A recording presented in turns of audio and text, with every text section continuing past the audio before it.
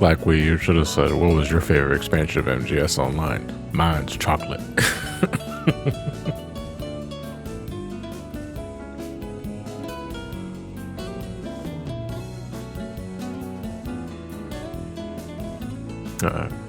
We'll be getting going another minute or two. If I sound a little out of it, I do apologize for that.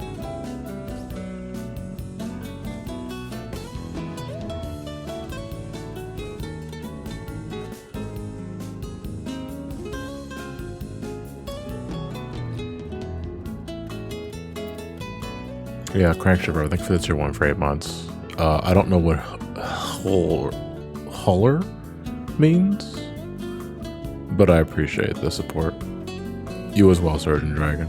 Dawntrail is going great for me. I can't wait to listen to the OST Undone, because holy shit, that was me the week of MSQ Prog. There were so many songs that I wanted to revisit, and I knew in my soul, John, don't look up it on YouTube, because the moment you do, you're gonna get a fucking spoiler in the thumbnail from some dipshit. I don't know who, but they do exist.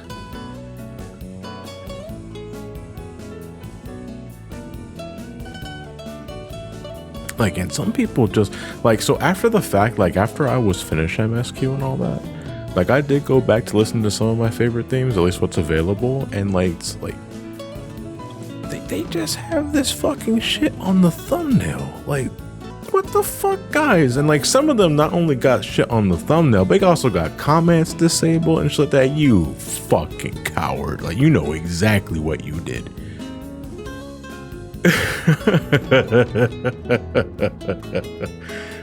Somehow looking up Dawntrail music will cause Rebirth spoilers to pop up. I think it's just because they're the two most popular subjects right now for Final Fantasy. So I think the algorithm just kind of correlates the two, you know? It's another way of saying hello. Oh wait, it's one of Tyler Perry's Medea's catchphrases. Man, I can't remember the last time I've had Tyler Perry's Medea character enter my headspace. I don't think I've ever seen anything involving the Medea character. I just seen trailers and, you know, TV spots all the damn time, but I never actually watched any of those movies. Let me switch. Actually, hold on a second.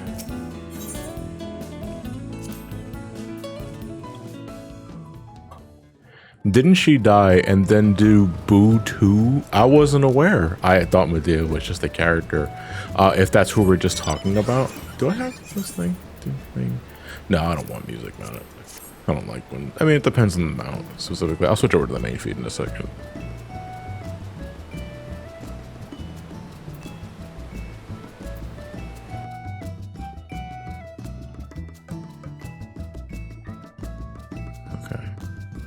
Prankster, thank you for the tier 1. Much appreciated. Merry Dawntrail season to you as well.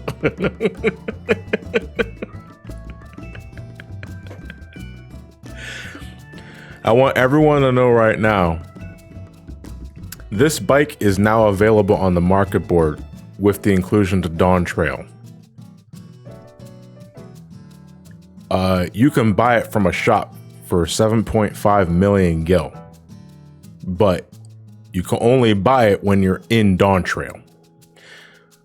So in the meantime, if you really want this bike now, you either suck someone's dick for the gil, or you gotta pay a surcharge on market boards because you really want the cool futuristic looking bike. Now, the only reason why I'm okay with showing this bike is because this bike was all over the trailers for Dawntrail. So this is shit that we already know. And it's not really a spoiler for anything anyway.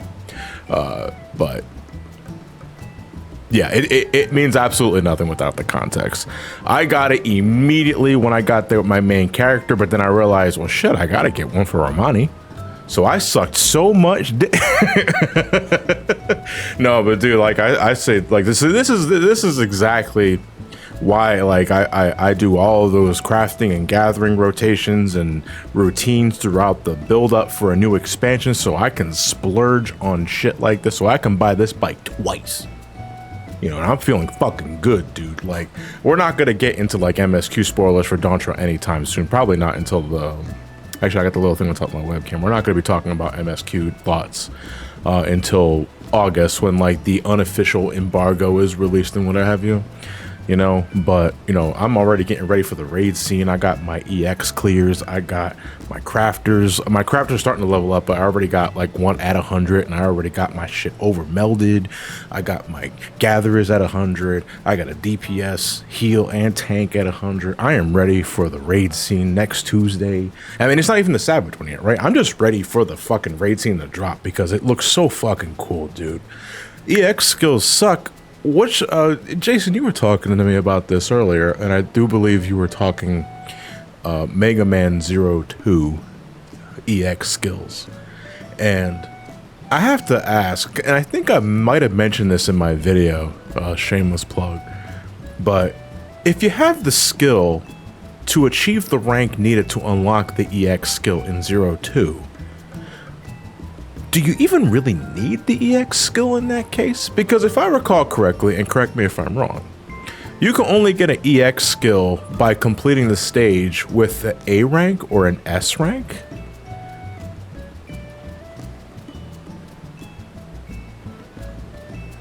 I don't exactly remember the prerequisites for unlocking the EX. The EX skills, by the way, are like, they're extra maneuvers you get on top of the shit you get for naturally beating up. Well, no, it's an ability that you get from a boss that is more than just like a different weapon or like an elemental chip. If I don't remember though. I don't know if this counts for the embargo, but thoughts on Picto and Viper. So we can talk like new jobs and like new quality of life updates for like jobs and classes, because that's not really getting into the story. The big no-no is story. Which we will not be talking. The best I can do right now without giving away anything is just, well, what did you think about it, like overall, if you can like give a non-spoiler thought on it. If I had to give it a rating, and take numbers with a grain of salt, folks, numbers ultimately don't mean anything, I'd give Dawntrail,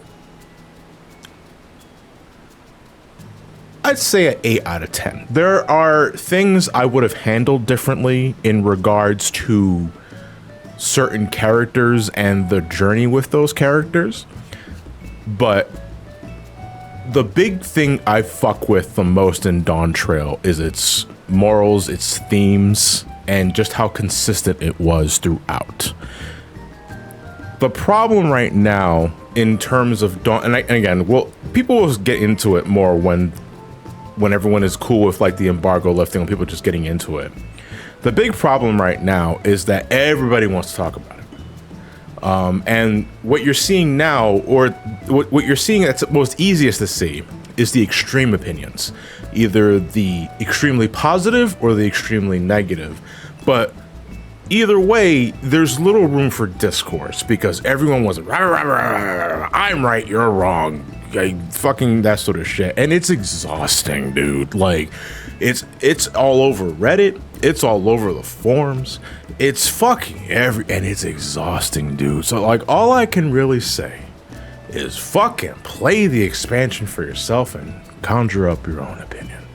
Which should be common sense, right? I mean, that's kind of like the, well, man, this man just built up all that shit to say the most fucking no shit statement known to man. But sometimes, man, it needs to be said, because the one thing I will say now, and I will gladly stand on a soapbox. Well, it's not really a soapbox, it's a fucking dank ass chair.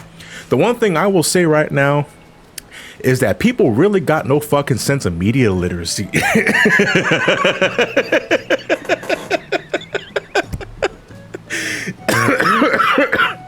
The shit that I see people talk about, I could just go, huh? What? It's like, no, we played a completely different game, dude. Like, I don't know what the fuck to tell you, but I got it. I'm not gonna get too up in arms about it, because at the end, I have to as a Sonic fan. Because remember what I say?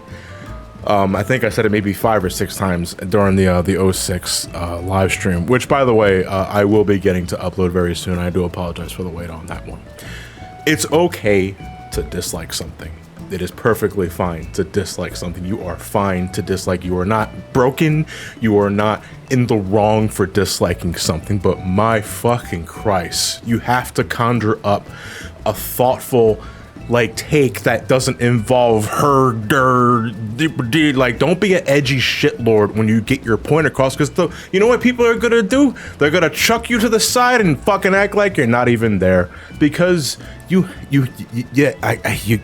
got to articulate. You have to form an opinion that's well constructed and tell folks why it is you feel the way you do, dude.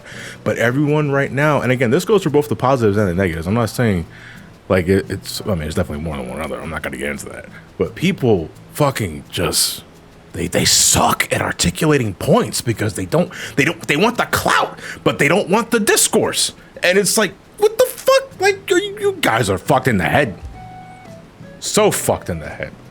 This is why PF fucking sucks, dude, because you get these same dipshits that can't read PF.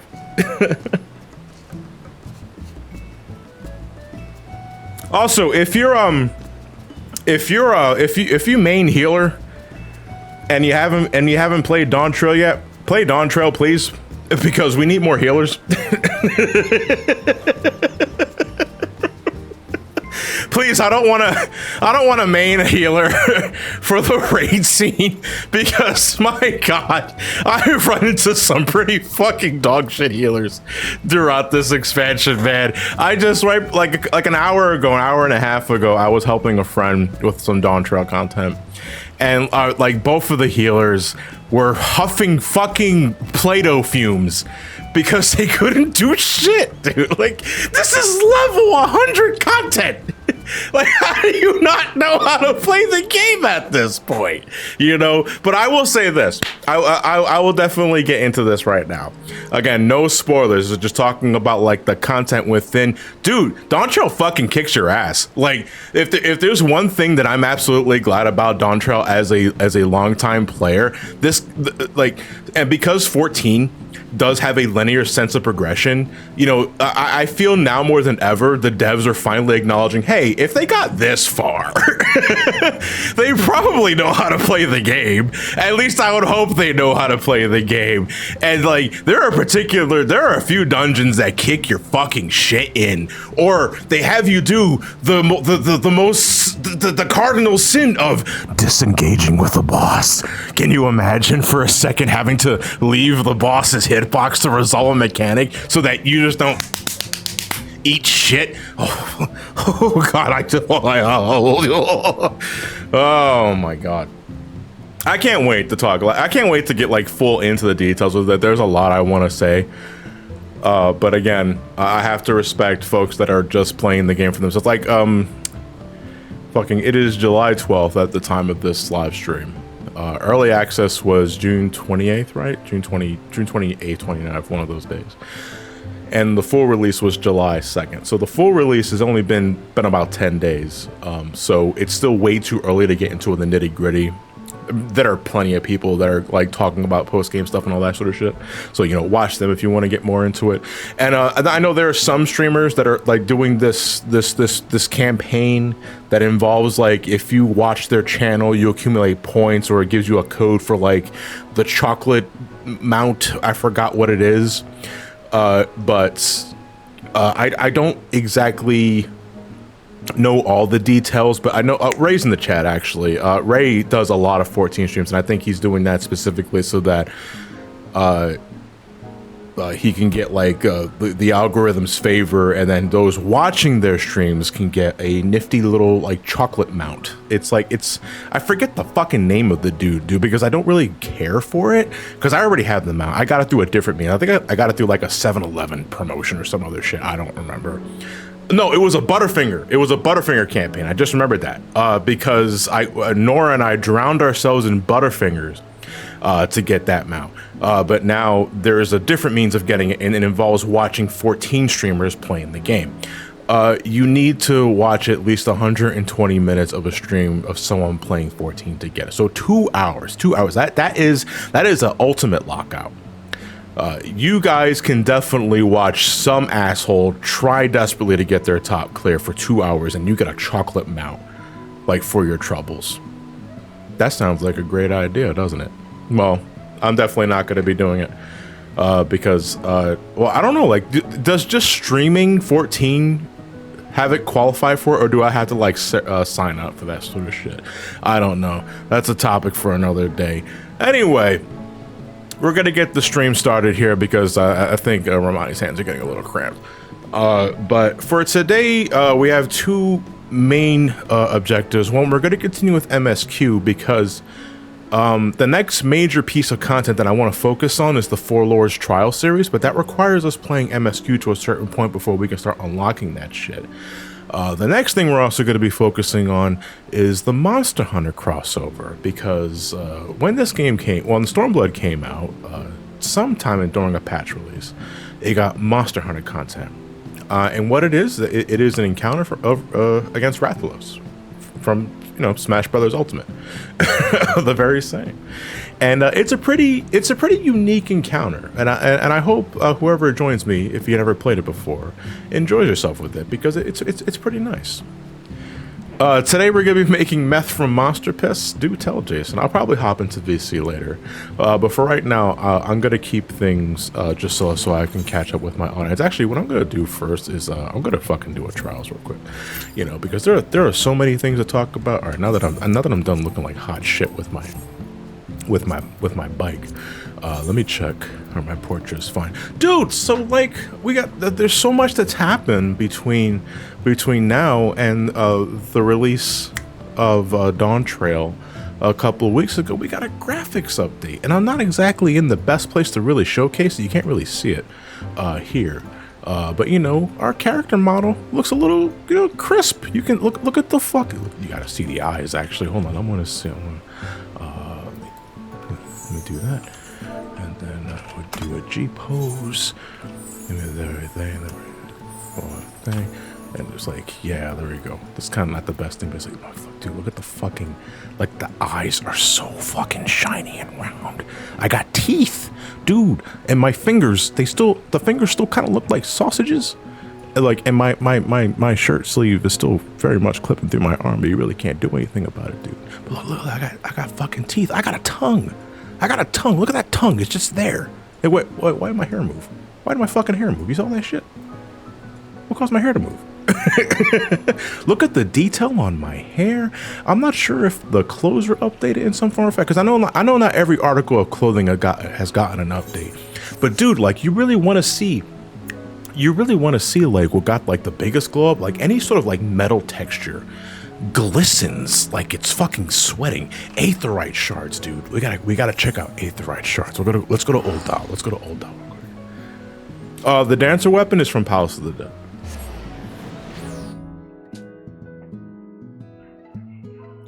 G-posers gonna be making the use out of the new bones, dude. Like, G-posers are already. So there's this meme going about from the super dedicated G-posers that like use, you know, technology to manipulate bones of a character, and they're using it to manipulate their faces to like mimic or replicate memes.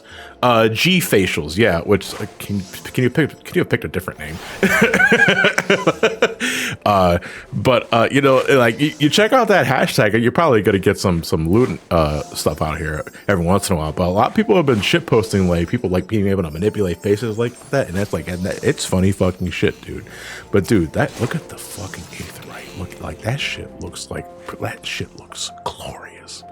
That is something that you look at. It's like, I want to fucking eat that thing. It's so good to look at. It's so fucking. Dude, but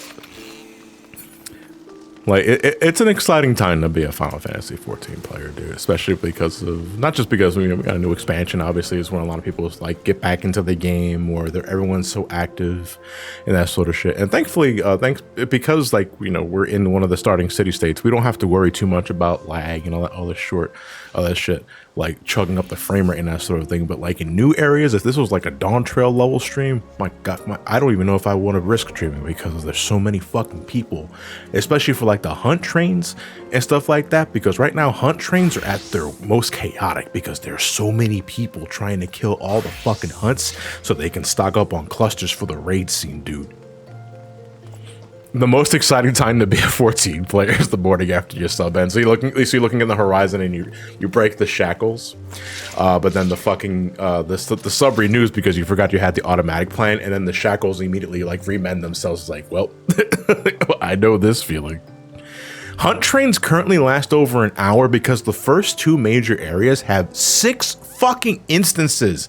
That is absurd. Normally, to battle congestion for so many people playing the game, they will make 3 separate instances of the same world and destinations. But Dawntrail, they put fucking 6 of them in the first 2 major areas. But what this means is there are now 6 different zones with their own hunts that you can just go around and fucking melt to death and get more like of the hunt rewards and shit like that, dude. The only problem is that, man, sometimes it fucking takes forever. It's exhausting. You know, I've only done maybe like front to back 3 hunt trains since Dawntrail dropped. And I'm swimming in clusters right now. I'm good for the raid scene, but man, like it takes it out of you. Like fuck, it's like I'm tired, dude. I already got all the hunt rewards, except for the mount of that expansion, which I'm not really like in a rush to get, you know. All right, who wants to do a trial roulette with me? Because I just realized I am 36 in line for this fucking shit.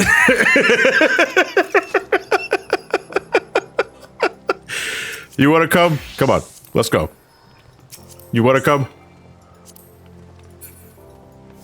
You want to come? Where the fuck is Ray? My fucking friends list. Yeah, I'll accept you. I don't know who the hell you are. Oh, there you are. Oh, you're a dancer too. You're a dancer, but can you dunk? Well, then now everyone's coming in. Got the lovely gay couple here. And Demos, I'm gonna invite you to a party too. You're the last one though. Okay, it looks like we're all good to go. We need someone to switch to a tanker healer. I know you guys want to level up your Vipers and you want to level up your Pictomancers, but this is just a standard trial.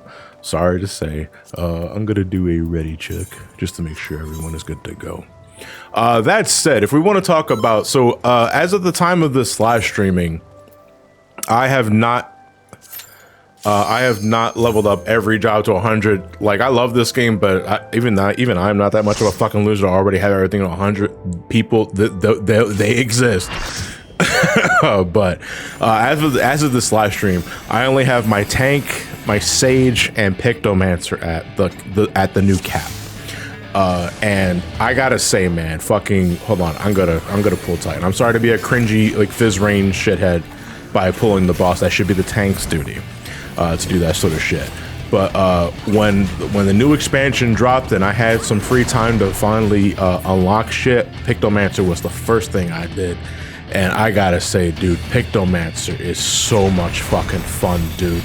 Like, I'm not even talking about the fucking craziest shit numbers that it does, because Picto is so goddamn insane, like in the right hands, but everything about the job's look, the feel, the whimsy, the fucking colors, it is so good, guys. Like, it is so fucking good. And I'm so happy to say that, because that was the one thing that I was really looking forward to more than anything in Dawntrail was Pictomancer. And now I'm thinking of like Pictomancer is gonna be my new caster main. I still got a lot of kinks to work out in terms of like optimizing like the rotation and like the opener and all sort of thing, but you know, the numbers don't lie and they spell disaster sacrifice. But no, man, like it's so fucking good. Like it really is. And I can't wait to just run it on everything. Like dungeons, when I'm helping people clear out content and that sort of shit. I already got like my perfect, well, not perfect, but I already got a good fucking glamour already made for it. I can show the image of that later actually, because I'm really happy how it looked and how it ended up. You know, because another thing Dawntrail introduced was fashion accessories. Outside of like having an umbrella or a backpack, you can now wear certain spectacles on your face without having to take up a head spot. It's not perfect. Not every pair of glasses or type of glasses is supported. but it's enough right now to give me the kind of glamour ideas that I've been holding on to for the longest time, but I couldn't because for some fucking reason or another in this game, you can't wear a hat or glasses at the same time. You know, and what kind of fucking shit is that? Doesn't make any sense, goddamn. Dude, all right, so I am very fucking conflicted with the 2 die spots because on one hand, all of the new gear that Dawntrail introduces benefits the most out of this, right? On the other hand, there are some glamour ideas that I had ready to go. I had the fucking diagram set up. I was like, this is gonna look good when I'm able to dye this and I'm able to dye that. But then the fucking expansion drops. I try and dye something. I was like, why the fuck is the second dye channel the shoestring on this boot? I think the biggest pair of blue balls I got was, and I know I'm not alone on this, the adventurous sweater, dude. That was gonna be my main Pictomancer fit for the chest, was the adventurous sweater, because you get this lovely, you got, hold on, you know, actually we're gonna show this shit off right now because this shit is fucking silly, and I can't assume that everybody already knows what I'm talking about. How's it going, Ball Neck? All right, hold on. Let me go to the Sapphire Avenue Strange. That's where the market board's at, because I don't remember if I had it in my glamour dress, and I don't want to embarrass myself if I don't have it, and I'm just wasting fucking time, dude. You know what I mean? So let me see. We're gonna type in sweater. It's probably gonna be the best way. All right, so here's the adventurous sweater. We're gonna try this on right here. So this is the basic adventurous sweater. Hold on, we're gonna put some pants on here, Ramani. And like this right here by itself. All right, so I want you guys to look at this piece with two, and it has 2 dye channels. Now you would think logically, 2 dye channels, there are 2 things you can dye in this. You want to think the scarf and the sweater, right? That's what it should be. That's what I thought it was going to be. But you check it, the first dye channel is still the whole fucking piece. It's more about the scarf itself that you're dyeing, and the sweater just kind of complements it. But then the second dye channel, check this shit. It's this dinky ass little thing next to the metallic emblem, next to the entire, the way. What the fuck? What? Like, I'm sorry. Like, was it too obvious to have the scarf and the sweater itself separated for the dye channel? And this is not the only thing. Like, there are several pieces of glamour in this game that have really fucking weird design decisions in terms of what you can dye. And this really blue balled me, man, because this was gonna be my main Pictomancer fit for Jean, my main character. I was gonna have the scarf like Dalamud red, and I was gonna have the sweater itself either be like a suit black or maybe like a nice lush green to complement, like, you know, because red and green complement each other and that sort of shit. But nope, it's like you get the little tassel next to the thing, and it's like, what the fucking shit is this? And I know a lot of people have complained about this. They complain about several things involving the 2 dye system. So I know they know. And I'm hoping at some point or they fucking fix this shit, because this shit is hilarious.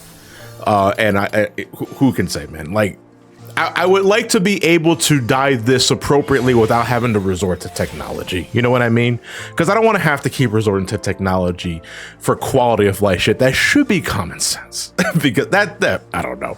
I just can't tell you. Anyway, we're gonna do a normal raid afterwards. If everyone's good for a normal raid, what the fuck is the party comp? We can't do a normal raid with no tanks, guys.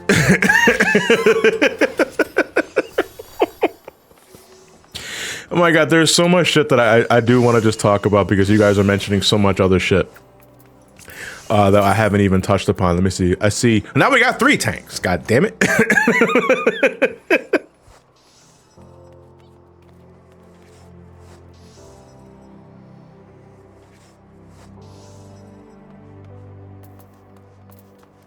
Let me see here. Do I enforce like martial law? Okay, no. Looks like we have the people are all good Samaritans, man. Because now I only see 1 tank.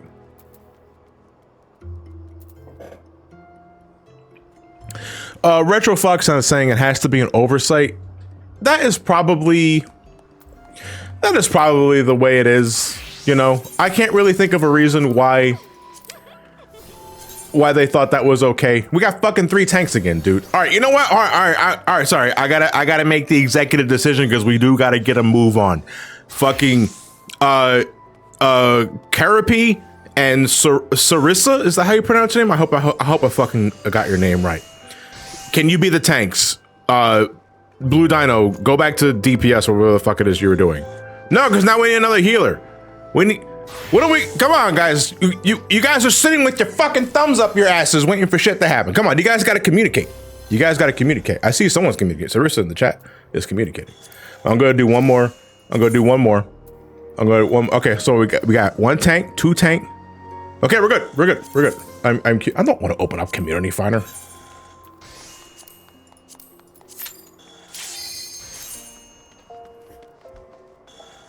If it was an alliance, it'd be fine.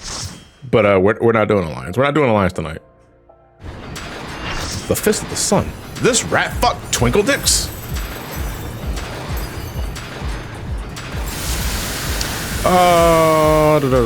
You know what's funny? Pictomancer with dance partner.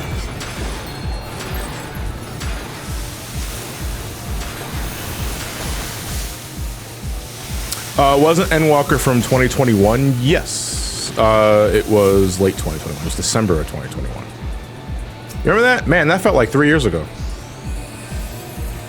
Oh, was it 2022? No, I'm pretty sure it was 2021.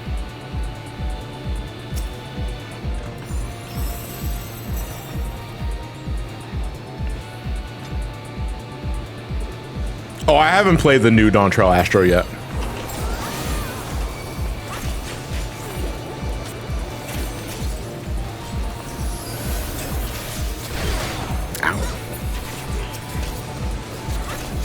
The queues have been so much better since. Well, dude, like, as a tank meme, yeah, I'm definitely a fucking meme, all right. As a tank main who did MSQ and shit like that as a tank man, I like, everyone's talking about these queues are so long. I was like, I have no idea what the fuck you're talking about. Like, all my queues were instant. And I reaped all the benefits and the rewards and shit like that. Now that I'm leveling those DPS and all sort of shit, I can kind of understand, you know, that's what friends are for. My healer and tank friends who are currently leveling up tanks and healers. I just hitch a ride, and it's like nothing's ever changed, dude. I mean, good. Here, have a Peloton. What tank do? I main warrior, but I can play any job. Like, I'm a Renaissance player. I can play anything. The only exception is Scholar. I don't like playing Scholar. I can play Scholar. I don't like playing Scholar.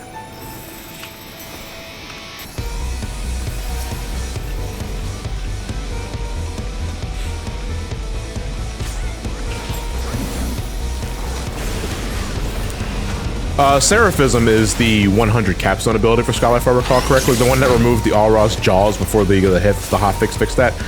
Don't stand in the center of the thing, by the way. If you overload that thing, you will kill everybody. Get out of the fucking center of the thing.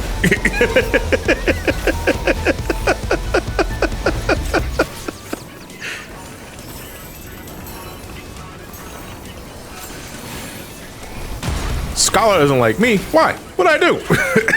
What'd I say? What'd I say?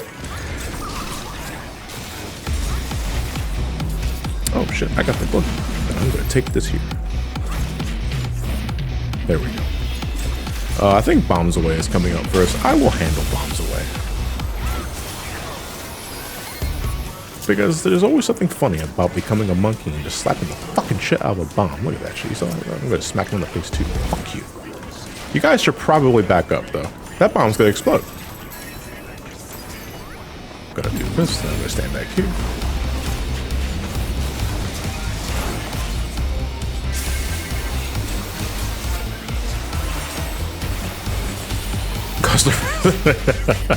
Oh, he's doing boost. You should probably drink the purple shit right now. That way you don't get memed on. Does 4 pounds. 1, 2, 3, 4, okay.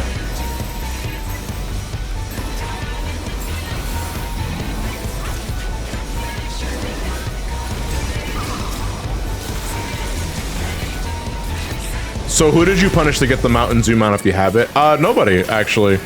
Because as someone that has family that works in the Pepsi company, and as someone who's friends with folks that actually drink the fucking shit, I just took their bottle caps because they offered, and I got my Mountain Zoo without having to drink an ounce of that disgusting radioactive garbage.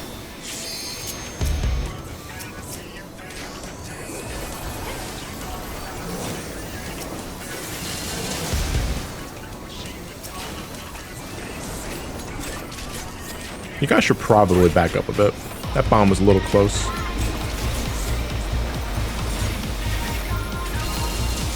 Do I know Pepsi Man, John? No, I don't know Pepsi Man. I play Pepsi Man. Pepsi Man is a very kooky game. It's also kind of punishing too. I remember a long time ago we played it for Brain Scratch. I think I was still on Momocon, actually, and I don't know if we finished the game. Good shit, guys. We completely skipped the third bombs away. That's what I know. Maybe some path for that. That's what it was.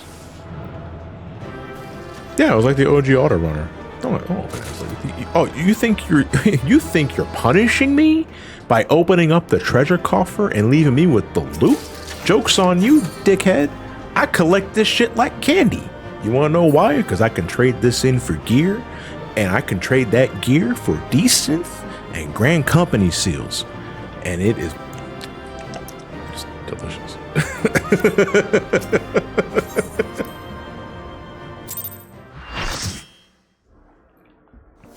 Does the sparkling citrus drink actually have a model to it, or is it just the normal drink model? Good question. Do I have it on Ramani? Actually, yeah, because I believe the Mountain Zoo mount is account wide. Let me check.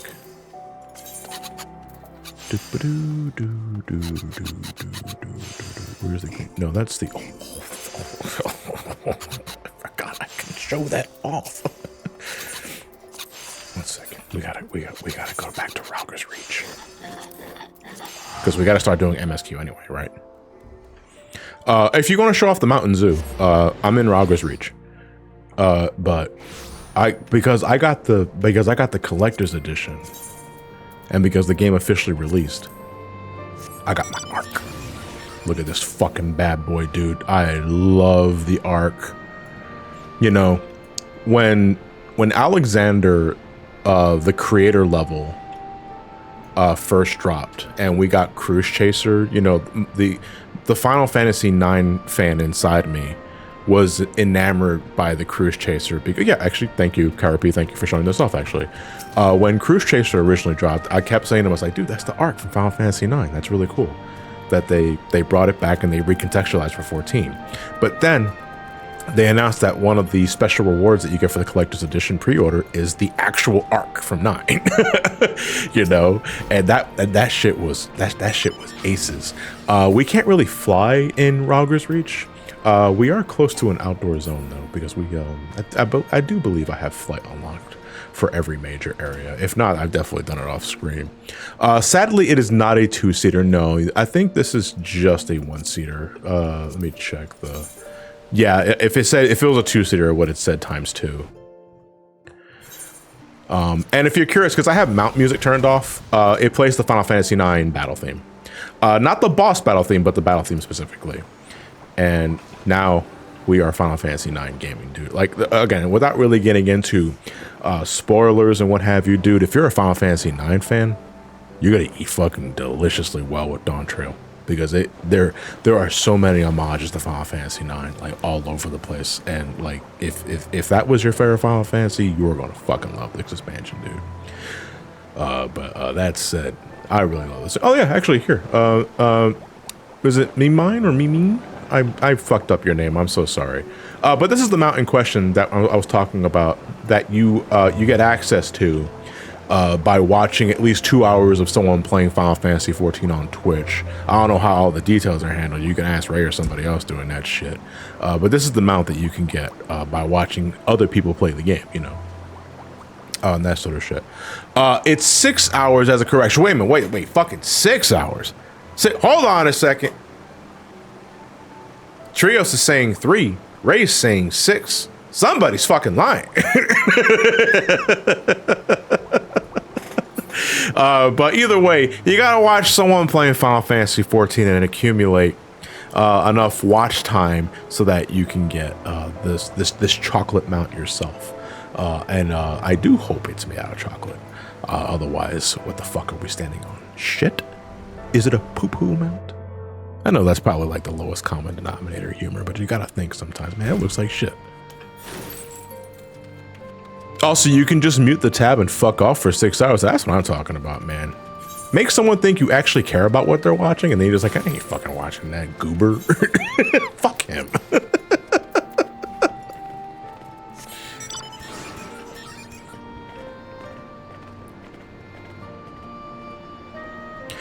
You can't. It actually wants you to watch the tab. All right, so in that case, if you're like multi-monitor gaming, right, you can just have like the window itself on one monitor, and you just do all of your jobs and all the other shit on the other monitor, you know? So how much did you spend on that bike? This bike is available from a regular vendor in Dawntrail. This costs 7.5 million gil. And that's a lot, but ain't a lot to me because I'm rich. Not with Ramani. Ramani is sitting at a cool, well, you can't see the gil count because the image is hovering over it, but Ramani is currently rocking 4.7 million gil. And that's just from doing MSQ and roulettes and that sort of shit.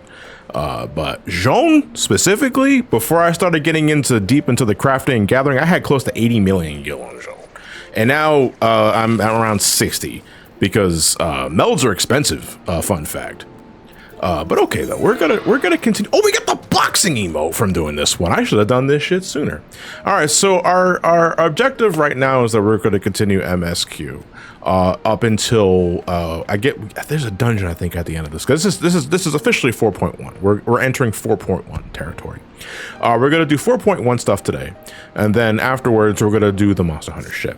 We're probably going to be going a little late into the night for this one, but it's also Friday and going into Saturday. Come to see how we're getting on. But this also gives me an excuse to revisit some cutscenes with the new graphical update. Look at my boy, dude. Look at the details on the face and shit like that. I haven't really got a good chance to look at least though since the graphic update dropped. Leadership. The Domans had Lord Hien ready and willing to take the throne, but we've got no one like that here. You know what's funny about that? On the 14 page, it says they want you to watch and not idle, and a tab in the background. I got most of my hours from idling, so yeah, it's like, oops. Suffice it to say, our people have had their fill of kings, which means we need to find a new way forward. If only it were that easy. Everyone and his uncle has an opinion. For the time being, we're just going to have to keep leaning on General Aldin and the Alliance for support, and see if we can't find a solution together. Something tells me we're going to be hosting a lot of meetings in the near future. Paperwork? But if that's what it takes, I'm ready to talk till my jaw aches.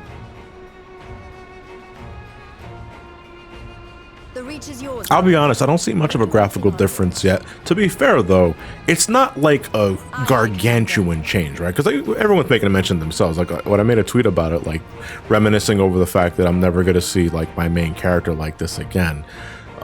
It's a lot of little things that add to the larger pictures. To me specifically, as a Lalafell, it's the facial features.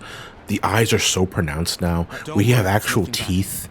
When we open our mouths, it doesn't look like a void gate. Will you join me? You know, the finger details, the clothing, the lighting. I think is probably the biggest game changer in terms of just holy fucking shit. Like the things are like really emphasized or de-emphasized now, and it's not all good. I want to argue there are some places where I'm like, yeah, this place looks a little dark. After all, we were adventurers before we were scions, were we not? After routing the Imperials, Arthur, thank you for the, what was it? Haven't been in a while. Seeing this got me curious. What are expectations for Dawntrail's story after Endwalker's great conclusion? I myself don't plan on going back for a long time, if ever. Endwalker was just a hell of a conclusion to me. Well, to be fair, Arthur, Dawntrail is the beginning of a new saga, so Dawntrail is not supposed to be continuing from Endwalker. It's starting its own thing. So I think expectations, if we're being realistic, should be back to zero, because they've said time and time again that Dawntrail is the beginning of a new story.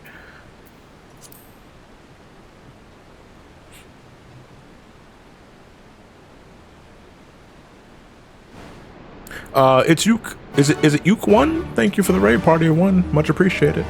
Oh, and Mr. Greendrop, thank you for the raid party of 2. So we got like 3 new visitors altogether.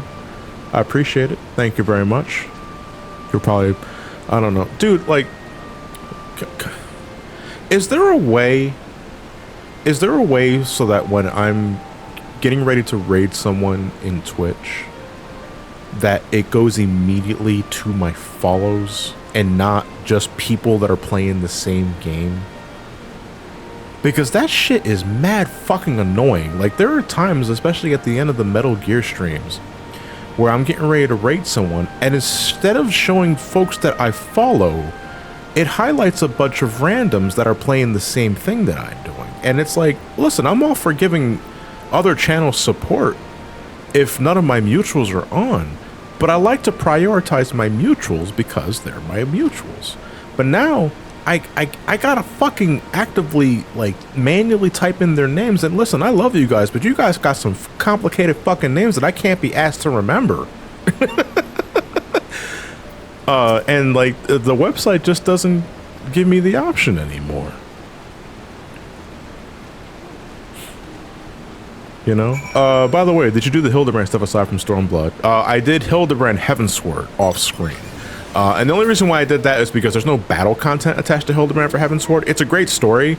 I don't think I would be able to make it an interesting stream, which is why I did it off screen. Stormblood, on the other hand, we will be doing live. That's not going to be for a bit, though. The priority right now, outside of MSQ, is the Monster Hunter stuff tonight. And then after tonight's stream, the next thing we're going to be focusing on, because I think we can do it as early as 4.2, is the Four Lords Trial series. Because that's what I want to do next. You know, but like, there's still so much we have to do with Stormblood, dude. Like, it's not even fucking funny. And I was like, oh man, I can't wait for John to start Shadowbringers. And I was like, you could be waiting for months, my guy, because there's like, I haven't done Heaven on High yet. I haven't done Eureka, not Eureka. Yeah, Eureka. I was gonna say, yeah, I've done Eureka yet.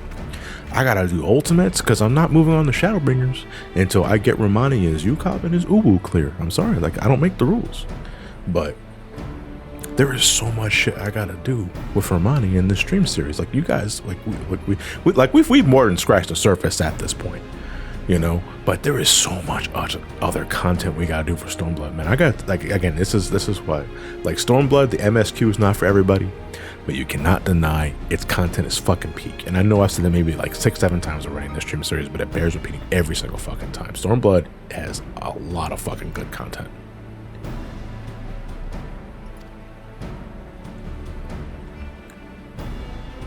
All right, you have a good night, Mr. Granger. I do appreciate the raid. Can't believe we're kicking out Summoner out of the cash spot for Pictomancer. I'm gonna say this right now, and Chuck, I know you know this, but I gotta emphasize this. If you ever run into a person like on Party Finder that is locking out caster spots to a specific thing because they're trying to follow this kind of meta, you fucking blacklist that person immediately. Fuck them. Like, in Party Finder, you can make shift like whatever kind of party formation you want, right? And that's perfectly fine. There's nothing wrong about that. But if the reasoning behind you locking other roles out is because no, they don't do as much damage because funny website with numbers shows me that, you know, I don't think you have a good temperament, and you are probably the scourge of the earth when it comes to the raid scene in Final Fantasy XIV. You know, because that is very narrow-minded and dick-headed of you. And every once in a while, I gotta consult some friends who are thinking that like the raid scene is gonna be tricky for them because they're playing a job that everyone just kind of memes about for a second. And I was like, listen, those people don't fucking matter, okay? If anybody gives you shit for playing a specific job, a specific role, because it's not the optimal job, you know, if someone gives you shit for playing Red Mage when they're expecting a Pictomancer and that sort of thing, fuck them. Fuck them and fuck their, like, intent. Fuck out of here with that shit. Now, Scholar, on the other hand, we may have an argument.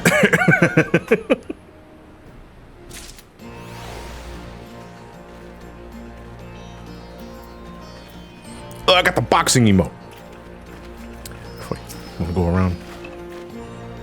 I will not be afraid to punch a child. Let's go. I know you're taller than me, but I'm older than you. Let's go. Let's fucking want to throw hands. Let's fucking go. No, he's too busy contemplating.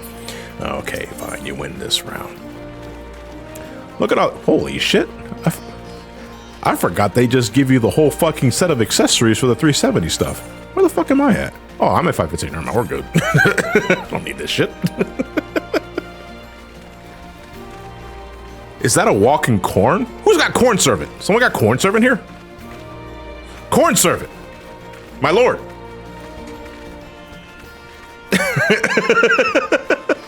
I'm not giving context to corn servant, by the way. All I will say is that corn servant looks out for you and you should look out for them.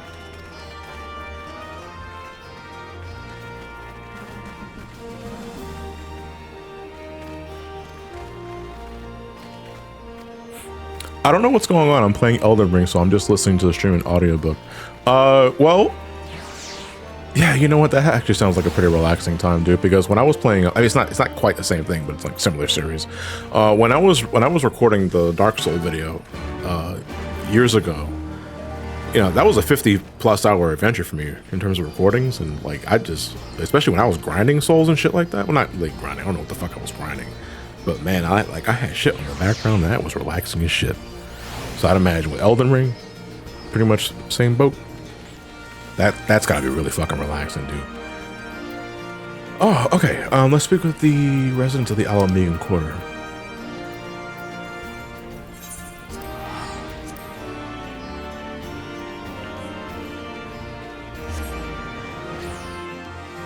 Mad, was it? Thank you, Johnny the Hobo Goof that survived more Kombat those reports. How the fuck are you? God, that reaction from me towards the end makes me idiotically laugh. I'm glad I was able to give you some entertainment from that. You know, I'm currently well, I mean, there's several updates I gotta give to you guys because it's been a couple of weeks since the last video, and we're now 2 weeks past TMG. Wait.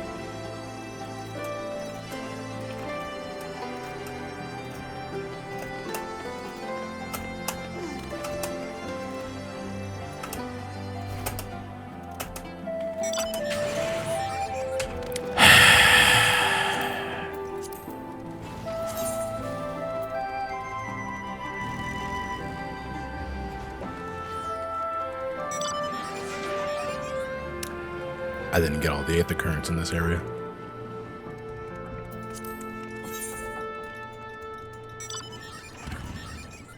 Oh!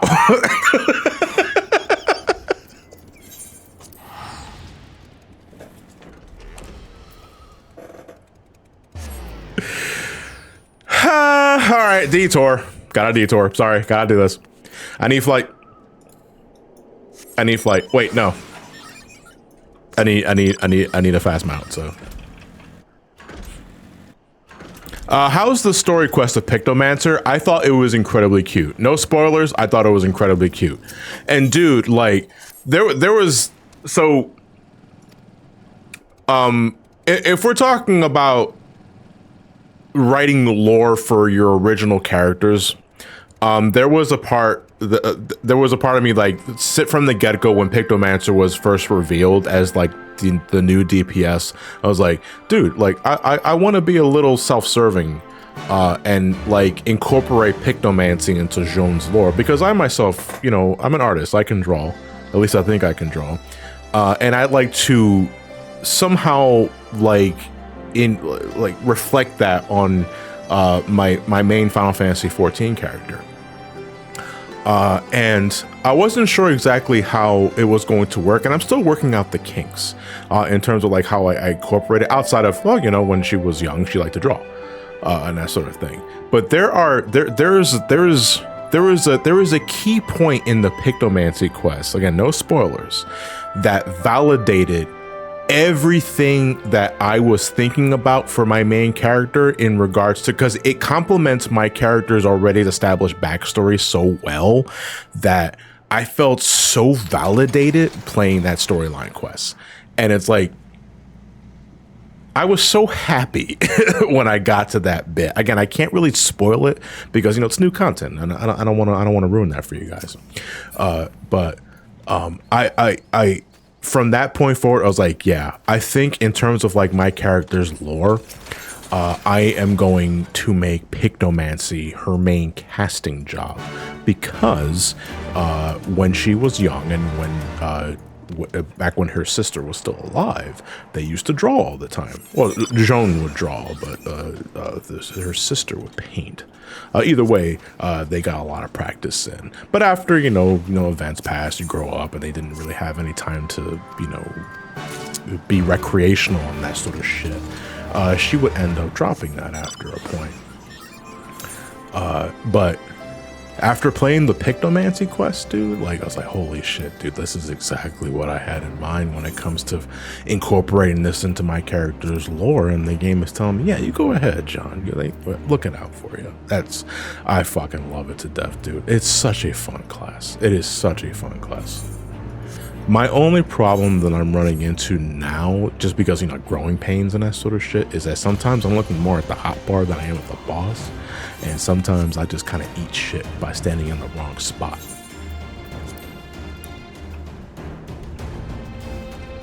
Hey, Yabby. We cannot kill Yabbies. We have to capture them. Do not kill the Yabbies. Yabby, I gotta put you in a bag. There you go. Come to me, Yabby.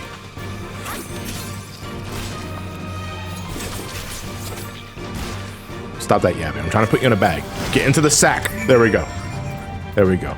I know, Blue Dino, I see you rocking the regalia. I know you want me to join in the party, and I want you to ride the vehicle, but I can't, because this is my sin to bear. I'm the dumbass. Where'd you get that from? Is that must be one of those New World goat sheep things. I fucking like Alabama, I think they were called, or some other shit. Actually, they're alpacas.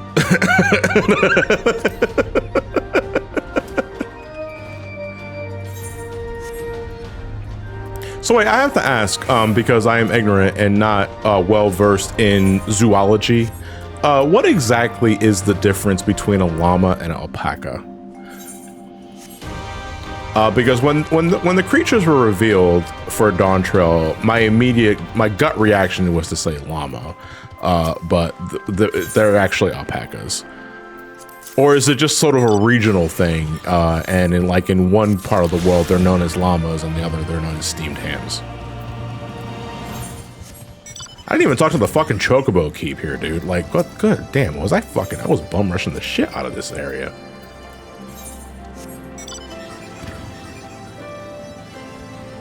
They're from the same family, but they're just different enough to constitute different names, essentially.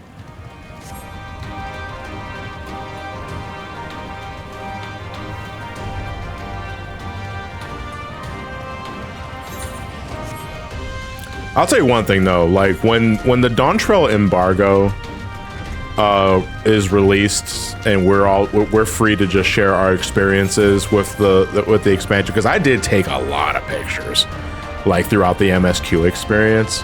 Like there are some very adorable photos I want to share with you guys. Oh yeah, hold on a second. I said I was gonna share one thing, and I ended up not doing that at all. Hold on a second. This is not spoiling anything, so no fear. Where the fuck is my video? No, where's my screenshot folder?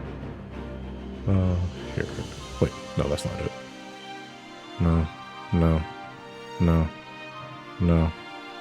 No. So this is my main Pictomancer fit on Jean. See if I can shrink that. Right there, dude, like, come on. Like, as soon as I saw the fucking glamour, like, I thought, I got it. Like it's right there, man. You ever had that fucking eureka moment, like, in your mind? It was like, I can visualize it. I see it.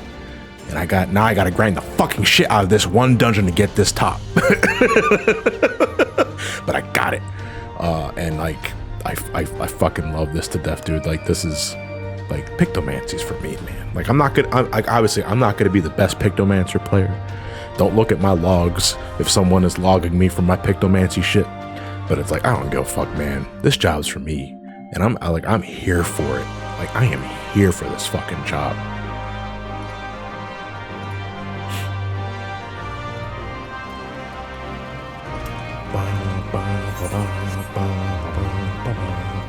I do love this zone theme though. Where's the Bob Ross one? Man, even if I didn't make a Bob Ross one, everybody else made a Bob Ross one. I did get all the Aether Currents, right? Hold on, where the fuck is my compass? Okay, I got them already. That's fine. That's fine. That's fine. Oh wait, I remember this one. I have to climb up a really obnoxious hill, don't I? Okay, actually, I might be taxing someone. Actually, no, because I can just climb here. Okay, don't help me. Don't help me. This is my sin. This is my sin. I completely fucking just neglected my Aether Currents because I was so enamored with just doing Dawntrail.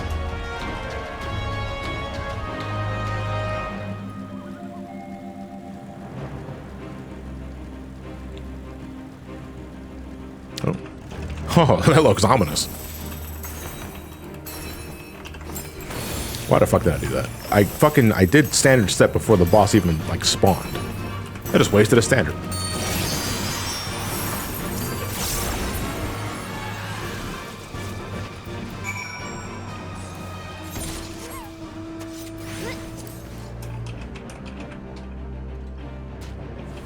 Oh, don't turn around. Have you ever had an instance where you felt a lethal height, a boss auto-targeted you, and you fucking just ate shit immediately? Oh no, I'm level 85 and these are level 69? Nice. They wouldn't aggro on me. Well, I think I remember this actually. I think I have to go around the long way. Those asking me about Dawntrail characters, I really can't go into it without going into story specifics, and I'm not doing that today. Again, I'm not going to be talking about Dawntrail thoughts until August, when like everyone's had about a month to complete the game, or at least had a month to complete the basic MSQ. So thoughts on main Dawntrail characters, I'm really not going to get into now.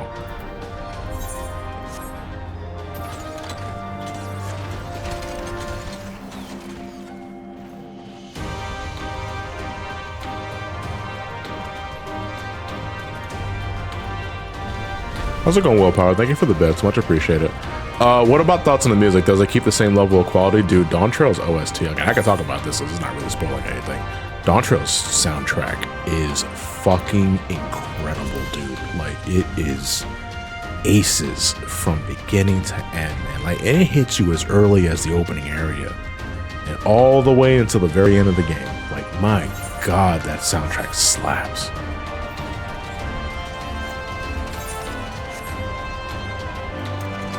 That was really rude of me. I shouldn't have done that. These are grave sites, and I jumped on them with a ghost.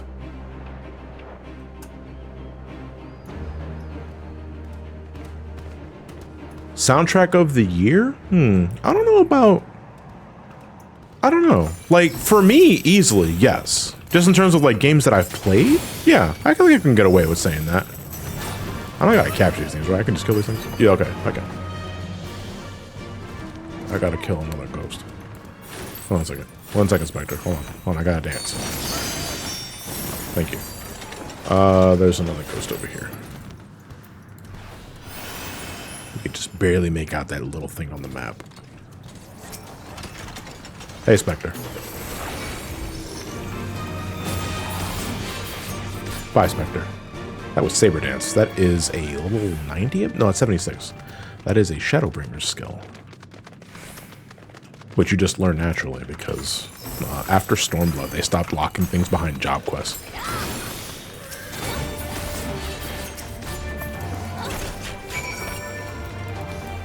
Oh wait, I already got the quote. I'm killing this Spectre for no reason. Although killing can't really kill something that's already dead.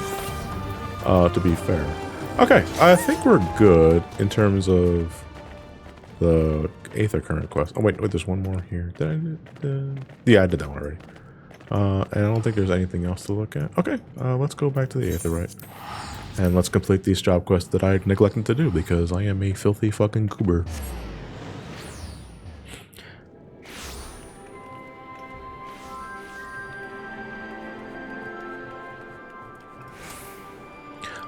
What was it? My issue is that besides like 2 or 3 things, nothing immediately jumps to mind. In regards to what, right? Are we still talking the soundtrack?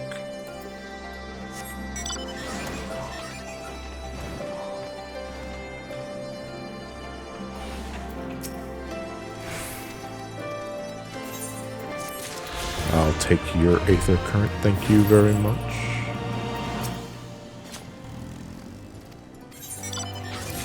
Much appreciated. Alrighty then, there we go. That is more like it. That's what I'm talking about. Now I got all flights unlocked in Stormblood, which is why we got the frequent flyer achievement. You get the frequent flyer achievement when you unlock flight in every major area of that expansion. So like by fucking Dawntrail, I think that shit is at like 5 or 6. I'm not sure. In terms of the music, like the hub themes or bops, but I cannot remember anything. You can't remember any of the dungeon? The dungeon? What? What? What? What about the field themes? The dungeon themes? The trial themes? Come on! What? Did it just skip cutscenes? No, I'm kidding. I know you didn't. But oh man, that is so fucking weird.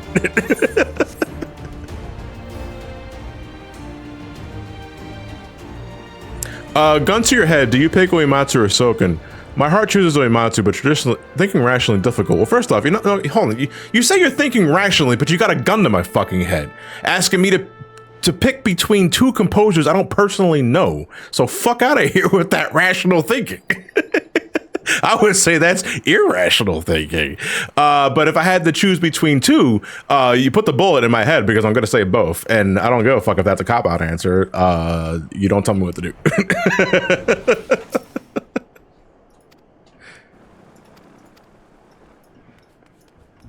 If I recall correctly, this MSQ ends with fucking... it's not the Swallow Compass. It is... God, what the hell is the name of the damn dungeon? I am blanking. Oh, it's Scala. Thank you, Tris. Yeah, we're unlocking Scala because now that we've halted the Garlemald expansion through Alamigo and Doma, we're kind of just wandering about for now. And we're able to do adventuring things, which is why Ehrenwald approached us. You know, it's like, listen, it was like, we got some time. Do you want to go adventuring? You like jazz?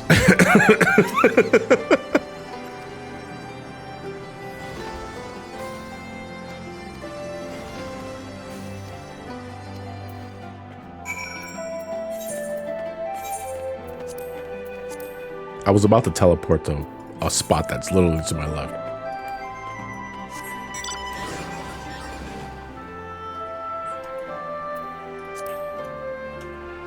There is one song that stands out to me, I will say. It's a more sinister theme from the 5th era that makes the music theory enjoy me very happy. Man, when that embargo drops, me and you were gonna have a fucking chat. I was like, the fuck you mean you don't remember?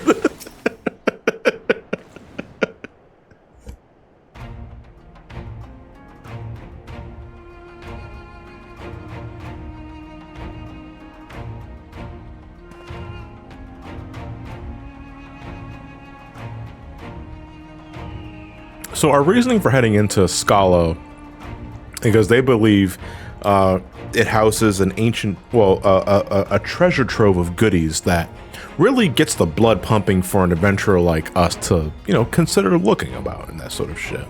It's not really tied to anything involving Asians or Garleans or any other Ians. It's just, no, man, we got time to kill. Let's go adventuring. And if we get some money, we can use that to help fund the Alamegans, if I recall correctly. Yeah, it's the Horde of the Mad King. Theodore, I think, was the dude's name.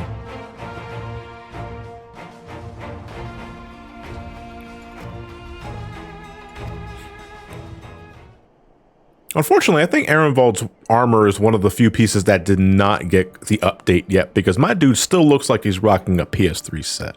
Alphino's facial details are definitely crisp, and so is Ehrenwald, to be fair. Like the facial details and the hair textures are definitely of a higher caliber.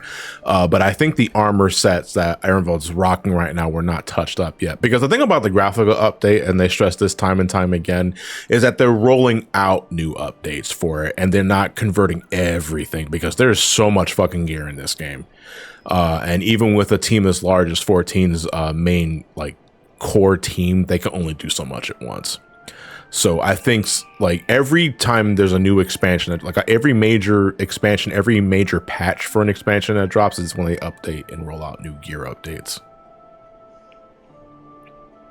Alamigas need funding to rebuild their lives. Give money to Doman Enclave so it looks a little nicer. Oh, that's right. We have to. I mean, that's the Doman Enclave restoration is something I will introduce, but I will be doing the rest of that off screen, because the Doman Enclave, like, legit is one of my favorite like weekly like gil turn-ins, because like when you max out the Doman Enclave, that's a free 40,000 gil.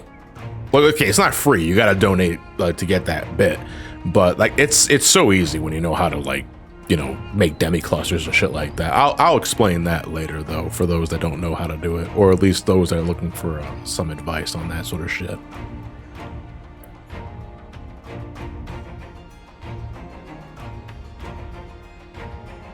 Just sell duck bones from the Grand Company. You say duck bones, and you say from the Grand Company, like, why would you waste seals on duck bones? What you should be doing is, I mean, you could do two things. The two major things that I kind of like to do when I got the time is, like, I either send my retainer on a field exploration so that they bring back gil, or like the currency, you trade that in for the Doman Enclave for a 200% bonus, or if you what I really like to do is I like to desynth equipment that I get from roulette runs, so that I get the clear Demi Materia 3 that sells by itself for 5k. You bring it to the Doman Enclave for 10,000. You get an easy 40,000 gil just by giving them 4 of them sons of bitches. You know what? I'm defending. Why not? I still gotta do my 70 roll, my 70 job quest as warrior for Ramani, because I'm still just rocking Berserk and not in a release. Yeah, here we go. The Mad King's Trove. This is our dungeon for 4.1. This is Scala. This is a place I did grind for a bit, because the casting top is one of my favorite glamours in the game. I rock it for my Black Mage look.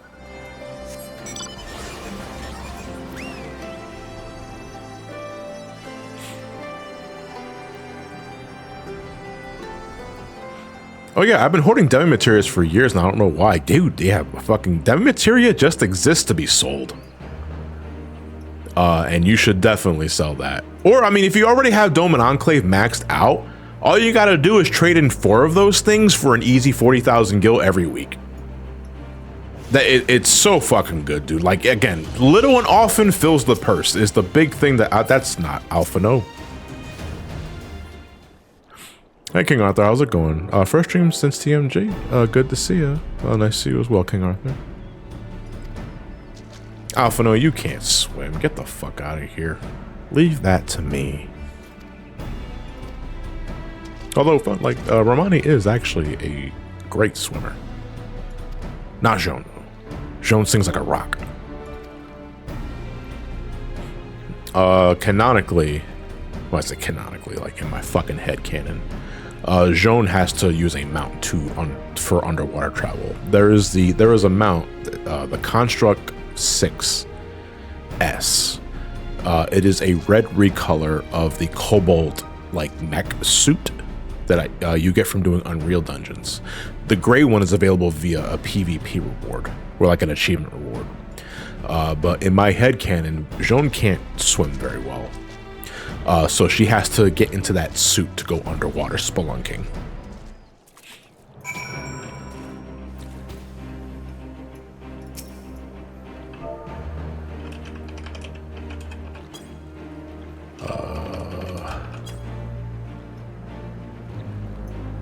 It was good while it lasted.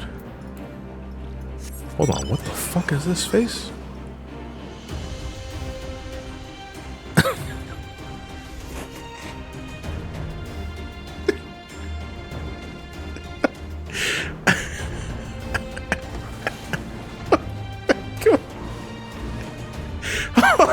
Oh man, what is the face on this statue? That's me after a good nut. It's like,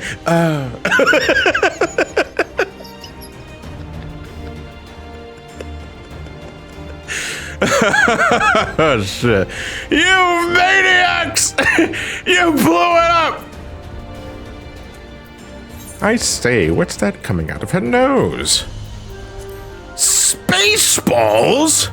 Oh shit. There goes the planet.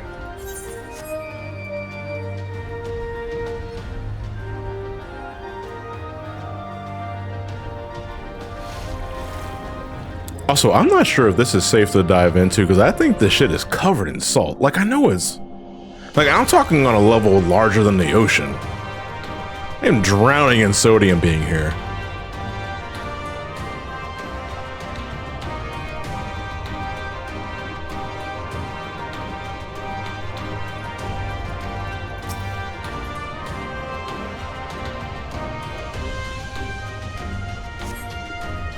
Discover a passage that appears to lead to the underpolished foundations. Press on it and find out where it goes. Okay. Okay.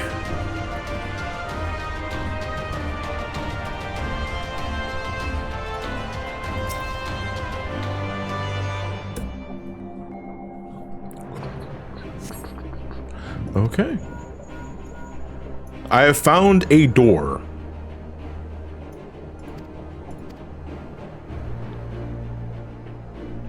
Actually, I don't remember what the snowflakes are supposed to be, Retro Foxhound. Everything is explained via side quests or like lore books on like what things are in the world.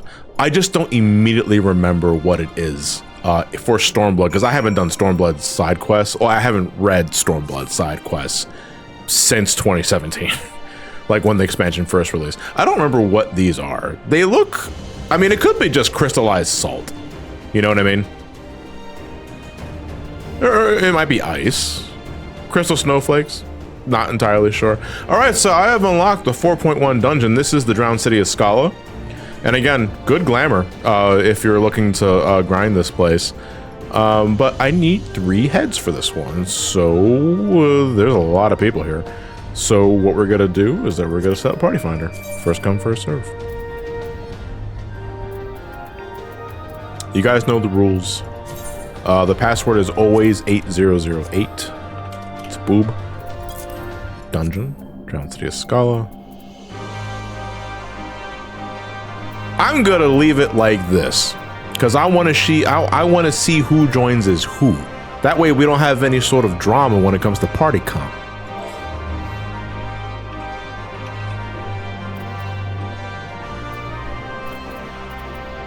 All right.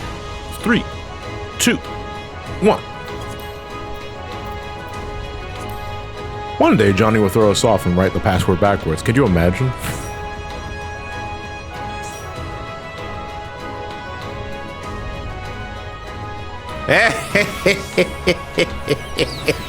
You guys have to actually think about who wants to join when I have it locked to specific party roles. Now some of you are scrambling to get their healer, like, Alright, Draha's already dancing though, and I don't like to double up on classes if we don't have to. So I think Ramani's gonna go back to OG Monk, because that's his main class. Okay. Let me throw a ready check. I just hate this dungeon. Me and this dungeon aren't on speaking terms. What did the dungeon do to you, Ray? I'm assuming you were grinding for a glamour piece or a BIS, maybe? I don't know. I don't fucking remember, dude. This dungeon was so long ago.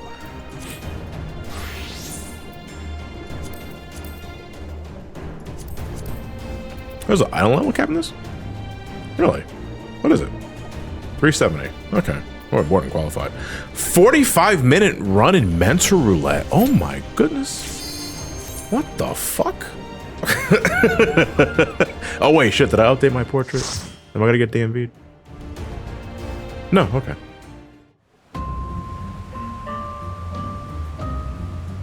How are you liking Monk this expansion? I haven't had a chance to fully mess around with it yet, but I appreciate the elemental replies. So the first thing I did with Monk when I switched over to it, because that's probably gonna be my main melee as it always is.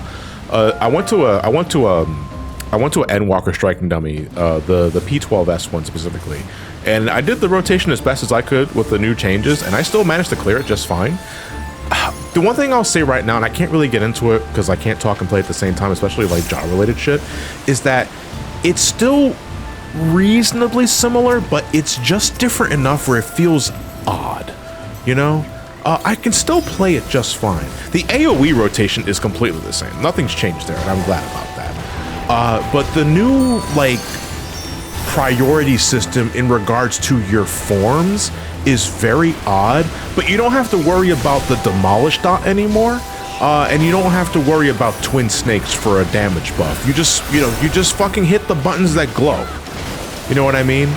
And as someone that's been playing monks since Heavensward, it's very weird to adapt to, even though like it's not really asking for much. You know, I can still play it just fine. You know, I still gauge myself and see how I do, like comparatively speaking to what like previous performances and to other folks in the comp. And like I'm still doing reasonably well. It just feels odd right now.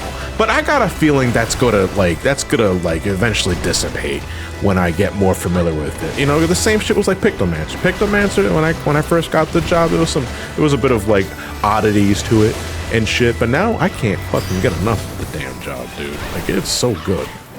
Viper stole Monk's buffs and debuffs. Fuck, give it back, you snake.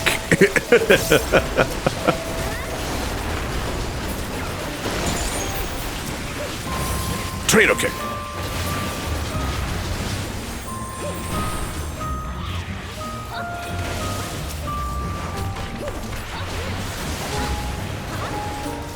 What level do you learn? Okay, so that took me a bit to get, CJ, because I realized that one of the buffs is called Twin Snakes.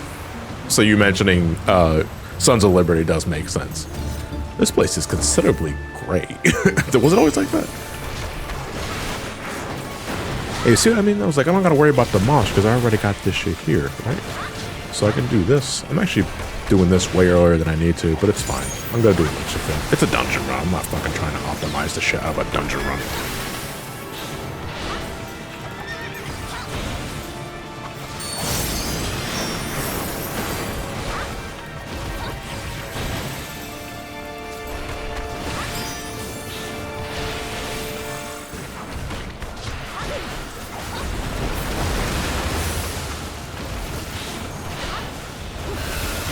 Oh, Kelpie. There's really nothing to this guy.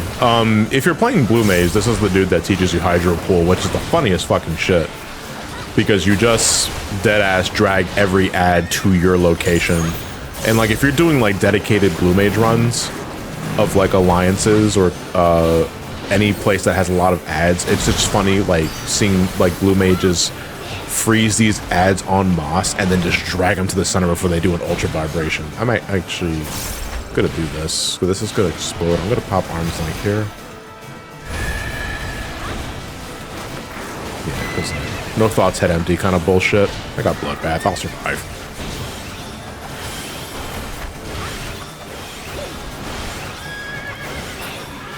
I'm hope for 8.0 Wind's Riddle gives back the 5% movement because it'd be funny. You say it'd be funny. It was just nice, you know? You know what they need to do? Is that for like city states, sprint just needs to be a toggle. I really don't see any reason why sprint has a 20-second cooldown in a city state, because what are you doing in a city state outside of checking vendors, retainers, or the market board, or RPing in Balmont?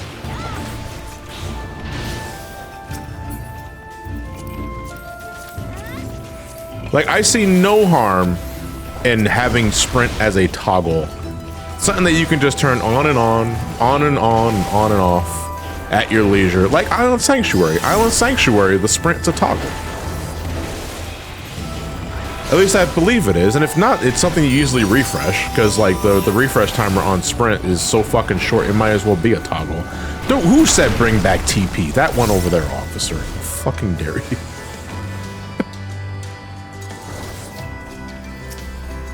But how can you appreciate the city layout when you want to visit the blacksmith or the conjurer guild? I mean, you can definitely. I mean, those that want to be impressed by the architecture are going to be impressed by the architecture. But you can still run fast while looking at it, you know what I mean? And again, I don't want to get too into Dawntrail related stuff, but I think like the two major hubs of Dawntrail needs fucking mounts. They need mounts because they're big. Like they're gargantuan, like really fucking huge. And one of the new features of that Dawntrail introduced as like a nice little quality of life is that when you're talking to an important NPC for MSQ progression, you can have an option toggle where other player characters will just fucking vanish into the ethereal sea so that you can actually see the person you're supposed to talk to. So I ask, if that is now an option, why not just have us be able to ride mounts in, you know, major areas and that sort of shit? Oh my goodness, we are dying.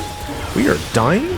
I am trying to save this to the best of my ability, using all of my abilities to my advantage. I'm gonna kick you in the dick. Don't let me die. Don't let me die. Here's a hyper potion. I'm so fucking good. Here's Earth's Rumination. That's actually the first time I've used that ability since I started practicing Monk in Dawntrail related stuff. Look, dude, like I'm still alive. I'm kicking. I'm still here. I'm still here. Have an elixir field. Booyah. See, this was see right there. Like, I mean, outside of like some clutch ass heals and shit like that, that's what it looks like when a DPS remembers that they have personal mitigation outside of smacking the enemy. You know, because I had Bloodbath, I had Second Wind. As a monk, I had Riddle of Earth. That was fantastic. That was great. Good job.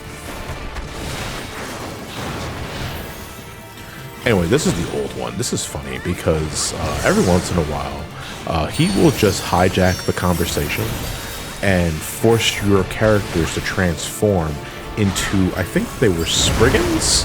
And in order to remove the hex, you have to detonate these idols that are the source of the hex magic. I'm smacking the wrong thing. We need to smack the subservience. There we go. That one's gone. Now we're gonna go to this one. And we're gonna fucking kick the shit out of this one. There we go. All right. Where's the other one? There you are. You fucking yeah.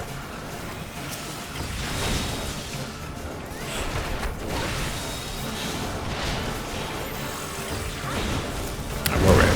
We're cooking with gas. We're cooking with gas. All right, here we go. Now he's gonna hex us. And he's gonna force us to transform into Spriggans. And we need to get rid of this hex by using the action Shatterstone on the subservience. By doing that, we detonate them. One hit kills. And then after all of them are defeated, you are transformed back to normal, where then you can proceed to continue beating the shit out of the old one. But don't get too comfortable, because he will immediately follow up by, well, transforming you again. But the difficulty is going to be slightly increased, because instead of 4 subservients, he's going to summon, I think, 6 or 8? I don't know. But they're in different patterns this time. Yeah, okay, that's like 8 of them, I want to say. So we're gonna get rid of this one. And these guys move too. So you gotta like try and intercept them along the way. There we go. That's really good, guys. Really good. Good shit. See, look at the benefits of like live streaming this series with you guys watching, is that you guys know how to push buttons. And that really does make all the difference in dungeon content, because dungeons go really smoothly with you guys. You know? I'm just happy to be here, you know what I mean? Why the fuck did I pop up Hyper Potion?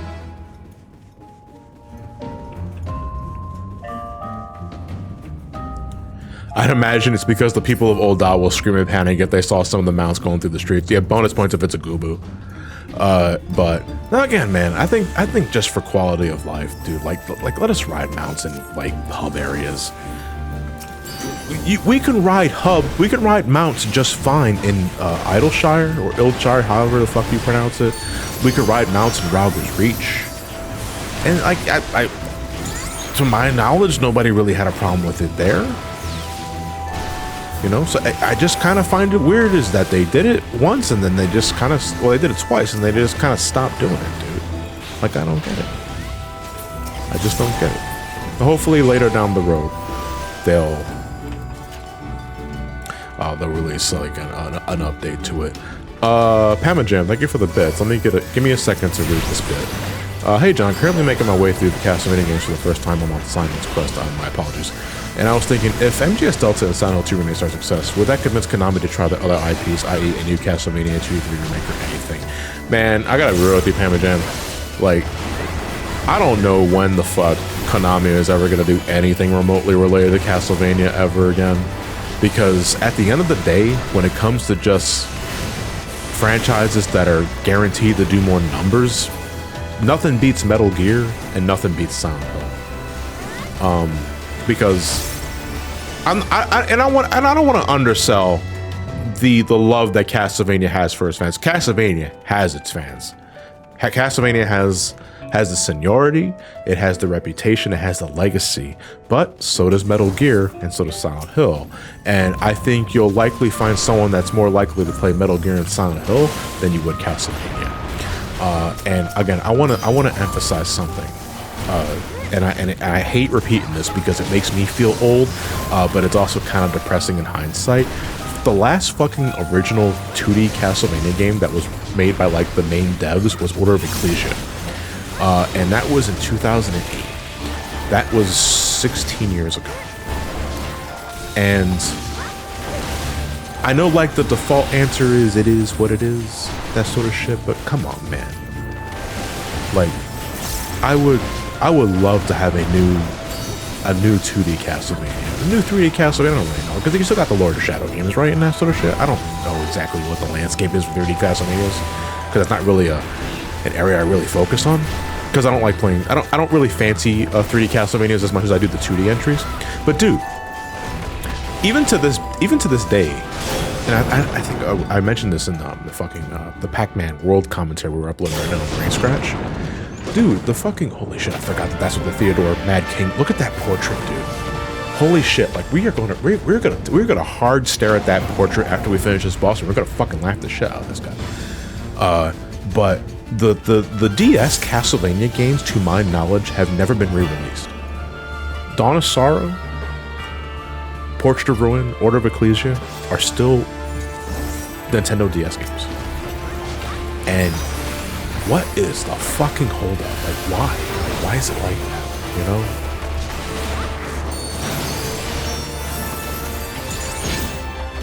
Anyway, this is Hodrick Poison Tongue.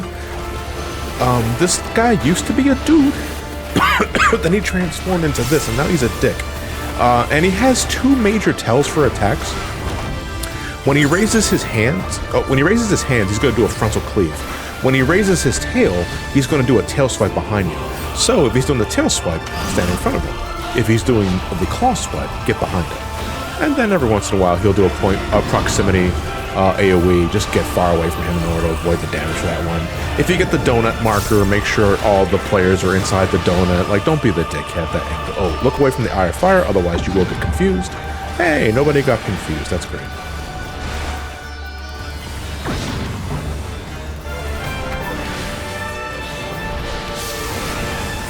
You know, man, but it's like, I so desperately want, not desperately, but I'm down bad for a new Castlevania game.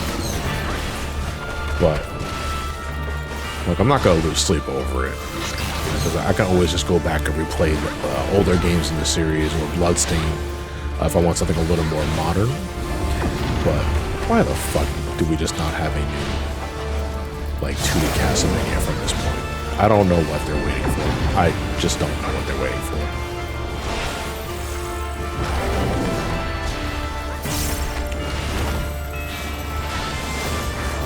Have I tried the Castlevania 1 Metroidvania fan game? No, I have not. I think I've heard of it.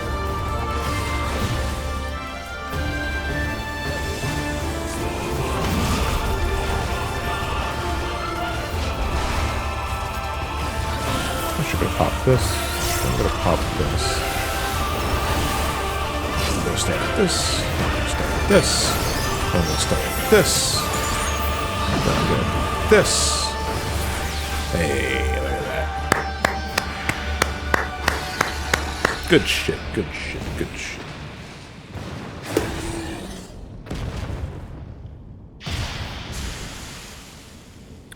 So random SGB question, but will Uncle lead the charge for a playthrough? Which game would it be? That is entirely up to him. And he wants to, but I'm not putting any pressure on him if and when he wants to lead a Let's Play for SGB. As of now, he's perfectly fine with just being a co-commentator. He definitely wants to contribute to something. He's just not sure what. He can't decide. I think that's what it is. Like he's suffering from choice paralysis. And it's like, hey man, I'd rather you be choice paralyzed over something you can't decide on what game to play rather than just not playing anything at all. You know, look at this fucking goober. Like, look at this. Like, it's like he looked much better as the monster. Is he a here with an all raw haircut? Because he's not all raw. I don't see any horns on this motherfucker, but that is an all raw hairstyle that he is rocking. My dude is like Super Saiyan Rose.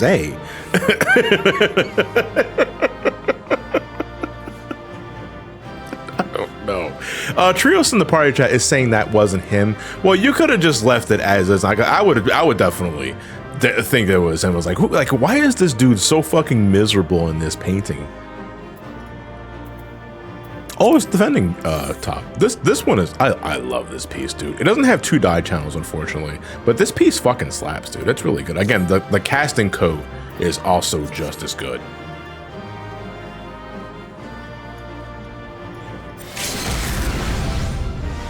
Thanks. Who are you? Everybody's gotten stronger, hasn't he? Oh, that's right. You were accompanying us. Piles upon piles of treasure. To think that that monster used to be a man. But look at all of this glorious treasure now that we can take for ourselves and redistribute to the Ramani fund.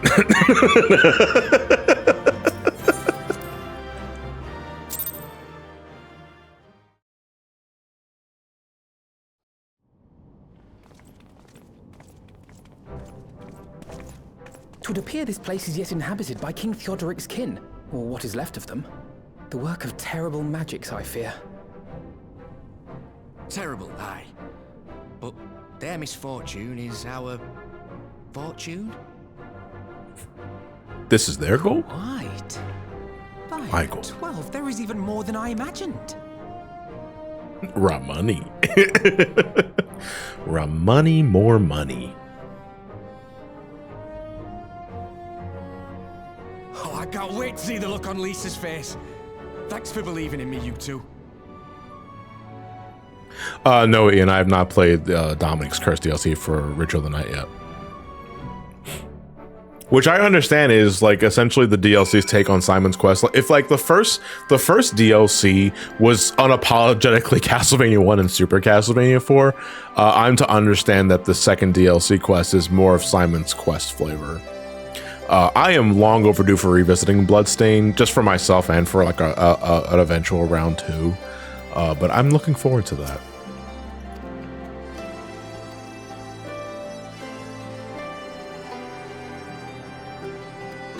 Redistribute. And yes, John is a socialist to the Ramani fund. Oh no, he's a billionaire. You think you know a guy?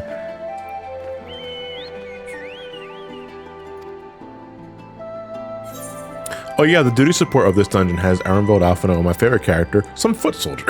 Oh, okay, so that was the duty support character that we saw accompanying us, because that's what like I don't recognize this character. I have not done this dungeon since duty support was added. So I don't exactly know what was changed mechanically speaking. Like I did notice, so like earlier in the dungeon, when you fight like those void sprites and stuff like that, and like those floating furry ghost things, there was a bit where you had to stand on some arcane runes so that you yourself would transform into those furry ghosts, and you'd use that transformation to cross pits on the ground. But now, because duty support and because they don't trust NPCs to interact with arcanes or any shit like that.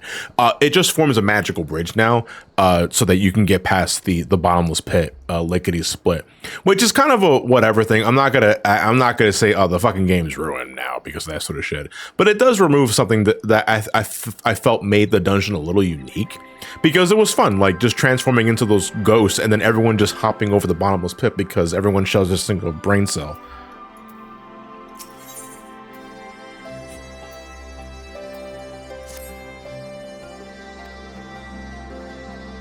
Wakazi, quick question, Don. Would you ever consider doing Crazy Taxi for SmackDown Sundays on SGB? You know, so you can make the most money on SGB. Just an idea. Well, I mean, I'm always down for just for ideas because we get requests to do stuff all the time.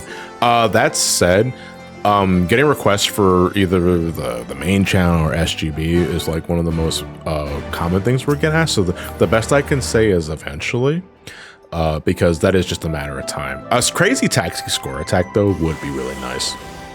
We have an SGB meeting this coming Sunday because we're starting to get new playthroughs ready to go, and I'm also getting the final assets updated. So with this new playthrough, you guys are going to see the new like thumbnail template, and I want to stress it's a work in progress, and it's subject to change. But I've already completed like the new like the heads for like the thumbnail templates. I remade the logo, which if you've been following SGB for like since the beginning, you might appreciate this one. But the hope is to have the new Let's Plays with the new assets good to go after this coming Sunday. Working progresses are always okay. Yeah, I know, but I'm always self-conscious about that sort of shit, and I wish I wasn't. Anyway, let's go speak to Lise. Man, speak with Lise again?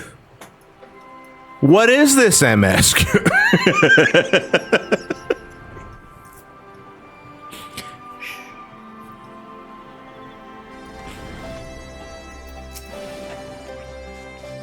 All right, have a good night, Triz. I appreciate the help.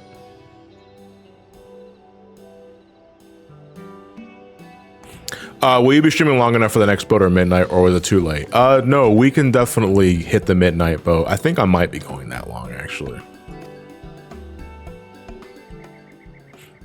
Hey, Ethan Snowball, I appreciate the message. Hope I'm staying cool. Yeah, I'm staying cool. I stream, like, so this room that you see around me, this is my basement. My office is in the basement of this house.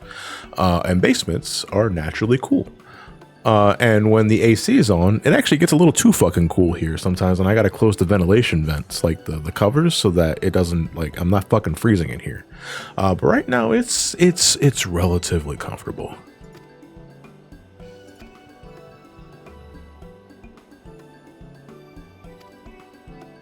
So are the thumbnails kind of going back to the old style of the one playing the game having the head in the thumbnail? Yeah, like that's the general gist of it.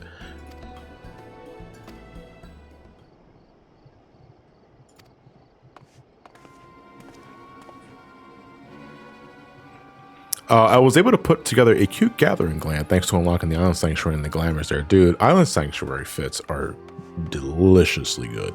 Like, they are great. I did it more for the bike, like the Garland motorcycle. Oh, this is where they find out Fordola's here. Step back, all of you! Like hells we will! We know who you've got in there! We're not leaving till you hand her over! Bring her out! Bring her out! What's going on? Fuck, Ramani was blocked by my webcam. Evil dies tonight. True, then. Evil dies tonight. I knew it. I bloody knew it. We demand vengeance! Bring her out! Today we butcher the butcher! God damn. Butcher the... Come on, you simmer don't down, mean simmer that. down. We'd be no better than the Imperials if you'd Like, all enough just of calm that. down. Their anger is justifiable because Fordola did some pretty Calm heinous shit. down. That monster and her thrice damned skulls dragged my man from our home and beat him to death in the street! Aye, and my dad! That bitch has spilt enough blood to fill a lock! Damn, these people are We all furious. know her crimes. She's a traitor and a murderer. How many of your resistance friends have died at her hands, eh? And here you are, protecting her! So that's what all the fuss is about.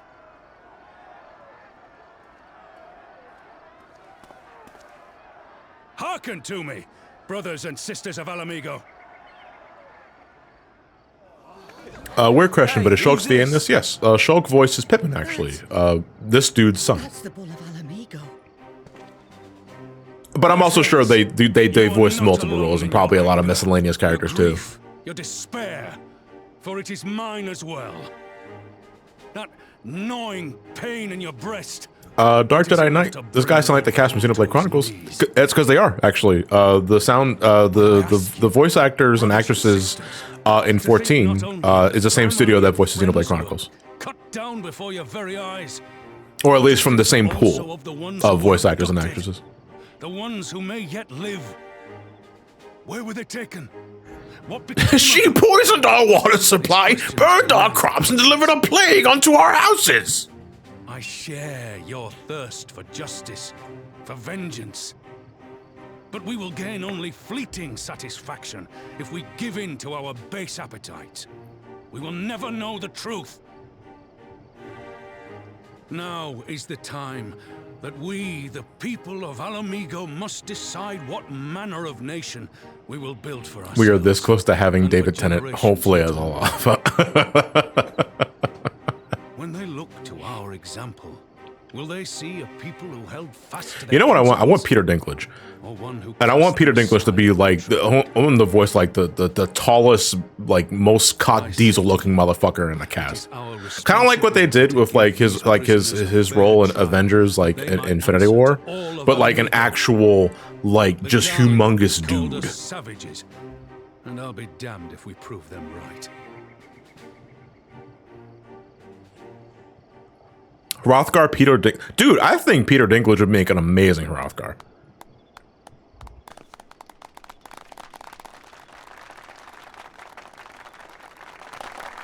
I know you're right, I do. But I can't. Human emotions are complicated.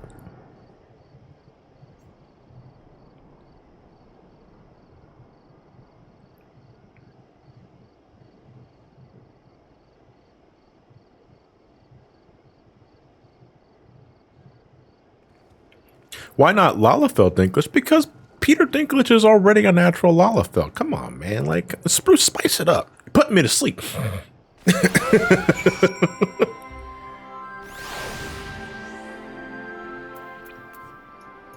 Also, what am I doing? I don't need monk here. I'm a dancer.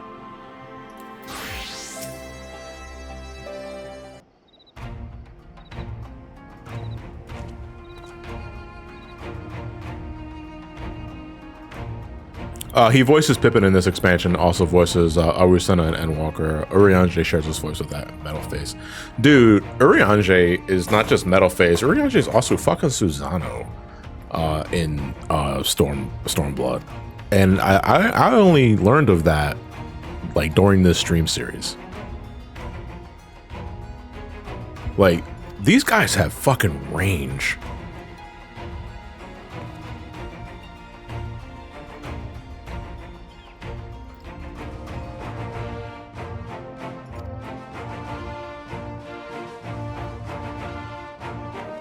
Peter Dinklage is a two-headed Mamuja.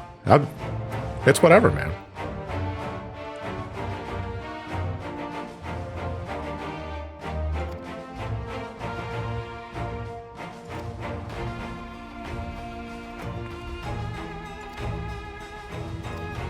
I wonder if, like, at some point, I think we're also about to unlock custom deliveries for Monago. Because custom deliveries, like, if you want to talk about a good fucking source of experience for your crafters and gatherers, custom deliveries are your best fucking friend, man. And the more you do, the more you have to choose from during the weekly reset, because when a certain custom delivery is under a bonus window, oh my god. You're raking in the scripts, the experience, and the guild. Oh my god. Oh, Santiago, I know what Metalface is called in Japan. And it's like, listen, I know they meant the color, but you got to understand it means something else entirely here.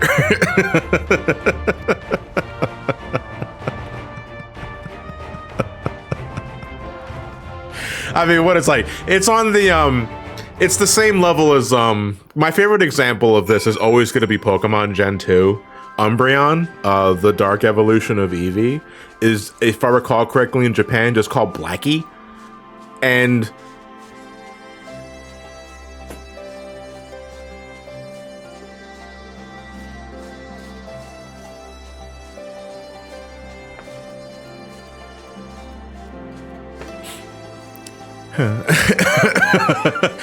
don't forget Foreman Spike's original Japanese name. Is it something you can share with the audience, or is it one of those I have to look up?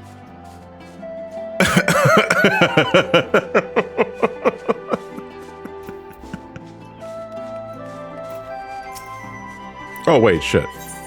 1 second, Rain. I missed your friend request completely.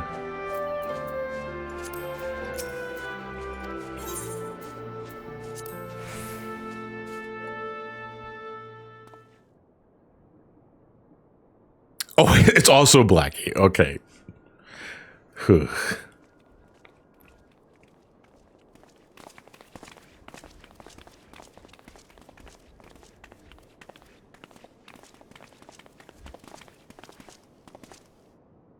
She got sent to the GM prison. What did you do, Fordola? Did you publicly talk about mods or FF logs? That's a crime.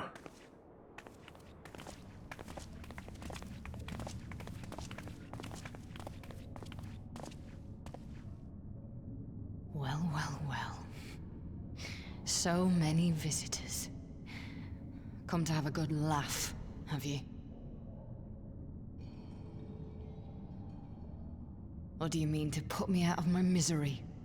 To finish what you started? It's about bloody time. That's not why we're here, no. Do you remember what I said? How I promised you you'd live long enough to see us win our freedom? Well, I meant it. And not to mock you either. You're wasting your time. No, I never play Xenoblade. I never play any Xenoblade game. There's no reason to keep me alive, and you know it! I killed your men. I killed my men. And you know what my only regret is? That I didn't kill you when I had the chance! That's a lie. That's a lie, and you know it. You think we can't tell what you're trying to do? That we're blind?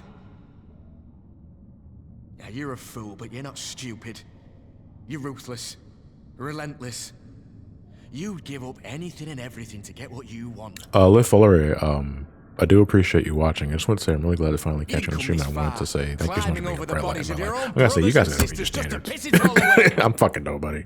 2 years ago, I was diagnosed with a crippling stomach condition, and I've been bedridden since then. But your content has been there to bring me joy and laughter whenever I need it the most. Well, I can't offer much support, so I'll certainly give a little bit I can. You're a legend. I do appreciate that, Liv. Thank you. That means a lot. It really doesn't mean a lot to me. Like I know, I jab and I like riff a lot, but I do genuinely appreciate that. Thank you. I appreciate it. And I hope your condition improves.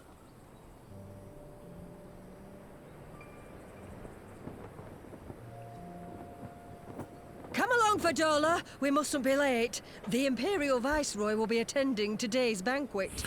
Oh gosh.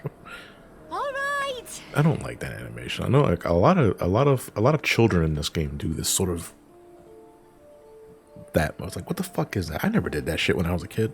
What the fuck is this? What's Lord Gaius like? Is he nice? Are you friends?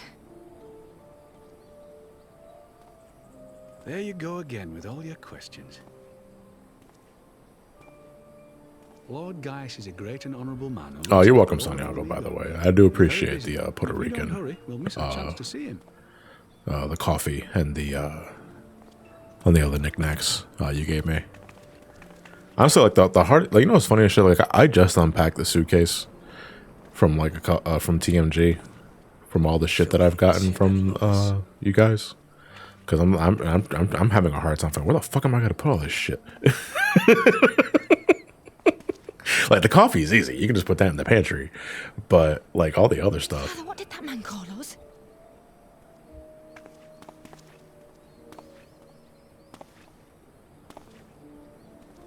The little tin-head lover doesn't know what she is, eh?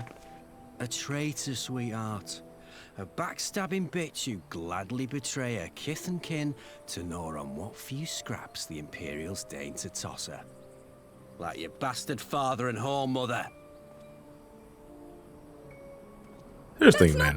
This is something. I mean, My parents are good there's a lot of murky gray in this kind of conversation, man. But it's like you gotta be a particular piece of shit. Don't take it out on the fucking kid. The kid had no say in any of this shit.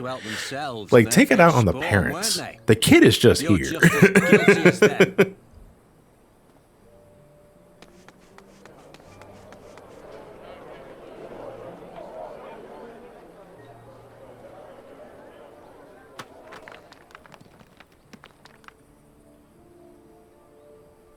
So I think, like, if I remember correctly, so these are all like born Alamegans. Everyone here is. But word got out that this family in particular are like officially acting as conscripts to the Garlemald Empire. Like they're being taken in because they'd rather live under the security of the Garlemald Empire than like live their days out in the streets of Alamego, because Alamego right now is currently going through the shits in the past.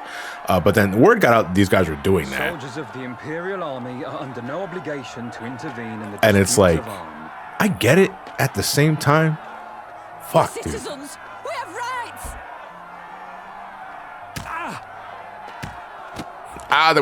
There was a rock.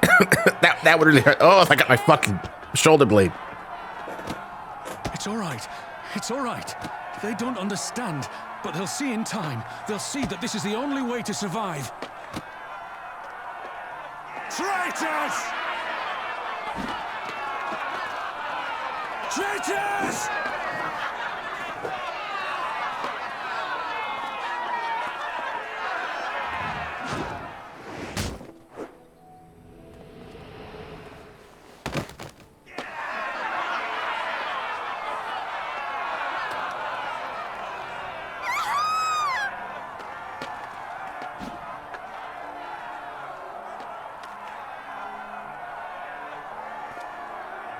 Let the savages have their fun.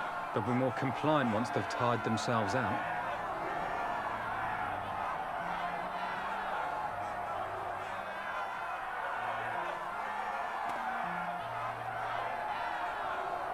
To be fair, a rock that size, a high enough speed could kill. I have, it's not exactly a similar experience, but I have a relatively similar experience. A kid in the neighborhood when I was growing up was a real fucking shithead, and there was a bit of construction going down the sidewalk near our house, and dude's idea of roughhousing or just having fun was taking like a bit of like chunked off concrete from a jackhammer and tossing it right at my fucking leg. And that I was only like maybe 7, 8 years old around the time, and that shit was like the size of a fucking softball. And I know that doesn't sound like a large like piece of rock, but thrown at a high enough velocity, that shit fucking hurts, dude. And it didn't pierce my skin, thankfully, but it left a big fucking bruise. Am I though, Mother? Are any of us? Can't you see? You know, but nowadays kids are too distracted with iPads to throw rocks. Could you imagine? You know, kids back in the day used to mean something. We used to throw concrete balls at it. Really builds character. I'll join the Legion and I'll make them respect me. And when the mob see that, they'll think twice before throwing their stones.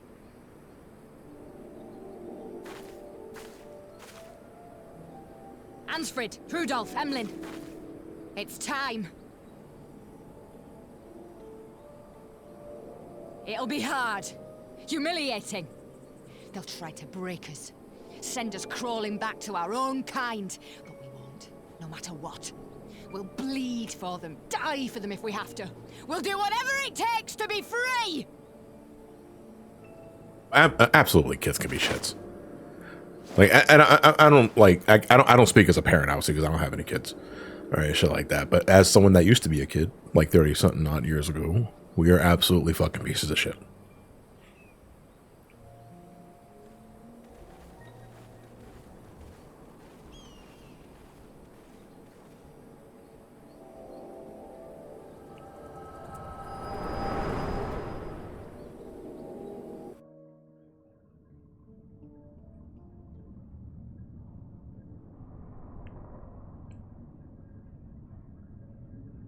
So, you mean to play the part one last time, eh? The unrepentant traitor whose death will serve to unite the people? Shut up. You had every chance to kill yourself. Fashion a noose from your clothes. Wait for the guards to leave you alone long enough to slip it over your neck. I said shut up! Oh, but then it would have all been for nothing, wouldn't it? Whatever it takes. That's what you said.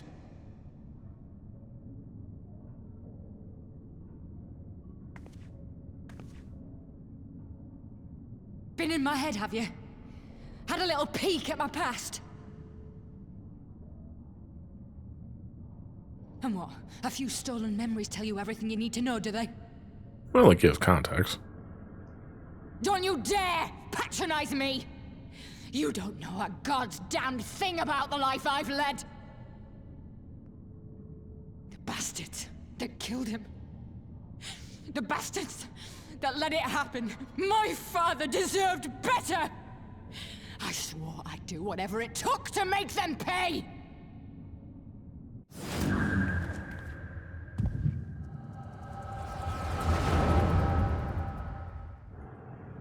Oh no. Flashback within a flashback. That's like 16 flashbacks.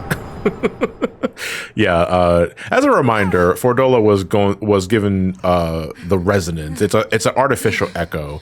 So essentially she now has, like, in some fashion, the power of the echo.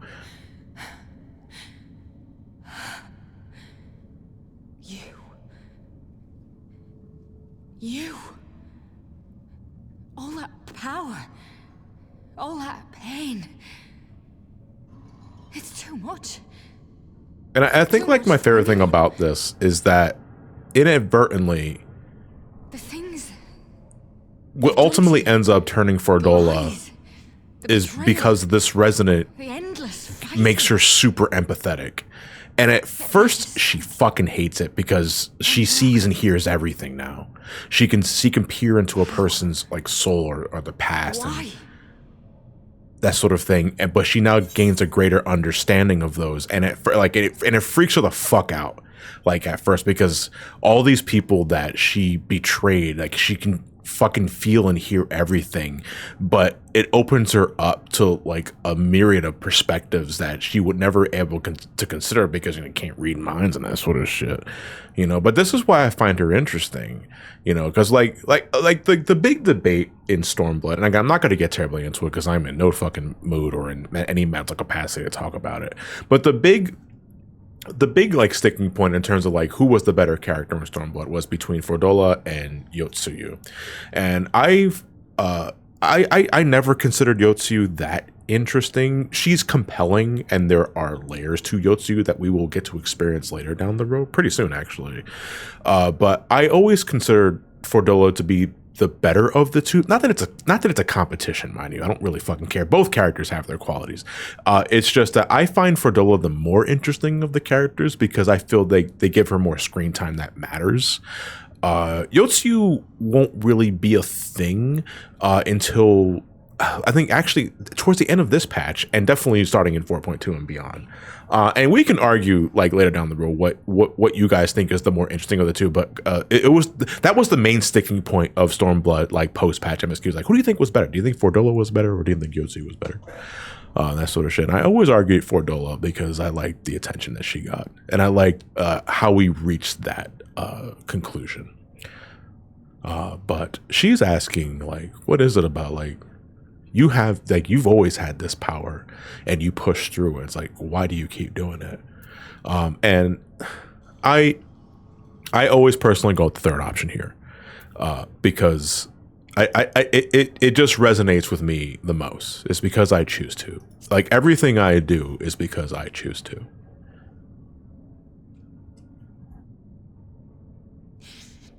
Damn you. Damn you all.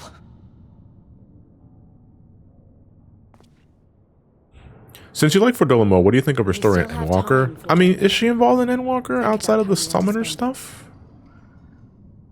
I like where she eventually ends up. If anything, I think the biggest sacrifice outside... Oh, the healer role quest. Okay, thank you. I was drawing a blank on that. I thought she was also involved in the summoner quest, too. I think the biggest sort of sacrifice when it comes to, like, Fordola getting more development... That's not entirely true, too. I think Ehrenwald got the short end of the stick. Given where this character eventually ends up. We're not going to see that until post Shadowbringers, if I recall correctly. But I would have liked Ehrenwald to have a little more time with the Scions before he is given a send-off. I put that in quotes because it's not exactly accurate to say. Yeah, exactly, Sonny. You don't need a reason to help people. I just do think, especially for Ramani, like in Ramani's case, if we're talking about personalities, Ramani just wants to help people because he is, like, that is who he is.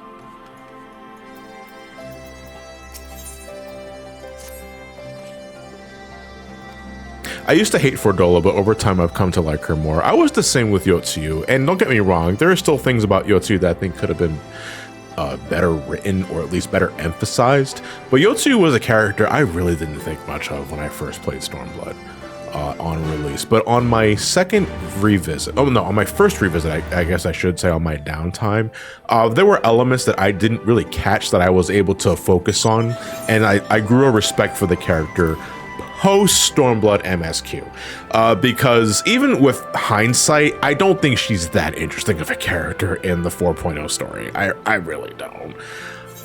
But the post-Stormblood stuff that they'll introduce later, I think gives her a dimension that makes her a properly tragic villain.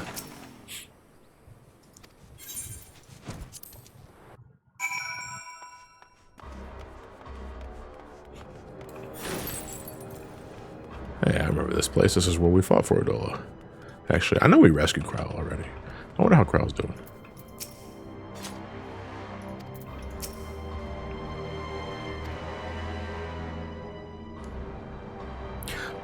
Blue Butterblood, thank you for the bits. Have you seen any of the Lego Sonic sets? Have you ever heard of Sonic Chew? I'm so sorry, I just thought of when you're talking about more wacky Sonic fans and Sonic Boom video. Man, I am not fucking interested in anything involving Chris Chan or anything like that. Who fucking cares?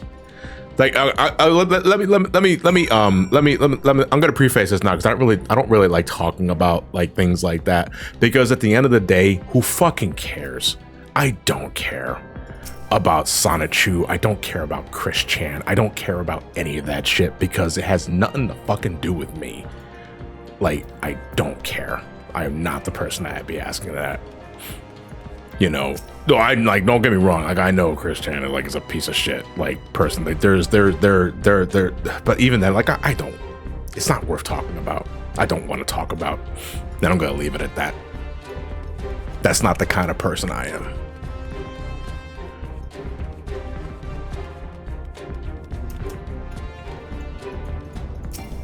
You know, when I not to get too terribly into it, but like. Drama YouTubers, all the whole drama element in the scene, like that in itself, I guess, could be entertaining or fascinating or interesting to learn, read about, or someone make videos about.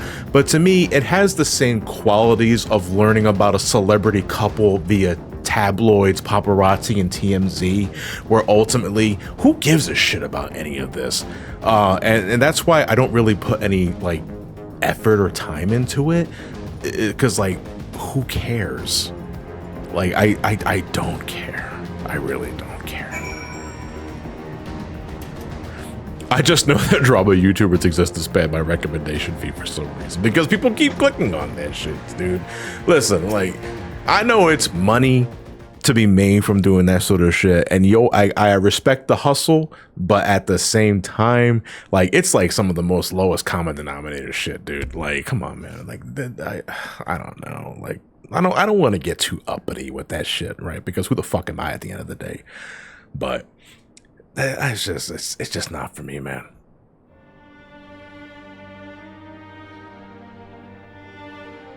So here's the thing, L is Real 1996. I too saw that announcement of all 3 Starfy games coming to NSO on the West for the first time since ever, and my immediate reaction to that was, there's more than one Starfy game?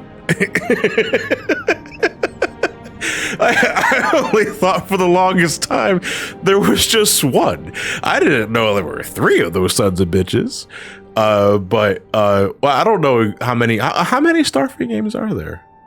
There were 5. There were 5 of them. What the fuck? I always thought there was just one. But God, like, goes to show what I know. I never played Starfy, so I wouldn't know. Like, so.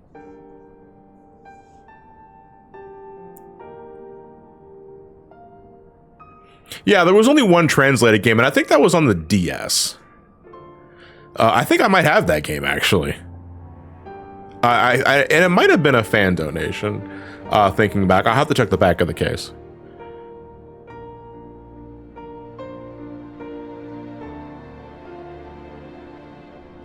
He's called Staffy in Japan, if I recall correctly. No R. Okay, no, he's definitely called Blackie in Japan. Neko, pay attention. In the West, we call him Umbreon. Very easy to get that confused.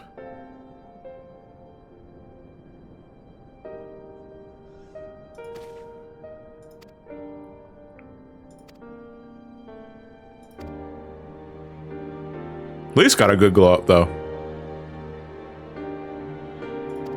I know one thing, like all my Makote players are talking about is like, dude, my lips look so fucking full right now and shit. Like, for anyone that plays 14, specifically here in the chat, like what was like one of the benefits that you liked the most out of the graphical update? That you like just to me was like, oh, that actually looks really fucking good, dude. It's like, I'll tell you one thing. I think out of every race in the game that had like the biggest glow up was Rogadin and Ellison. I want to say Ellison hit the fucking lottery with the graphical update. Like, the biggest.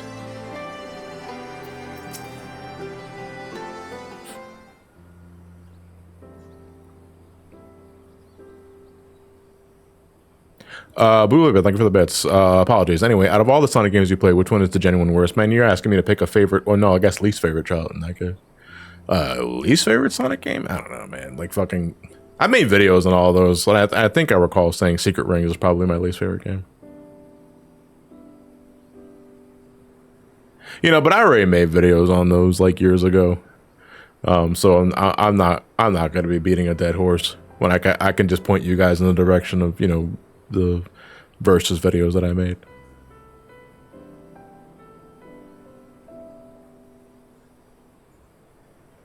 What child would you microwave for power? If we're still talking in the subject of the children being Sonic games I don't like, then it'd probably either be Secret Rings or Sonic Genesis in the GBA. The follow-up question would be, which game would give me a larger degree of power after they've been fully microwaved? And I want to say, if we're talking about the power being equivalent to how shitty the game is, I want to say Genesis would give me a larger power boost, but Secret Rings is also a larger game, so you're in that shitty like cesspool for a longer duration. No, Jason, we didn't go into the 10 o'clock boat, but we still have time for the midnight boat.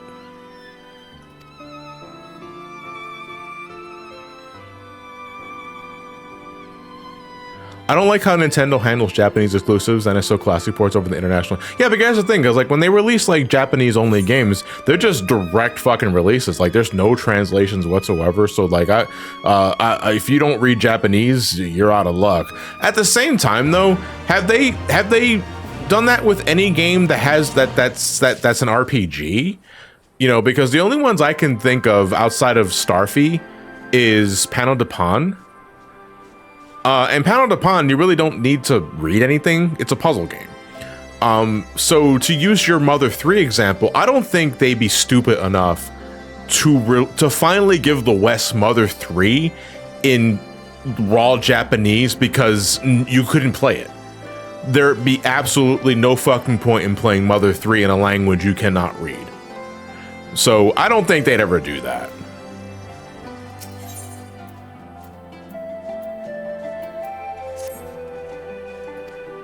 That'd be some shit if they did, though.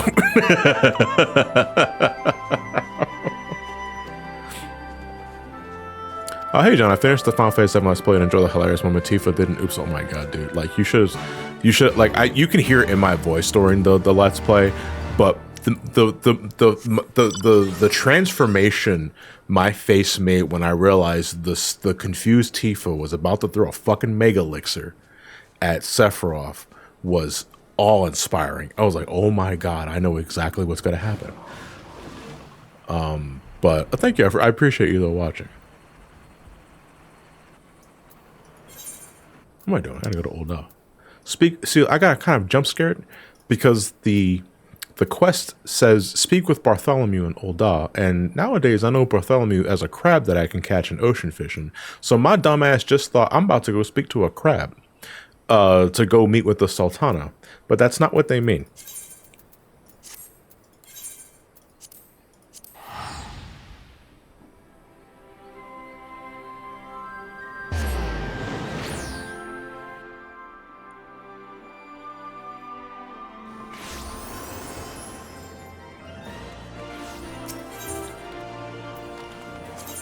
I think we're going to the Chamber of Rule. The crab is crucial to the plot. Hey, I mean, I won't deny, I won't doubt that. But it's also just, why the fuck did I read it that way?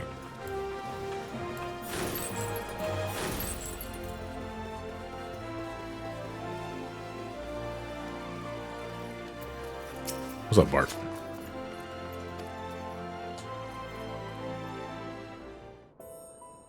Oh, you're welcome, Mark. I found out a long time ago there was a game, Gundam Breaker 3 has a full English sub-translation that was never released here in the States, so I asked her why. Because Gundam isn't real, Fire Tower. You made that shit up. Gundam isn't real. The liberation of Alamigo will have far-reaching consequences, and there is a matter upon which I would Oh, seek wait, your this is counsel. the, yes. Okay. I remember, so this is the part of the patch that kind of gave me a jump scare. Rauban and his future.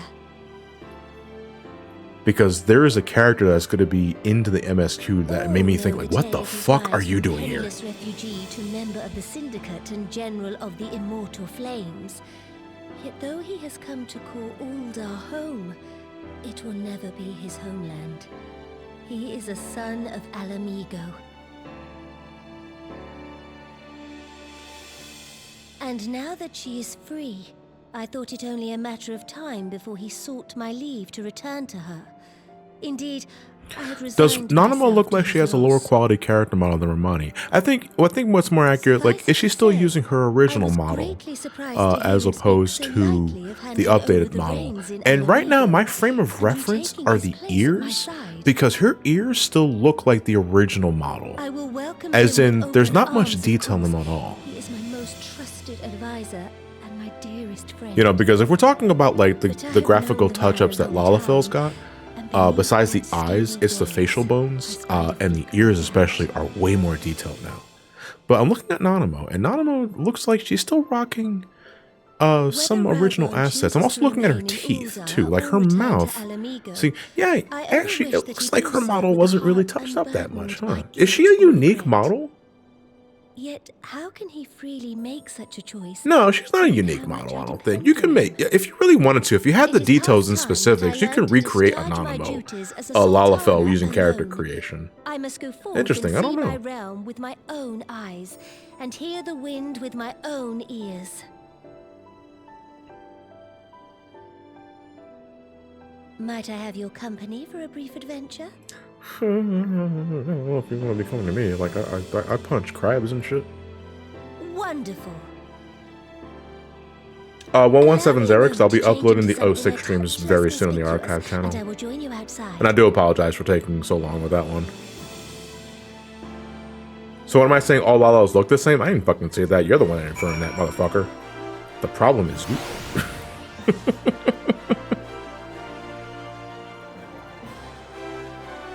Where's your LTTstore.com water bottle, sir? So I don't watch Linus Tech Tips. I'm assuming that's what LTT stands for. Because the bottle that I use is Hydro Flask. I've been using this brand for a couple of years now. This is not a sponsored bit, by the way. Although Hydro Flask, if you're listening, I'm just saying, I'll suck dick for money. I use Hydro Flask thermos because I like this brand. Keeps the water cold or hot for a very long time. I mean, they're all supposed to do that. But I also think this one doesn't have lead inside it.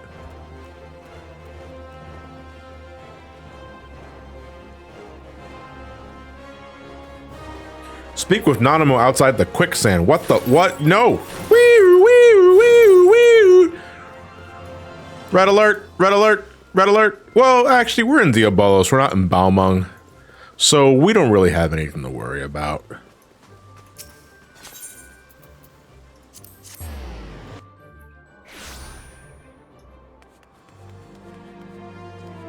Were you?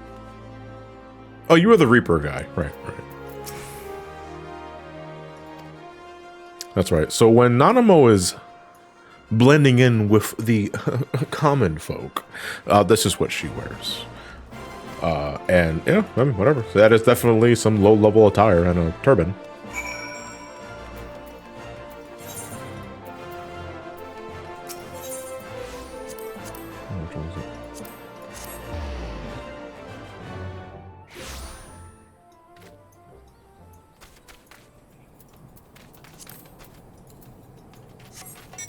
I wanted to be public knowledge that Editha and I made the exact same fucking joke. What joke, specifically? Was it me sucking dick? LTT keeps things at their temperature for a long time without using lead. There's a bit of Linus in each bottle, though.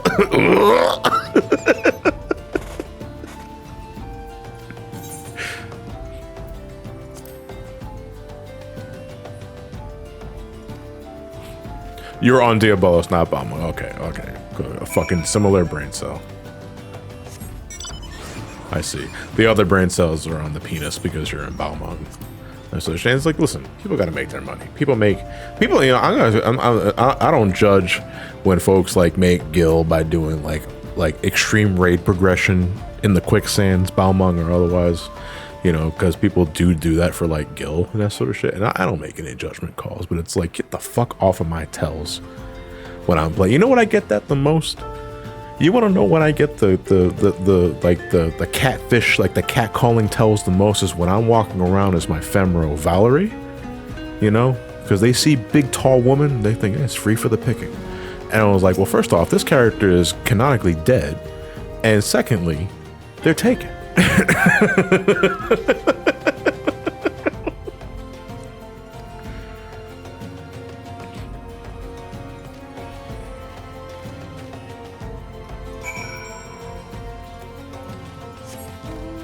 What the?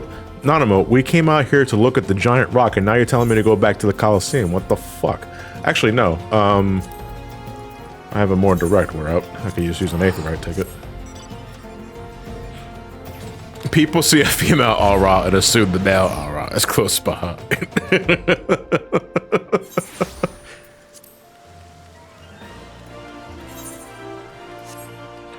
What the fuck was that shit about me having a shortcut? I forgot. I misread. I don't know why, but I fucking mentally processed the Coliseum as like the Pugilist Guild. And I was like, she ain't going anywhere near that fucking place.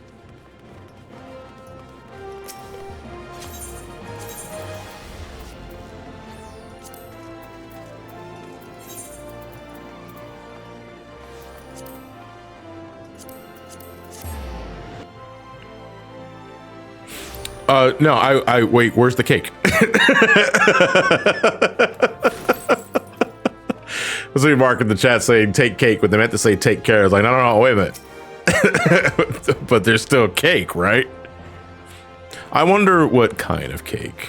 What is your, if anyone that here fancies the classic confectionery, what the fuck is the name for it? Do you guys, what kind of cake do you guys prefer? Do you prefer a chocolate cake, lemon cake, pound cake, carrot cake, vanilla cake, maybe something that's gluten-free, maybe something that's extra gluten? Marble cake. I haven't had a marble cake in a long time. Dude, you want to know, I love red velvet cake. Red velvet cake absolutely fucking slaps. The thing I don't like about red velvet cake, though, is that it dyes your shit red and it makes you panic your fucking ass off. It's like, oh my god, I gotta go to the hospital.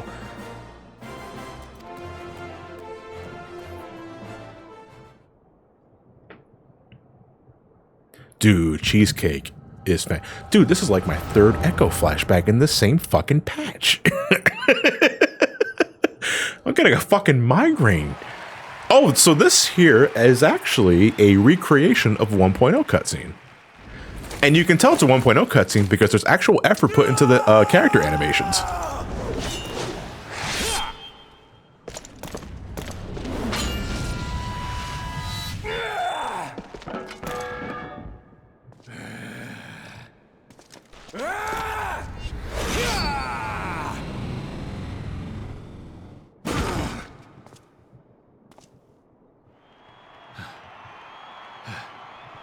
This bitch mocapped. Yeah, I mean, they all were.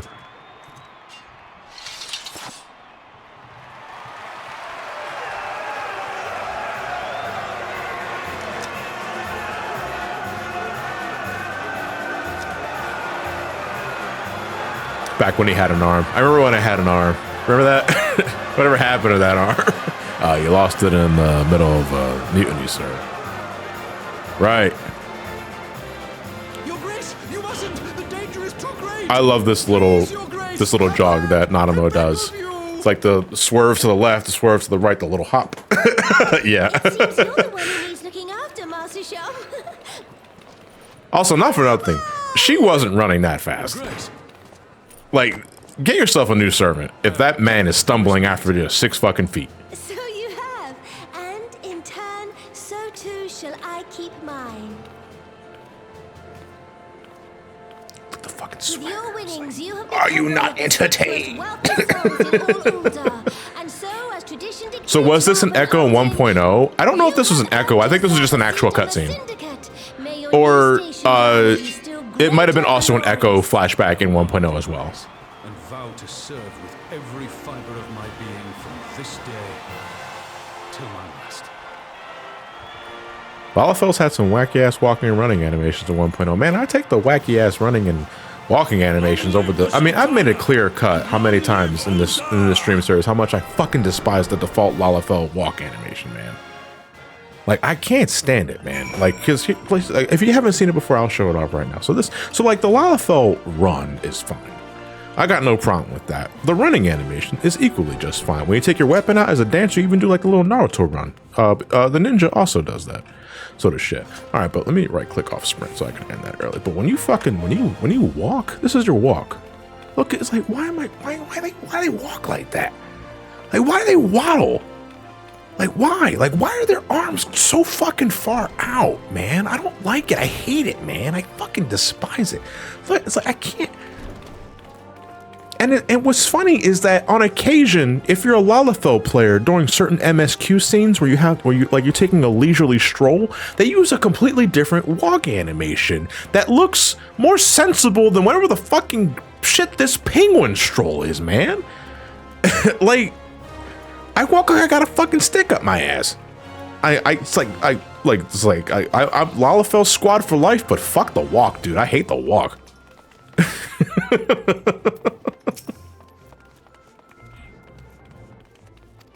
New walk animation only at the gold sauce over 4 million MGP. Storm, I'd grind for it.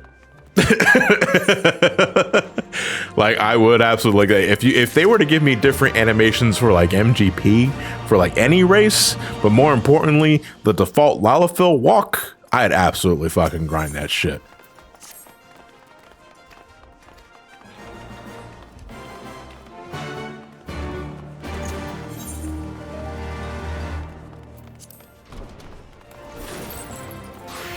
I already got the blackjack. What's another 4 million MGP? Hey, listen, I love the Gold Saucer minigames.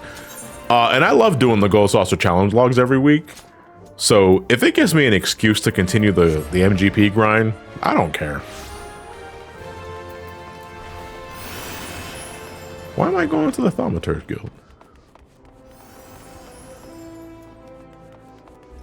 Well, that's I do have to eventually unlock Thaumaturge.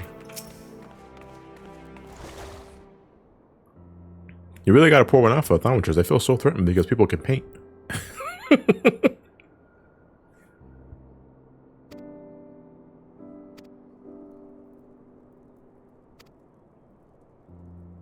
Why only 4 mil? Why not a better looking number like 10 mil? So see, 10 mil elicits that you only reach that number because you round up.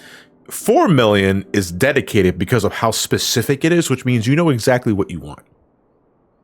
And a decisive individual is a person that can make decisive decisions.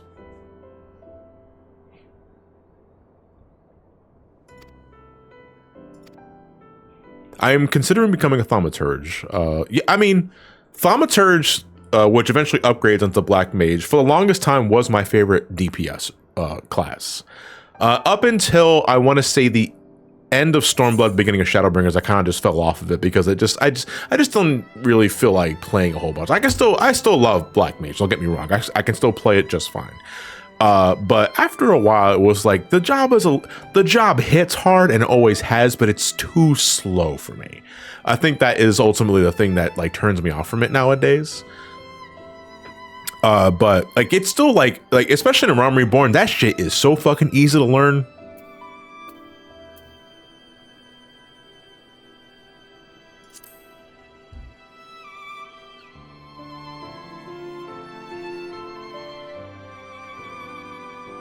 So what's my main now? Well, I mean, if we're talking, it's like, again, to re-emphasize, I play everything in this game. I can play everything in this game except Scholar. If I'm talking about main DPS, Monk. Monk is my favorite DPS in the game. But if we're breaking it down, then Monk's my favorite melee. Red Mage is my favorite caster, although Pictomancer is slowly, very slowly, but also immediately kind of creeping up. My favorite healer is Sage, my favorite tank is Warrior, and my favorite Fizz range is Machinist. Look at him go. You fucking slipped on your paint.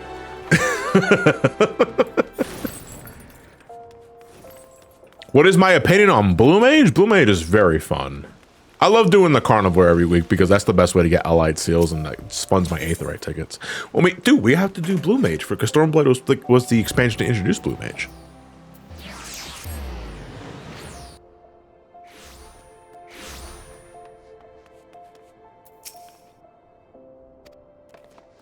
Yeah, so we're going. Yeah, so you're not seeing things. We're heading to the Gold Saucer. It's like, why are we going to the Gold Saucer? It's because we're going to get some perspective and advice from a syndicate member. And you might be thinking, a syndicate member in the Gold Saucer? Who? And then we get here, and then I have like the biggest fucking jump scare because normally this is a dude you only see in the Hildebrand storyline. Now, granted, the earliest you ever see Godbert is in a side quest in a Realm Reborn that has nothing to do with Hildebrand. So that's kind of like your sneak peek. But nobody knew, like nobody fucking knew who this dude actually was until you started Hildebrand. And then they bring him back for MSQ here, and then you get jump scared thinking it's like, what the fucking shit? Are we about to get some Hildebrand level shenanigans? And it's like, no, they're actually going to spend time emphasizing the other side of Godbert Manderville's business, and that he is a syndicate member, you know, and that is like, this dude has like pockets so deep and ties everywhere to like the main resources of Ul'dah that you know, he probably has like the things you need, the advice he can give you to help, you know, help the Alamegans like pick themselves back up, give them jobs and that sort of shit. But here's the thing, because the Gold Saucer not only exists as a theme park to entertain, you know, all walks of life in Eorzea, it also exists to help give Alamegans or just folks work so that they can, you know, make money for themselves and so they can make a living. You know, so to see him here, I was like, what the fuck? Are we in a Hildebrand quest? It's like, no, he's wearing pants. Yeah, he has pants on. He's not buck ass nude, or he's not wearing shorts. Like, he's fully clothed.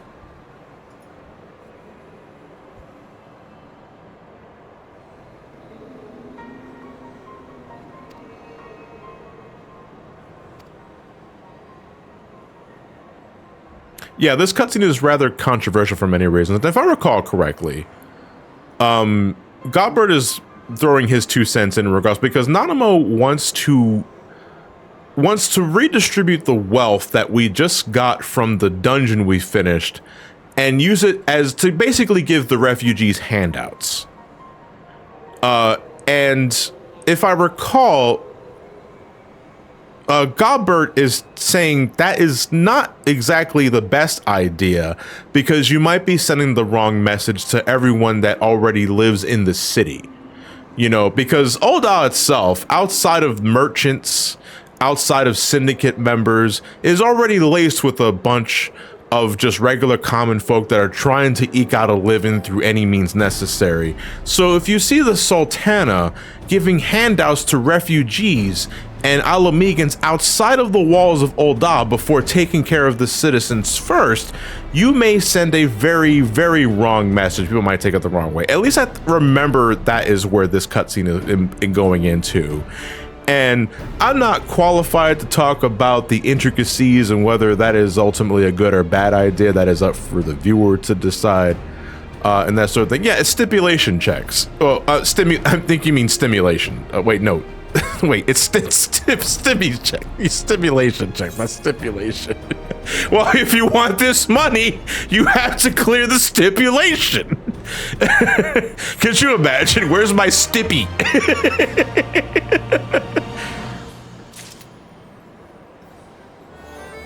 I fucking love autocorrect, dude.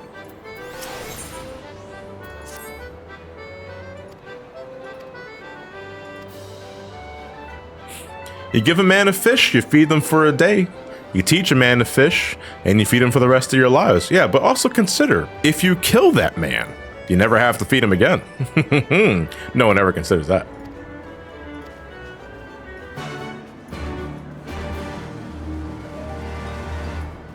Oh God, we're going to speak with Hancock.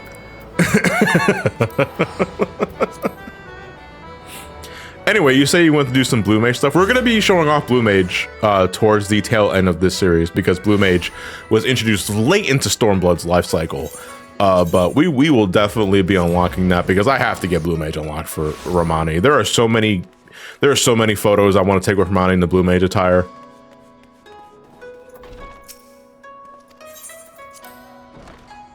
You know, one of my favorite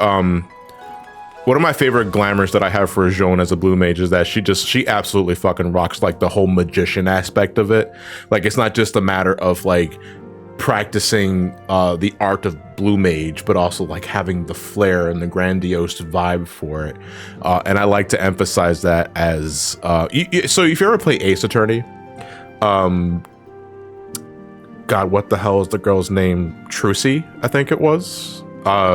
Phoenix's adoptive kid. That's kind of the character I'm sort of eliciting when it comes to like the whole magician element, because it's just fun.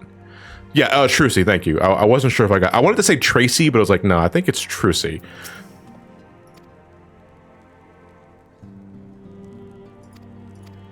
Hey Hancock, how's it going? Oh, now that actually, since now Dawntrail is officially out, we can do the quest that unlocks fashion accessories. I think you have to go to the Calamity Salvager to do that. I don't have any glasses though that I can immediately use as fashion accessories though, so we're gonna wait a bit before doing that. Now we're going back to Old Die. You guys are paying for these fucking teleportation fees, right? Did I get the free Fantasia? No, I did not. I believe that is also in Old Die. In the market area. So wait, so now that there's a quest, so here's the thing. Because of the graphical update, right? The devs were sure that you may or may not like how your character transitioned from one graphical engine to the next, right? Well, just like how the character may or may not look different. So to make up for that, there's now a quest in the game that will give you one free Fantasia.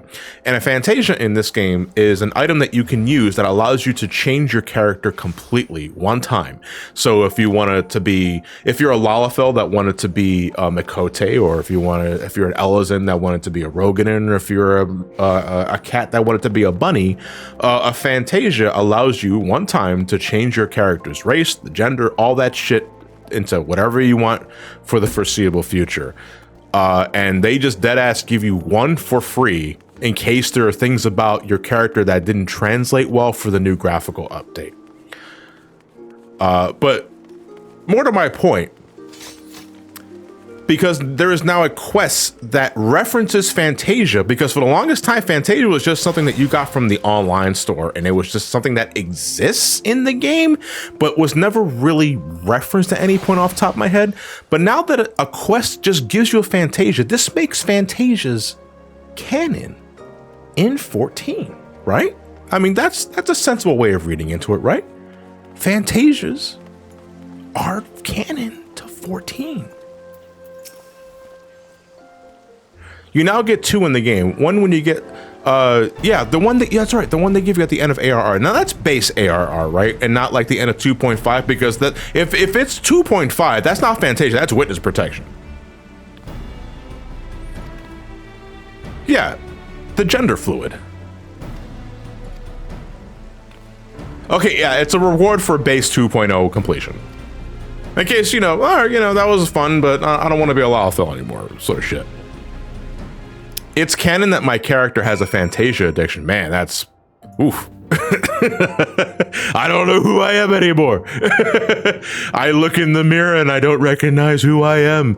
Fantasia will certainly fix this. Can you imagine, dude? I'd imagine someone that would in some sort of canon just have an addiction to something that can just change your entire physiology all willy-nilly. What the fuck are you doing here? This must be important business indeed. Though, if it concerns anything so underhand as an assassination, I fear I can be of little help.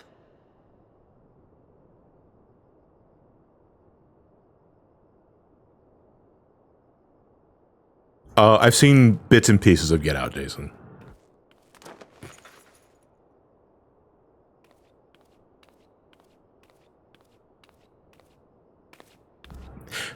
You're not fooling anybody, not about.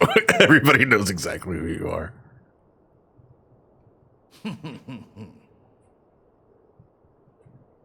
You have made your point. 'Tis indeed unsettling to find oneself seated across from an impassive mask.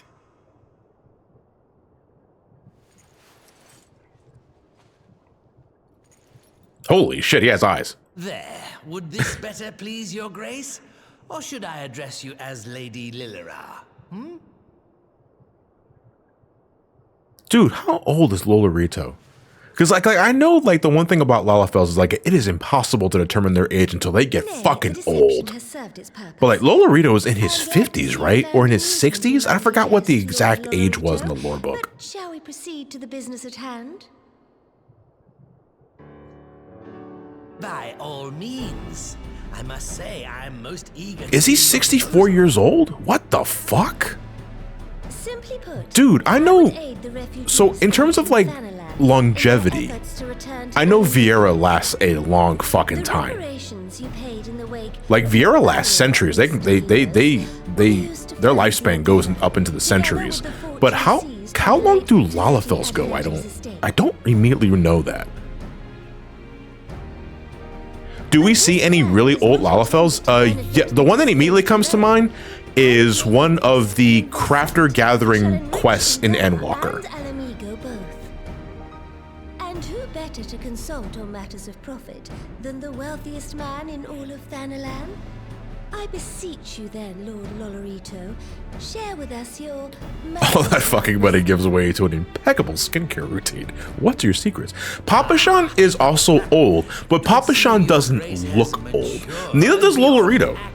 Like, Lolorito's got the fucking mustache and the douchey soul patch beard, but you fucking out of existence and looks no different than a young Lalafell adult. To summarize, in return for facilitating the repatriation of refugees and assisting in the establishment of new industry in Alamigo, you ask that a proportion of all subsequent profits be promised to Uldar.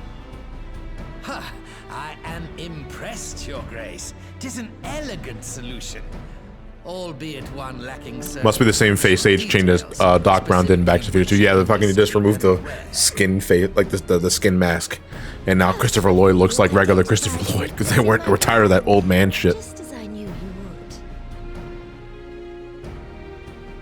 would. Your travels have taken you across. And again, like I don't, you guys are mentioning popatos in the chat or potatoes in the chat, and I gotta ask, and I know I asked this probably in the other stream series, where the fuck do people get the idea that Lalafels are potato shaped?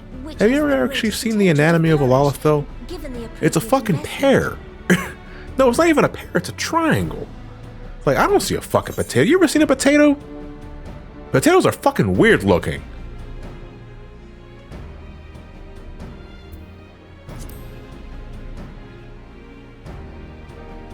I've heard them call a thumb. Thumb? That desolate little village on the shore of Loch Seld. No. I know the Sultry and its products well. Dorito, more like Dorito. You see, Dorito makes more sense to me. Much to the dismay of many a wealthy gourmand. Oh no, don't get me wrong. I'm not talking, when we mention potatoes, we're not talking about the size of the vegetable itself, but rather the shape of the vegetable.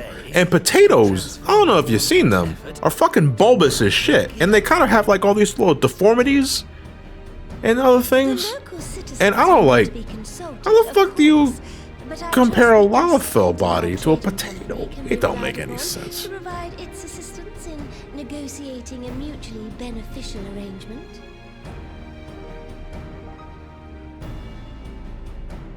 I wrote falafel by accident and it stuck in my F's. I mean, it's, yeah. Well versed in the extraction of this white gold and wring every last ounce of profit from its production. If you name the other two villages first, you get the option to clearly you want me to, yeah, you get that's a unique. I like when they do that when it's like, hey, dipshit, pick this one.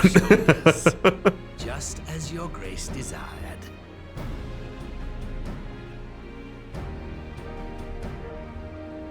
A deal is struck then.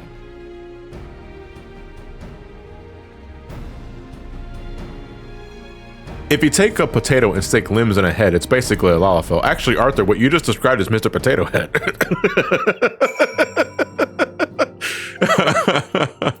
Now you see, now that's a comparison I can get down with. You know, Lalafells look like Mr. Potato Head. It's like, wait, am I voiced by Don Rickles?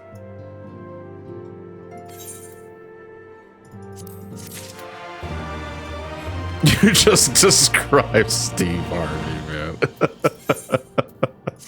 Okay, so we're gonna head to the Saltery and let them know that we have plans with money to help fund shit.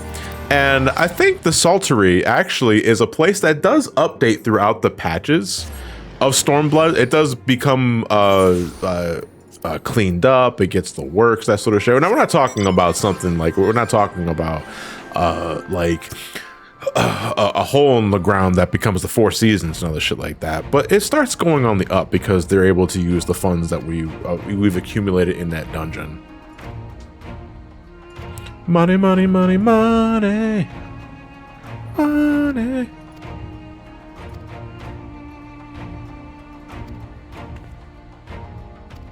I always like the Dunesfolk Lalafell eyes. They're like gemstones. Yeah, my main character Joan is Dunesfolk. Ramani is Plainsfolk, which means they have like the pupils, like the cat eye like pupils. Which I think, especially now after the graphical update, is really pronounced in a way that I really like. But the Dunesfolk Lalafell Eye, the lack of pupil is what I find very majestic about them.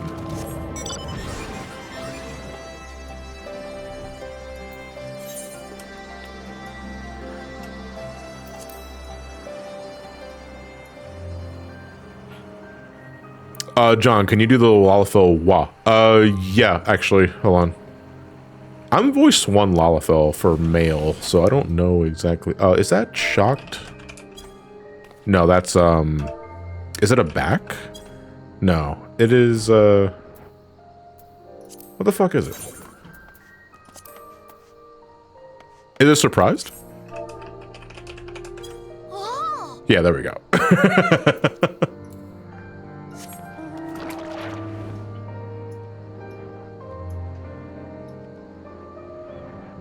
So excited to get the updated Ramani Southern Seas lore 5 years from now, man. I'm always thinking about shit.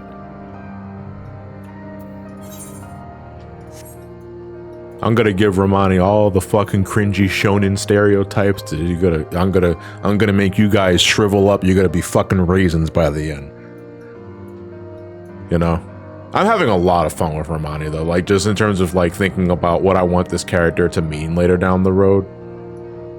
You know, and do you know how many fucking fights I've already imagined in my head that I can't actually do?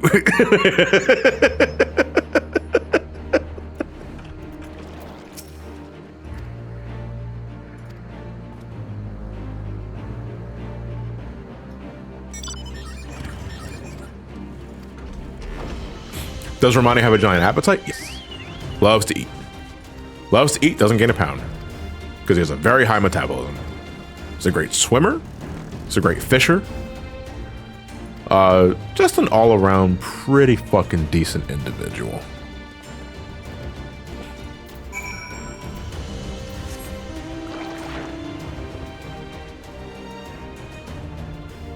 Best part of a new expansion MSQ is new character story moments, man. Like especially, I mentioned it earlier, but I'll mention it again.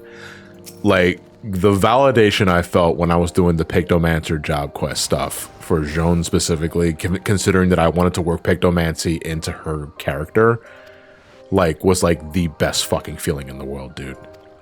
What am I doing now? I am finishing the 4.1 MSQ before we end things with the Monster Hunter stuff, because the Monster Hunter stuff's not going to take us very long. It's just a fight. Learn more about the Yabby. This is a Yabby. Let me see. What about you, Yabby? I know we're looking at something specifically.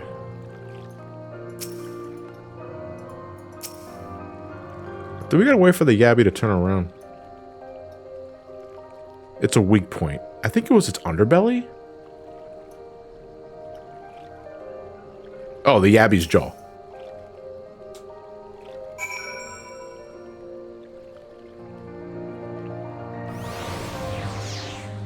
So what do you think?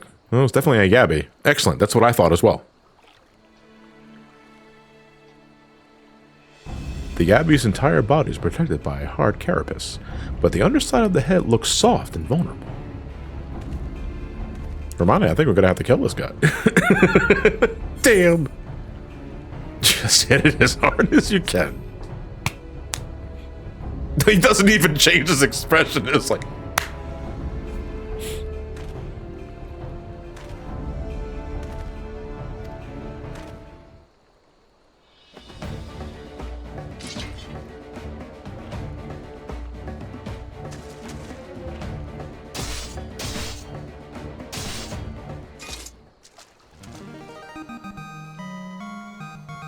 I taught him that.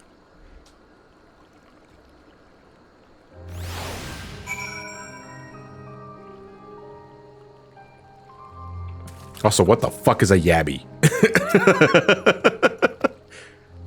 It's a Vilekin. Okay. What classification of species is that in 14?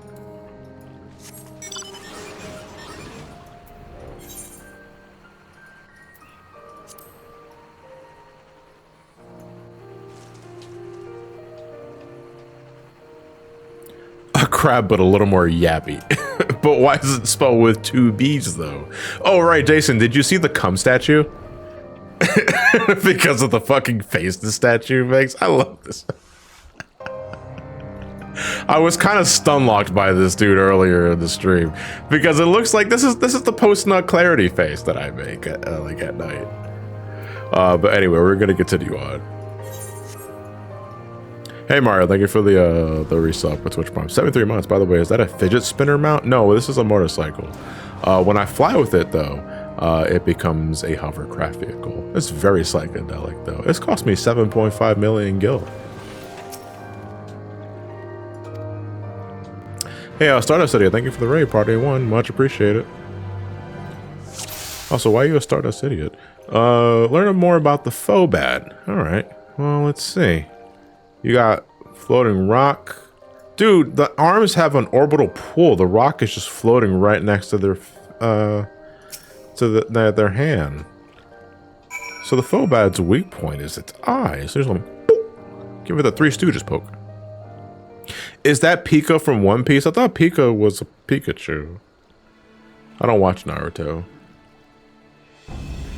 The Phobad's hands are large and powerful, but destroying its crystallized core should render the salt golem inanimate.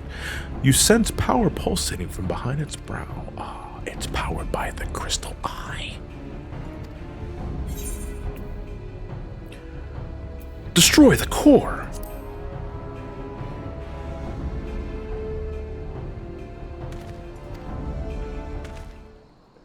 Oh, it just hit me. Is the mount tradable and have you have it on Ramani right now? Yes, I do. The new mount that Dawntrail brings in is, it does cost 7.5 million, but you can put it on the market board. And you know what that means?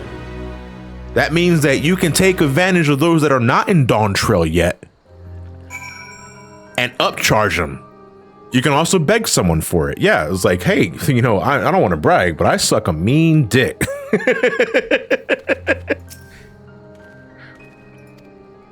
Does the new mount have the speed of Cloud's motorcycle even in non-flying areas? No, it does not. I tested that like immediately when I got it, and no, it is not as fast as the Fenrir on the ground, which is like, it's so fucking weird. Like, I think motorcycles by default should all have the same benefit as the Fenrir, because here's the thing: the reason why when a new expansion drops, why you see a lot of people on the Fenrir is because the Fenrir naturally has a degree higher mount speed than your normal mount. So it's the go-to mount that everyone uses before they attune to all the aether currents.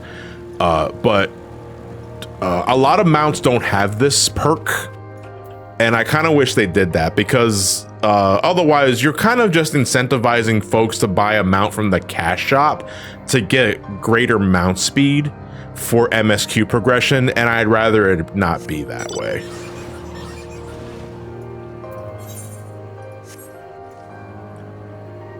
You know, but that's not the reason why I originally bought the Fenrir, because when this shit dropped, like when this shit was announced and it dropped, I fucking like, here's my credit card, because that's the fucking Advent Children bike.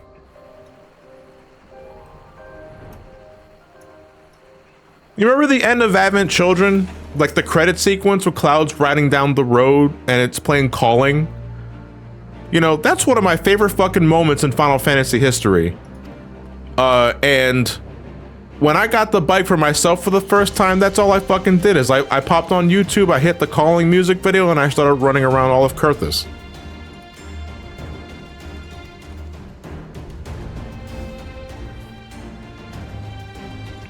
One day they'll add the Final Fantasy VII truck you used to escape the Shinra building. Dude, I would love that. It has like low poly Barrett, Tifa, and Red 13, and Aerith.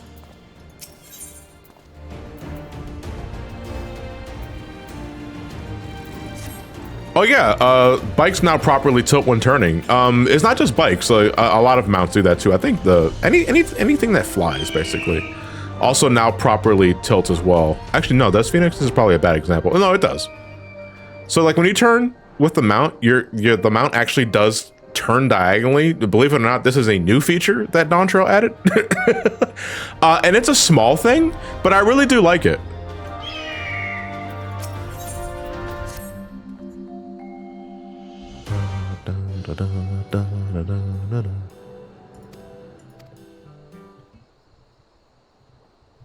It's a 4-seater, but everyone is just squashed into the front seats. I mean, the more that we're talking about this, the more this actually sounds like a good idea. I would absolutely love the Shinra truck as a mount in this game. You know, because if this game gives us a fucking shoe that's a 4-seater, and like, I got nothing against the vehicle that you use to ride to Eden, but that car is ugly as shit.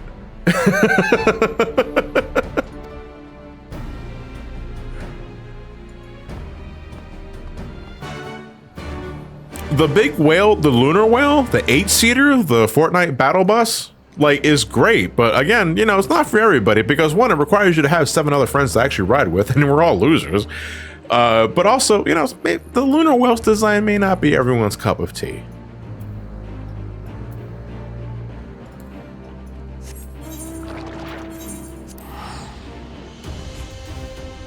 An 8-seater clown car would be kind of funny. Could you imagine? Like, as soon as you hit like the dismount button, you don't just immediately hop off. You have to wait until like the 7 other players inside just slowly crawl out. Bonus points if they're all like Roganin.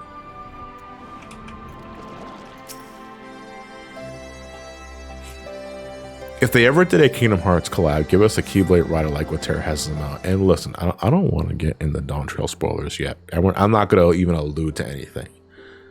But I'm telling you, man. You remember like a few months ago, I put out a tweet about how the Dawntrail like trailer, the CGI, the FMV trailer, made me think that, dude, what if this was the expansion to have what if this was the expansion to have like a Kingdom Hearts crossover? And I'm not gonna give away bits, like I'm not gonna describe certain bits, but there are bits in Dawntrail that kept making me think of fucking Kingdom Hearts, dude. And it's like, dude. By their uniforms, the captains were first judged to be Imperial troops. But after further investigation, their true identities came to light. I dare say you remember there is a particular moment in the Pictomancy job quest. Again, no spoilers. There is a particular moment in the Pictomancy quest that reminded me of Birth by Sleep. And if you know, you know, but it's all I kept fucking thinking about. And it's like, dude, what if this is the expansion that gets the Kingdom Hearts crossover, right? Like, that'd be some shit.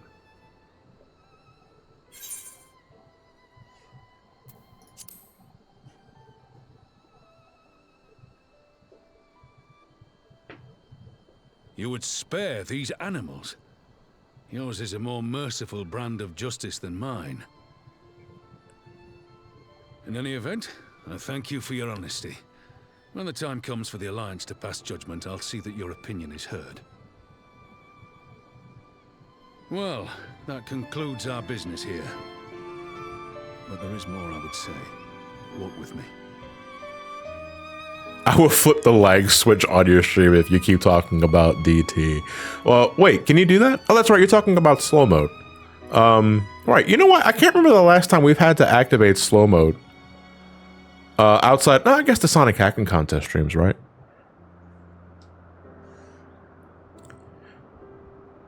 I bear a share of the blame for Ilbert's atrocities. And I openly supported the cause of Alamegan liberation. I'm not saying like the Viper job. I've already seen people mod Oathkeeper and Oblivion as the swords, and it's like, I want that.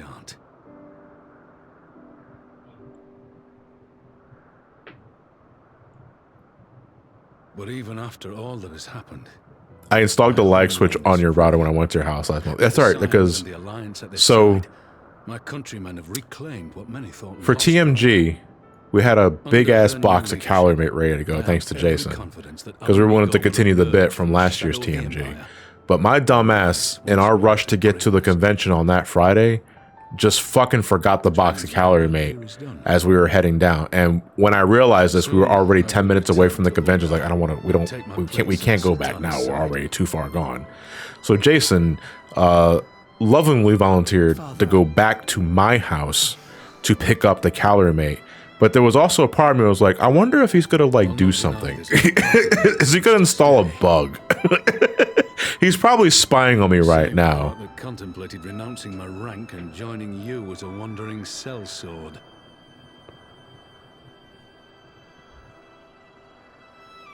But I pledged my blade to Nanamo, and I will not betray that oath.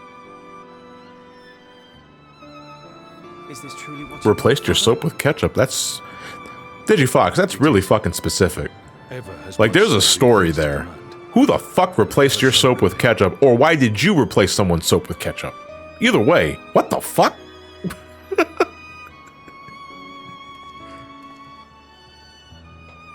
Thank you for lending an ear. When all the rest are clamoring for me to stay, I trust you'll send me on my way.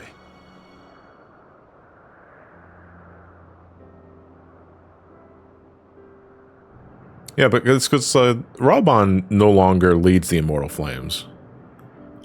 He's entrusted that duty and responsibility to his son Pippin. Because Raban feels he's better suited here to help the Alamegans improve their way of life.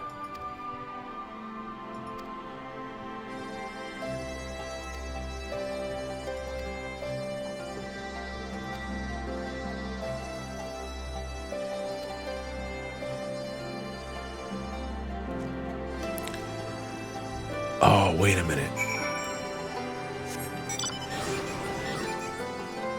We're not about to do the fucking instance already, are we?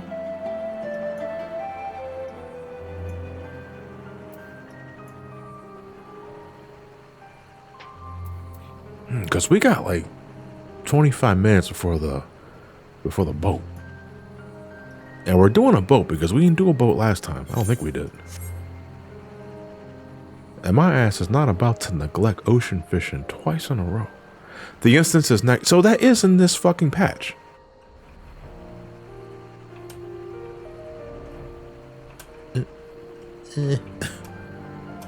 Speaking of Amazon drones.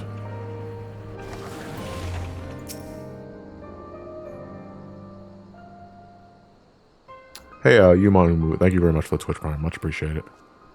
Going to John's house to get the calorie made fucking sucked. There were literally no cats to pet. The cats are actually paid actors. But you see, got the helmet removed, and it's just like the world's smallest man with like the thickest fucking mustache and beard, just toking a cigarette. I was like, who the fuck are you?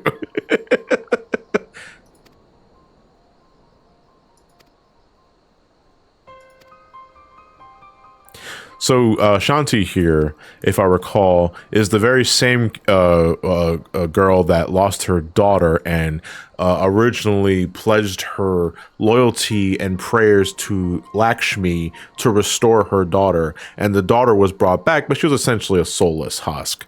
And after we killed Lakshmi, they said, get the fuck out of here. You're no longer welcomed in my house, and you don't take the Rice Krispie treats and shit. But Lise...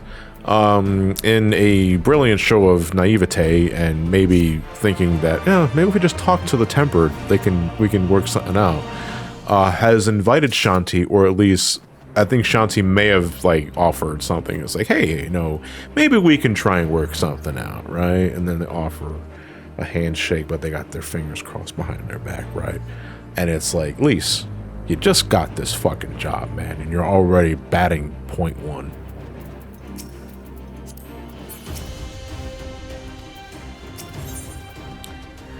Return of the... yeah, the bull.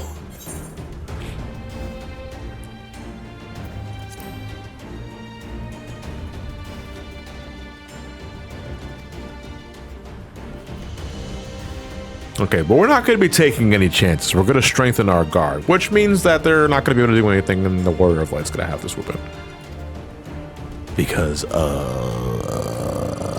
we cannot be enthralled.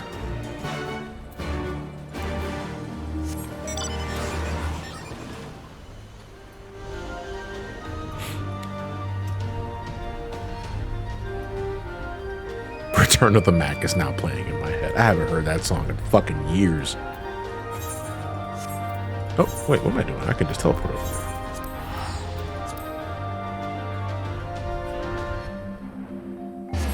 there. If this is the instance, I'm not sure if we can do this in 20 minutes. No, I mean, the solo player is. It's not terribly long, but I also don't want to risk it. Let's see if we get the prompt here.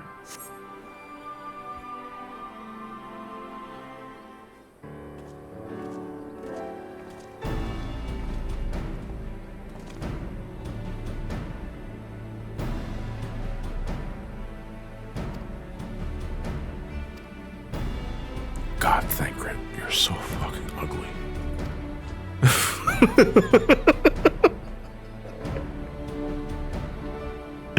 Can I just say, I do not miss Thancred's Heavensward attire, dude. Like, my dude was going through a midlife crisis.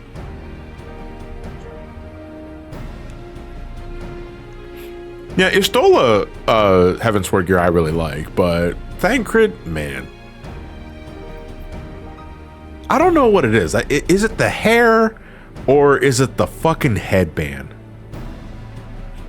Because I think the original, one of the earliest like concepts that they were trying to introduce with Thancred and then it just forgot about or just dropped it because they didn't end up doing anything with it, was that the headband was originally hiding the fact that his eyes were a different color.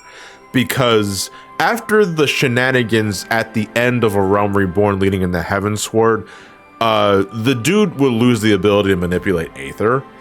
And this was originally signified by, obviously besides the fact that he can't manipulate Aether, but his eyes were going to be a different color. But given where Stormblood eventually leads in the Shadowbringers, that was just quietly dropped. Because his eyes are no different when that headband comes off.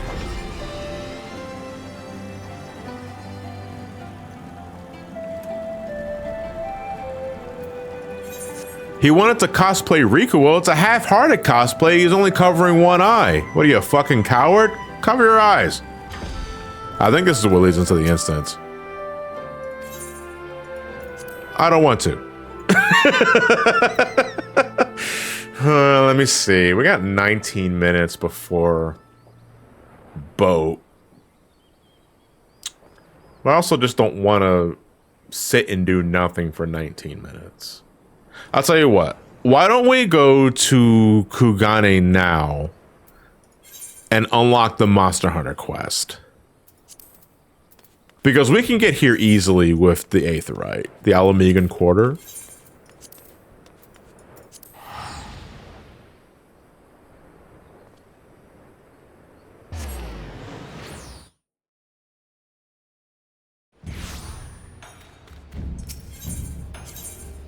This is the new king on the block. I think that's the one. So we're gonna go to the inn.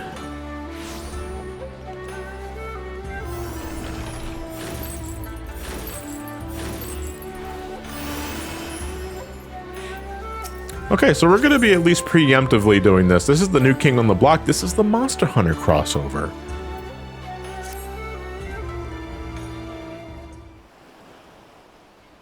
Look at that fucking armor, dude.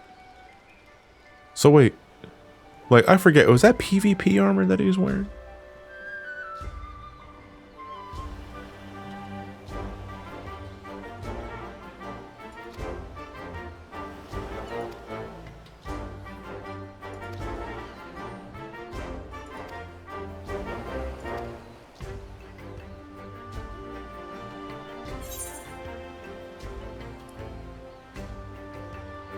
I can't read this shit.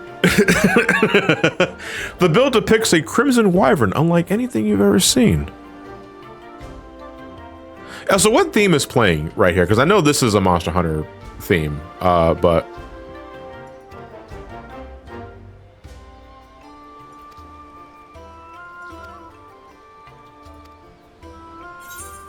this is the Astera theme? Okay.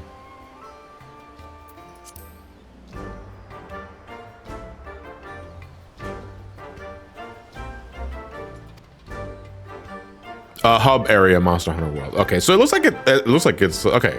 All right, thank you. I appreciate that. How's it going? Is that Kazutu? Thank you for watching. I appreciate it. So somehow Palpatine had somehow Monster Hunter has entered this world. Ooh, see that? See that quest accepted? That's not from 14. I think that's from Dragon Quest. My god, they're fucking squatting the shit out of this damn thing. Room for one more? I can't go nearly that fast. If we were playing the mini game in 7, I'd be in 8th place and there are only 3 contestants.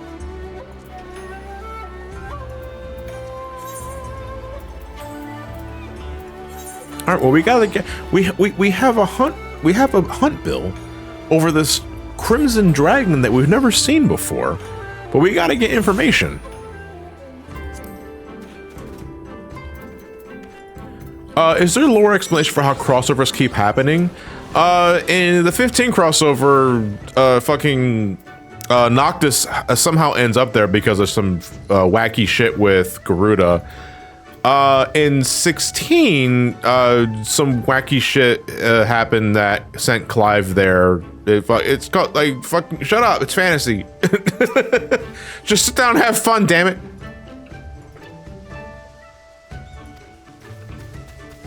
Okay, he didn't tell me anything.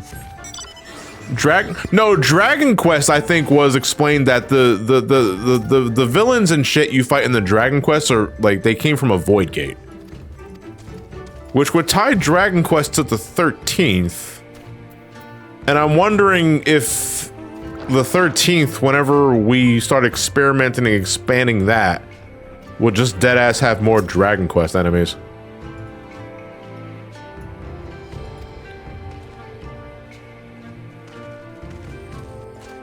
Also, meanwhile, a behemoth is hanging around in Monster Hunter World, which from what I understand, the behemoth fight in Monster Hunter World is legit fucking tough.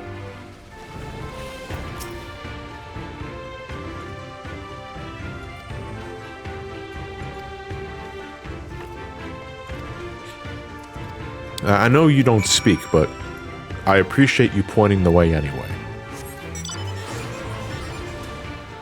Final Fantasy XI, Sean traveled here just for fun, and Final Fantasy 13 lost space and time and ended up here. Man, isn't that always the case?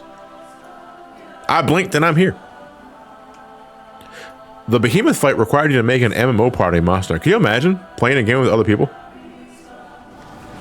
Wait, I always thought, hold on a second though. I'm a little confused because I don't play Monster Hunter. I thought cooperation and teamwork was always a major factor of Monster Hunter.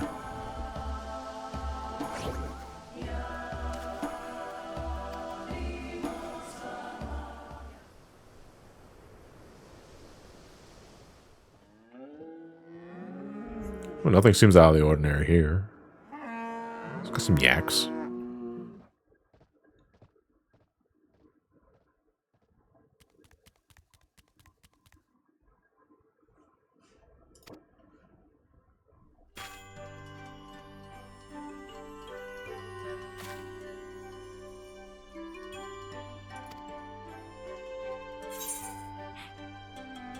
So here's the thing. I feel doesn't make a lot of sense when you say a talking cat, because Makote exists in this world. And I think if you're a Makote and you choose a talking cat, Palico will just reference, like, have you looked in a fucking mirror? But also, this is a world where the Gallicats are a thing. Those are the cats that have the gliders. So why is this so fucking weird?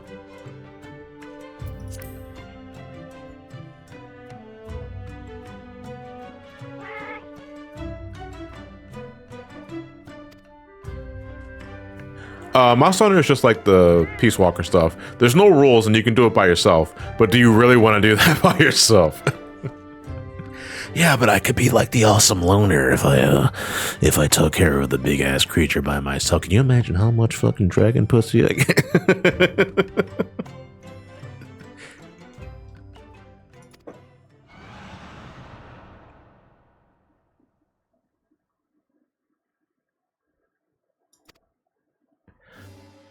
I think that is the sound of the mark that we're looking for, actually.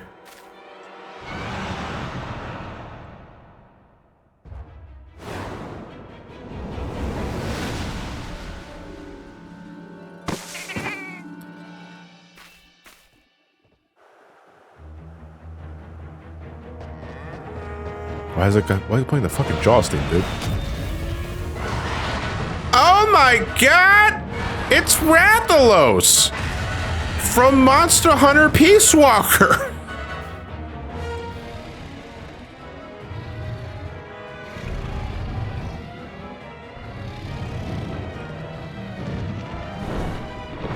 Oof, that poor yak.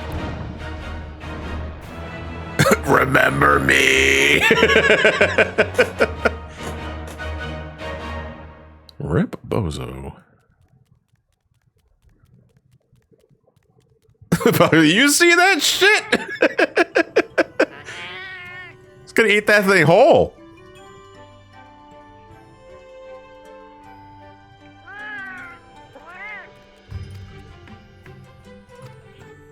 Alright, we have our target. We gotta go track that motherfucker down.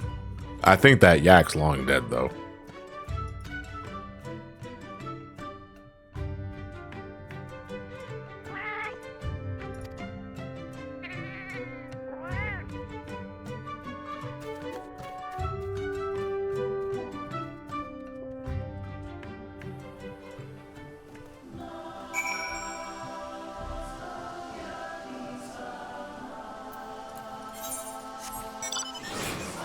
I just remember, like, every time I fucking hear this music, I keep it deadass reminds myself that I still have to climb Kugane Tower, like on stream. I love the Azim step. This is my favorite field in Stormblood, because I just like looking at it. But the theme is also like, I associate the music with the video of the dude falling from a large height in slow motion. Can we get a quest where you intervene a fight between Bahamut and a Rathalos by interviewing Emil kill both of them? Oh, gentlemen, you misunderstand. I'm the mediator. How much longer do we have boat? 9 minutes. We have 9 minutes till boat. If you would like to join in the ocean fishing adventures, I will be in Limsa Lominsa in about a few minutes here. We will not be doing the Rathalos stuff until after the boat.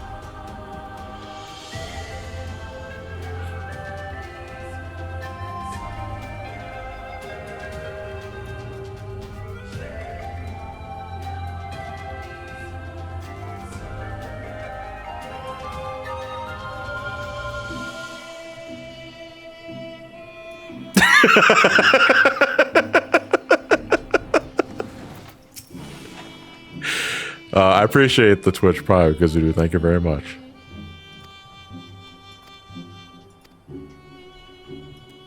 Okay, we're gonna get into the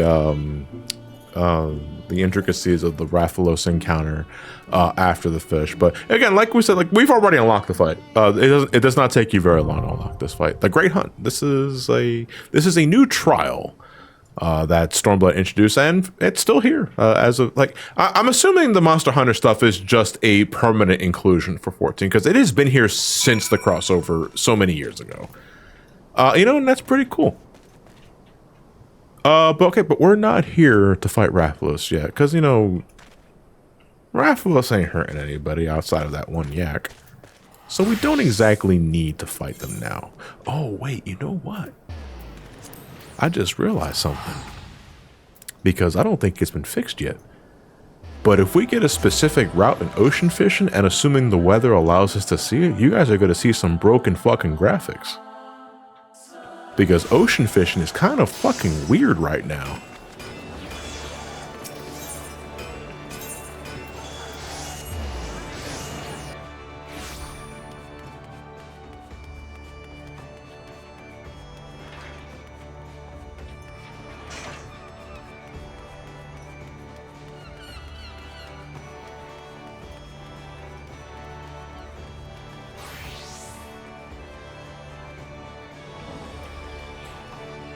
Time to wear fuckboy attire. What the fuck does that mean? No, actually, what the hell does that mean? What's fuckboy attire?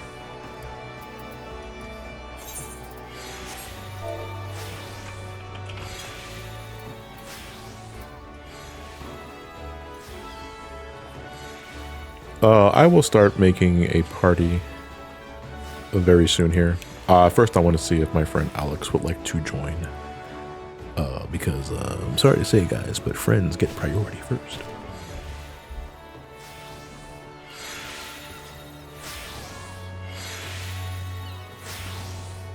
Yo, shoutouts to Mice Mouse. You know, Mickey Mouse was taken. I was like, fuck, I gotta think of something. I really wanted to go for a Mickey Mouse attire. I'll just put Mice Mouse.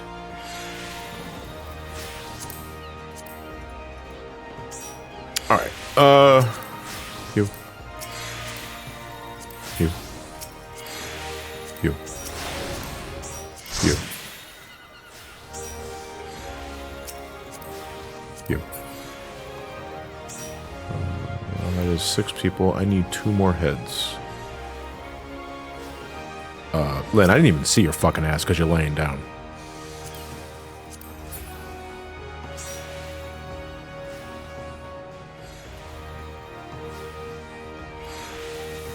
What do you mean you can't fish? How many times have we done ocean fishing streams and you have, like, literally, like, all you gotta do is do the first fish request. Hell, you don't even have to do the first fish request, I don't think so. And then you literally, there's a follow-up quest you can do immediately. You can do this shit at level 1. It's easy. It's so easy a caveman could do it.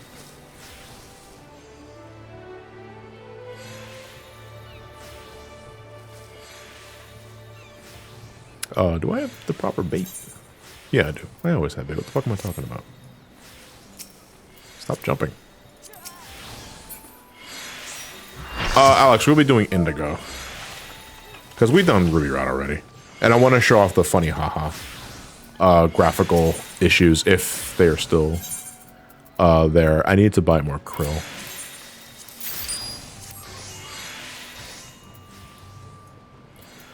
Do I have any other specific baits? I have mackerel strips, I have squid strips, I have glue. Okay, yeah, I have all the proper spectral current baits. Oh, I never put that in my armor. I should do that. Any tips for getting big points for fishing aside from bait? So, if there's one thing immediately that I'm going to tell anybody who's looking to get a lot of points at once for ocean fishing is you want to go to a website called Lulu's Tools. So if you go to Google and you type in Final Fantasy XIV ocean fishing, it should be the first link you see. That will lead you, that will list the route that you're doing, and it'll show you what baits to use for what fish that have the largest point threshold. It'll show you what bait to use to fish for a current, well, a spectral current, and it'll also tell you what bait to use when a spectral current pops so that you can get the big point fish. It is a lifesaver, and it is also the go-to way of learning how ocean fishing works without using technology.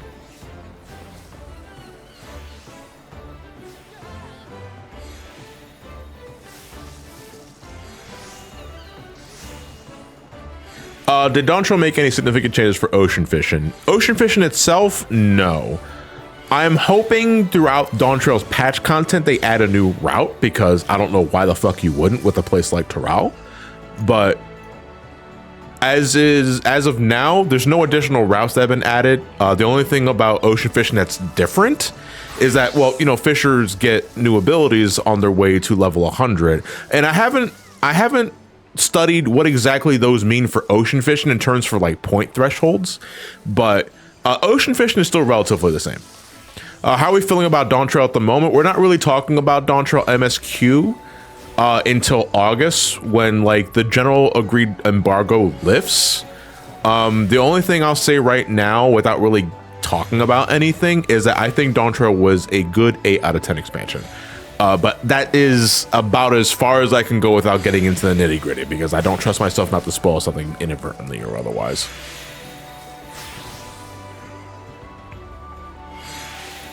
So if you haven't already, make sure you check the merchant, check your baits, because the main 3 baits that you need is ragworm, krill, and plumpworm. They sell them here. They're very cheap.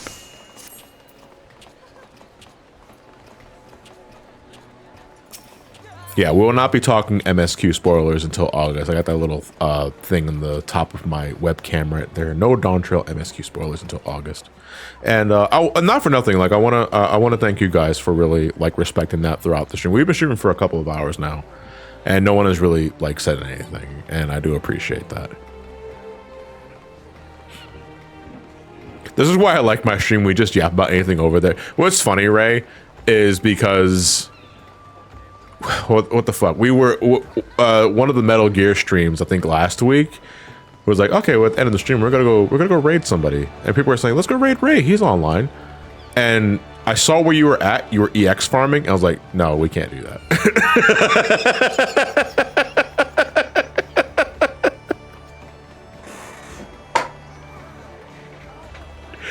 I got the plus and minuses of streaming current content for 14.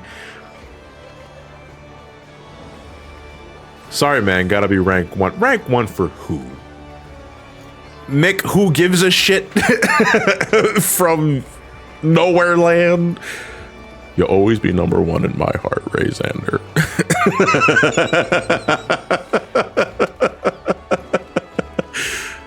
All right.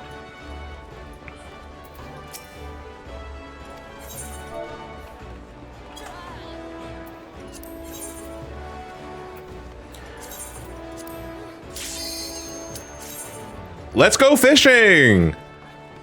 Bait gets away. Oh, dang it. Oh, dang it. Oh, dang it.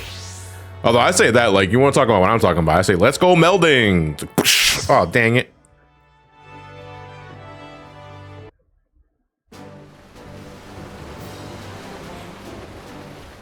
Oh, yeah, we will need, I will request all the Joel jams in the chat whenever a spectral current pops. I think the command is just Joel Jam in Twitch chat.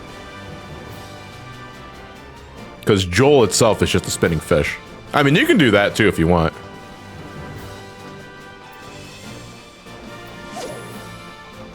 All right, our bait for this route is krill. Are we in Costa? Yeah, we're in Costa. Fuck, there's Memoras here, dude. I'm going to the front of the boat. Who's raiding me? Hey, Haunted Arcade, you piece of shit. How's it going? Hey, Elliot, how's it going? I appreciate the raid. I can't... Is that a single bite? Fucking Rosetta's directly on top of me, and I can't see the exclamation. And I can't quit and leave because I popped patience already. This fucking sucks. Thank you, Rosetta. I appreciate that. Hopefully, I hope you didn't lose patience for that.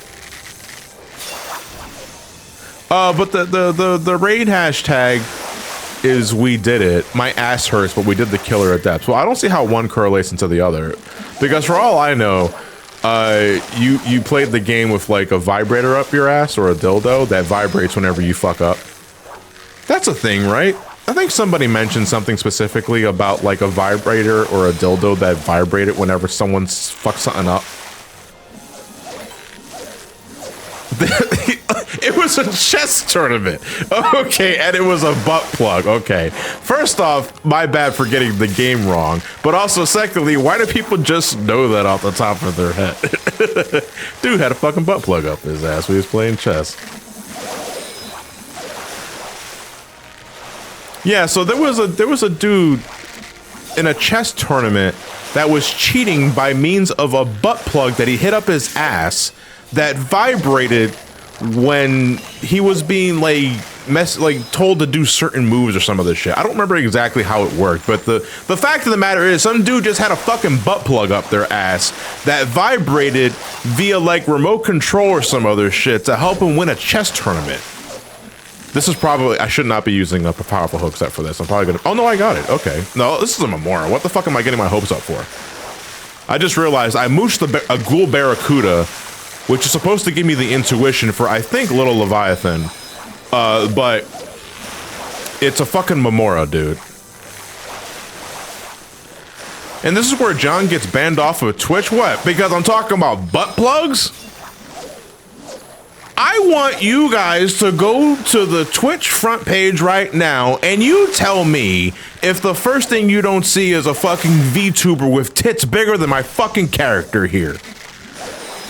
But I can't talk about butt plugs?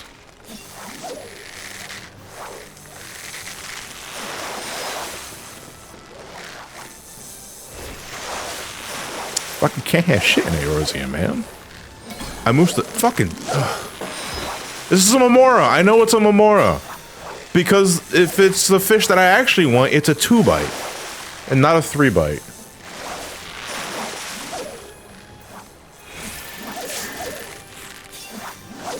So which VTuber do you want? I mean, I don't care specifically. I don't watch VTubers. And nothing against VTubers specifically, because I have a few friends that are VTubers themselves, or at least are into the VTubing scene. I just don't do it. You know what I mean? One, because I just don't think I'd be very interesting. I think people are here to see me on the webcam and not an animated caricature.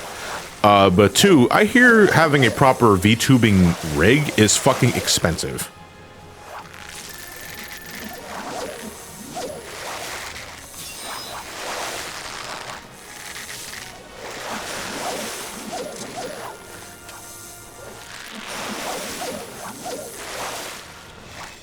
I gotta assume that one open source butt plug software works with 14 somehow. If, theoretically speaking, of course, you can get butt plug technology for 14 so that the thing fucking vibrates under specific conditions, what would you tie that to in Final Fantasy 14? And why would it be your Q popping? No, that's actually pretty fucking ingenious. Dude! Hold on, we can make money off of this shit. Because console players, right? On the PlayStation 5, the controller speaker will play the Q pop noise when your Q pops, and that's really cool. You know, so imagine you got a butt plug up your ass and it fucking vibrates when your Q pops, so now you can go upstairs and make a sandwich. And then, you know, you're spreading the mustard, it's like, ooh, my Q popped.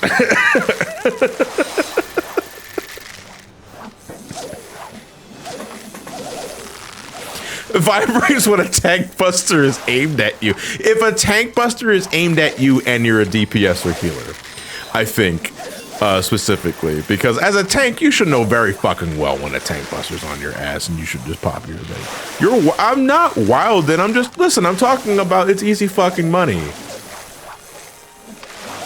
I mean, they'll never do it, but an officially released Final Fantasy XIV butt plug that vibrates when a Q pops. You never miss a Q again.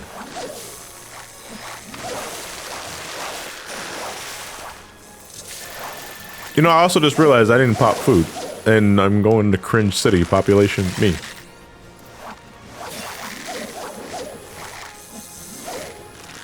You don't have to say thing to connect via Bluetooth. Everyone is here. Everyone in the party is watching my stream, Alex. You can say butt plug.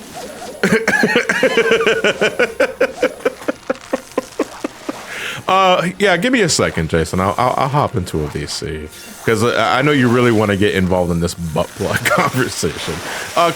This route's about to end in 20 seconds. Let me wait for my. Let me put my rod away first before I hop into. Before I hop in the VC. Wired butt plugs sound awfully inconvenient. I don't know why. I got the idea of a fucking butt plug with an auxiliary cord. It's like, why?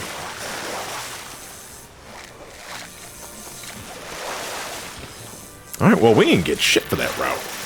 What missions do I have? I'm halfway done almost all my missions, and we didn't even get a spectral current yet. All right, hold on. I'm going to pop in the VC and see what Jason wants to talk about. So, butt plugs.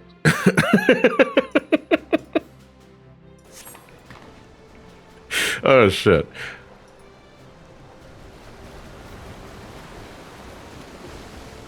Yeah, we didn't get a spectral current during any of that. That's unfortunate. The last zone will have Bartholomew the Chopper, though. So maybe people are holding off. I don't know.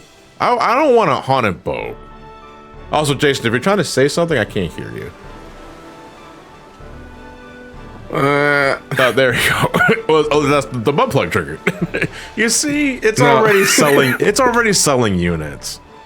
No, the fucking Nintendo ninjas didn't let me speak my mind. Oh, dude, is Funnel Shark up? I said, you know, Pokemon Go. You got this stupid Pokemon Go ball. But no, that shit. I think it's Plum. Oh no, it's Krill. What the fuck? I'm sorry. Bumping around. I appreciate it. Talk about Krill and myself. Dude, I love seeing when games get butt plug support. It's absolutely hilarious. Does it in the back of the box? You know, where it says like 1 to 2 players. Oh, a spectral current pop. Joel James in the chat. What's our, is it Funnel Shark? Are we using Plump? Plump for funnel. That should be the only like long 3-bite. If I recall correctly. Now I gotta concentrate because I want my boy. Well, that's a Quicksilver blade though. That's also a good chunk of points. All right, hold on a second. I gotta concentrate. Gotta tap into my psychic energy and summon Funnel Shark. Funnel Shark, baby. Where are you? Where are you? Where are you? Be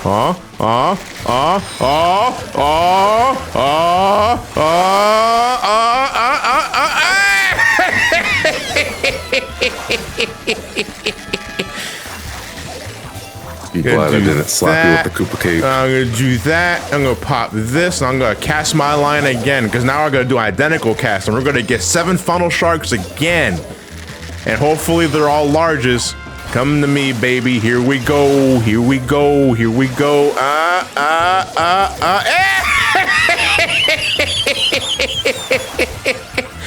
I'm telling you, man. Everyone called me a madman when I was talking about butt plug technology. Dude, you're starting to sound like the fucking old man at the lake. I am the old man at the lake.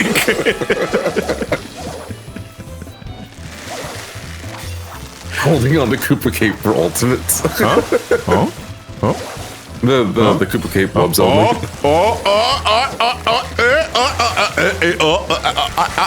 Okay, those are average, but still 4 Funnel Sharks. That's still 852 points. Also, shout outs to the fucking broken wave graphic behind me. That shit is just floating in midair. Are they also? Yeah, look at that. It's right there in front of us. What's going on there? It's like a sea of cum just floating in the spectral current. Is that from the patch? Yeah, that's from, dude, ocean fishing's bugged. I showed you what happened. I showed you what it looked like earlier. But that's also broken you showed right me there. The trees. Yeah, I showed you the trees, but also, there are other graphical effects that are broken after the graphical update in ocean fishing.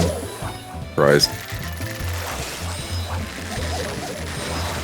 Who's rating me? Hey, VK, thank you for the raid. Party of 2, much appreciated. Are you playing a fighting game?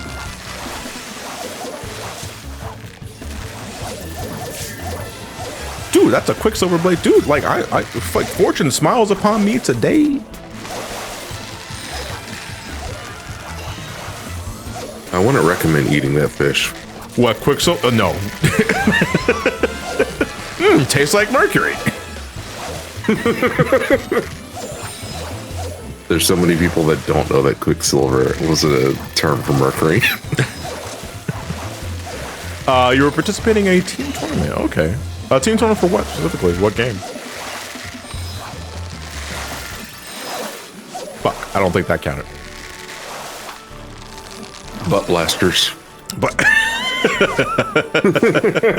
quarter circle forward.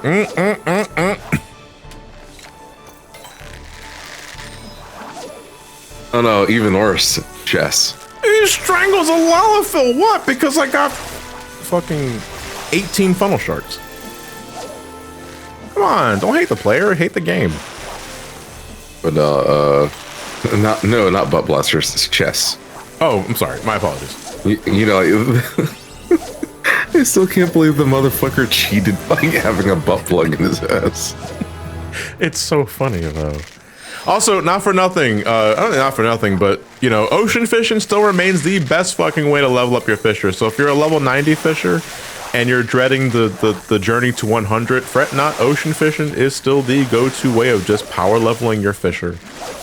Because you just rake in the experience points like nothing, especially if a spectral current pops. Oh yeah, what am I doing? Like, we're past the spectral current, so I can sit down now. For optimal fishing play, you actually don't want to be in the sitting animation, because the animation of you sitting back down after you catch a large fish is longer than the standard recool, the cooldown. So if you're trying to get as many lines in as possible during a spectral current, you actually don't want to be sitting down. Only pussies sit down when they fish. Real men stand up. Also, I also just forgot to switch my bait back to krill. I'm still using plump.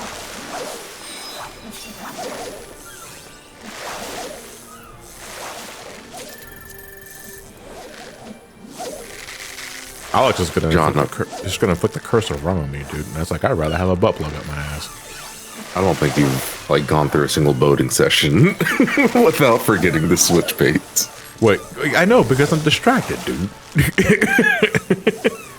Oh no, Alex, I was still talking about how you were probably just going to inflict the curse of Ra on me because I stole all the fucking funnel sharks. And then I'd rather just have a butt plug up my ass that vibrates when I get a 3 bite.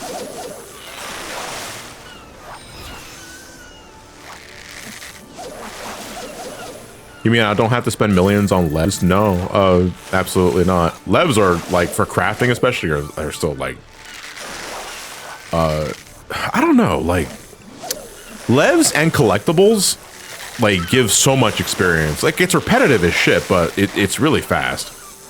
I hope your shits are fucked from your butt plug. Dude, my hemorrhoids are already fucking up my shits. And you might be saying, John, TMI, but it's also like, yeah. You say hemorrhoids, I call it red velvet cake. Oh, fuck off. Ugh, God. I mean, I brought that up myself too. We were talking about favorite cakes. And I do love red velvet cake. But red velvet cake will stain your shits red and will make you have a panic attack because you make you think, oh, I'm suffering from internal bleeding. It's like, and it might be, and people were asking, John, are you sure it's not the butt plug? And I was like, no, I'm pretty sure it was the red velvet cake that I had like a couple of days ago. I guess, kind of speaking of sweets, I made tang pie today. Tang pie? Is that exactly what it sounds like? Is a pie made of tang? Yeah. Yeah. Like imagine a cream pie, but it's tang. That's an interesting way of purposing tang. You know, I haven't had tang, like the drink, in years. Same. I mean, but how did it taste? So what's the verdict? It's all right. It tastes like key lime pie. Oh, I never had key lime pie.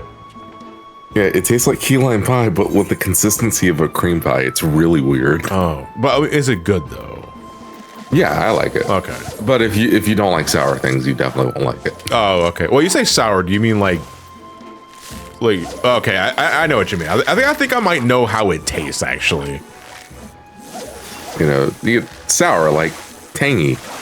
Tang used to be the orange water for me, dude. Like growing up, like as a kid, the flavored water for us was Kool-Aid. And we used to get them not like in the plastic containers. We used to get them by the fucking packets. Because that's how they sold them before. Because we didn't have the money to buy like the big brand shit. And then afterwards, like the go-to drinks for us broke ass motherfuckers, was powdered Tang and powdered iced tea. And we drank so much fucking powdered iced tea growing up that it is a miracle that I don't have kidney stones now. Before my soda addiction, before my coffee addiction. But Tang and Sunny D are two completely different things. Yeah, like Sunny D is not Tang and Tang is not Sunny D. Sunny D is an orange drink, but I hate and it goes down so weird. Yeah, like I hate Sunny D's viscosity reminds me of spit. Yeah, it's so weird. And that's why I can't stand it, dude, because it feels fucking weird in my mouth. Tang, on the other hand, is just overly sugary orange drink. Yeah, like Tang, it's smooth, but not like weirdly smooth. No, like how like I can drink Sunny it. D is. It's just that I'd rather just have orange juice. Yeah, but times are hard, John. I really want this spec to pop because Bartholomew is in this route, if I recall correctly, and Bartholomew is my friend because it's crab, which we need. I need 3 more crab before I can finish my voyage missions. If I buy the Simply Orange, then you're only getting half a cup. The other half of the cup is filled with water. Simply broke.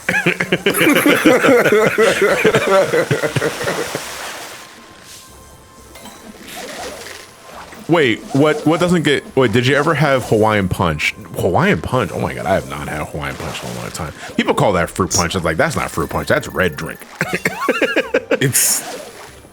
I don't really like it. The last time I had Hawaiian Punch, it was mixed with vodka. Long time, and there's a name for that. I don't remember what it's called now. But there was a time where I used to drink all of those fucking drinks. Tang, powdered iced tea, Hawaiian Punch, Sunny D, all that shit. And I just don't anymore because I just don't have the taste buds for it anymore, if that makes any sense. You also don't have kids. I'm primarily, but you can always use the excuse of your inner child, you know what I mean? But now with hey, nice. Is Bart up? Bart's up. All right, this is a 5 to 6 second one bite with ragworm, if I recall. So, all right, Han, I gotta concentrate. That's too soon. That's a 2 bite.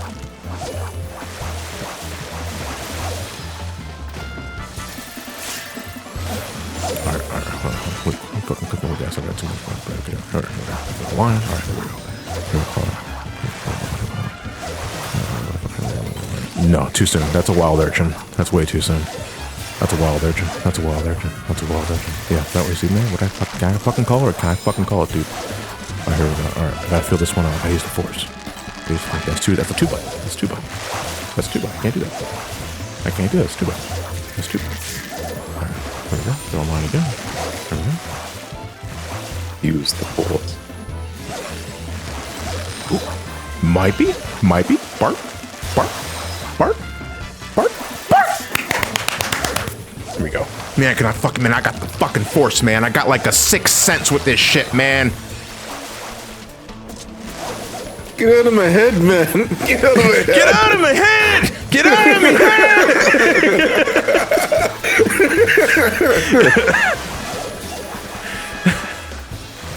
head. You were talking earlier about like wanting to relive your fucking childhood and shit.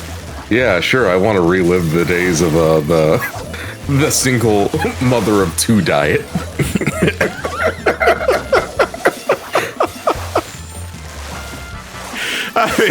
I make no judgments, but it's also like, man, I really did just put anything in my fucking mouth.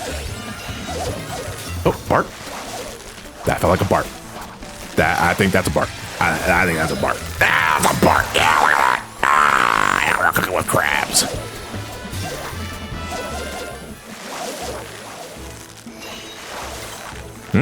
No, this might be a wild urchin, actually. Yeah, that was wild urchin. I'm done with my wild missions, though. Dude, look how many fucking points I got before the end score. 15,000 points, dude. Like, this is a good fucking boat. No, I did not watch all of the new season of Smiling Friends. I need to. I have not watched all of it yet. So I'm gonna sit down. Dude, is that fucking blackface? No, no, I'm literally a force demon.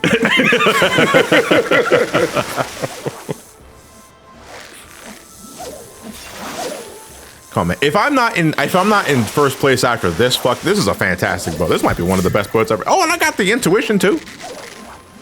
Wait. Oh, that's Rag. I think that's Shooting Dagger. Dude, what if I got the Shooting Dagger? That'd be funny.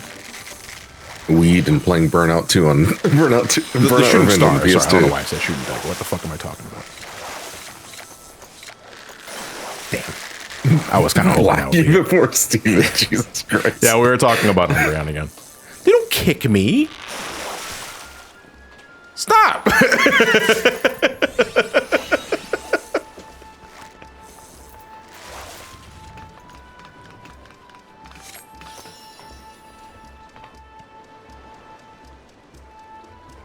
Dude, if I'm not in first place after that magnificent boat, I don't know what to tell you.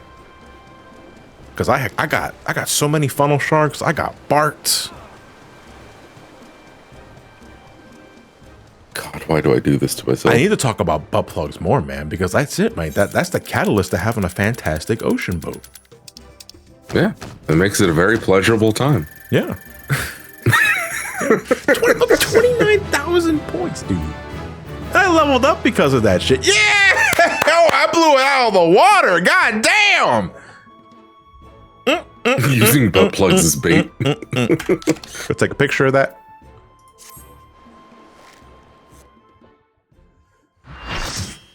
Good shit, guys, and thank you, Alex, for the bait call outs and other shit like that. I'm sorry I took all the funnel sharks, but you know, all's fair in love and fish. Me at the fucking carnival with the funnel cakes. Sorry, I took all the funnel cake. Why do you take all the funnel cake? I can't control myself.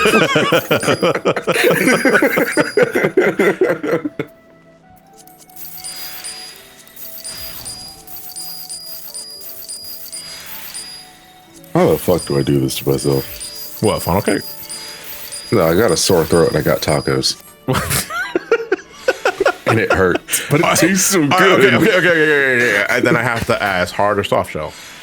Soft shell, but it still hurts. I was gonna say, dude, it's like, yeah, it's really I too. fucking bad. If it was hard shell, I was like, I too like to live dangerously. Just cut everything up. Okay, so here's the thing. I think we should end with plot.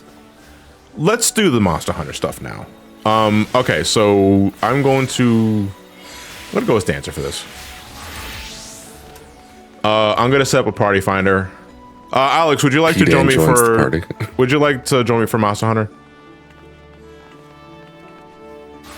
Okay. P-Dan joins the party. I just can't get away.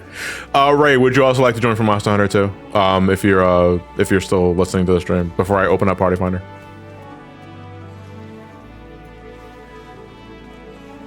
Me like Manhunt. Okay, is that still here too? The fuck? No, not the mute list.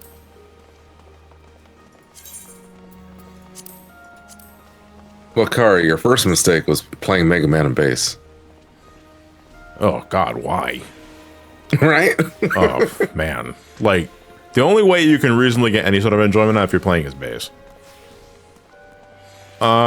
Wait. Where the hell is that at? Also, who the fuck is Two Bread? I don't remember half of these fucking names, dude. I remember Two Bread. I don't remember Two Bread at all. That was like early on, though. I don't remember. Oh, you're on Eurocode. Did we have... Okay, there we go.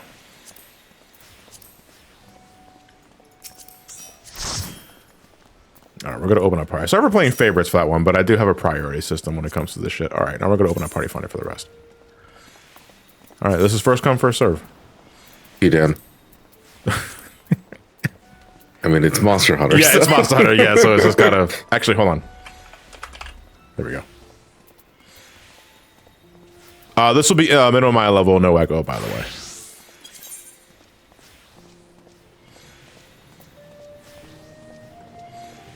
Yeah, it's fine. Don't worry about it. Okay. Fuck me, dude. So technically, we could run this content as any comp, given the nature of the fight. If we still want to run a standard 2 tank, 2 healer, 4 DPS. Oh, we could also use Esena too, yeah. I think we should... Alex says she can go solo heal. Also, let me share my screen, Jason, so that you're not looking at a stream. You're fine. Are you sure? Yeah. Okay. Dude, it's Monster Hunter. You're just going to be slapping Rathalos for like 30 minutes. Just...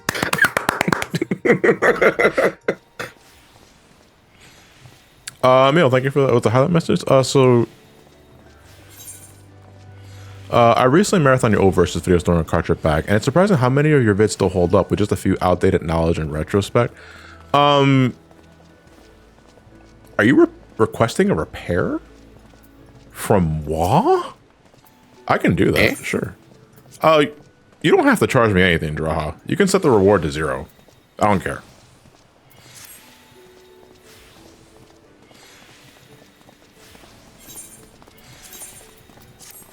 I fucking drown in dark matter, so it's fine. And butt plugs. All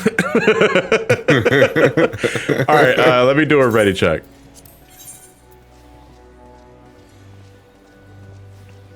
Well, it's surprising how many of my old vids still hold up with just a few outdated knowledge and retrospect. I say outdated knowledge in retrospect because I did not play other games in this series. It's good to know that like some of the older stuff does hold up, but you know, oh god.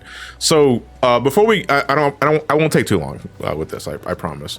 A couple of weeks ago, if not like a month ago, we did a funny after we watched Final Fantasy. What the fuck, my fucking Mike Tyson.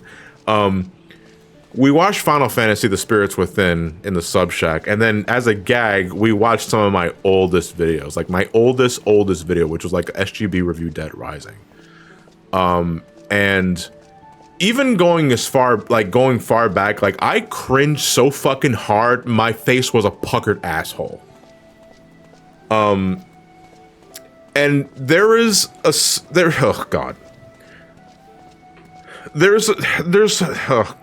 I want to continue doing that with the Subshack, but I want to watch all the old versus videos and all the SGB stuff. But god, like I want to fucking die inside. Like every time I go back to watch some of the oldest stuff, and it's not because of like just the outdated stuff, like the humor is like, yeah, that aged like milk. But it was also like, god fucking Christ, I am so painfully unfunny.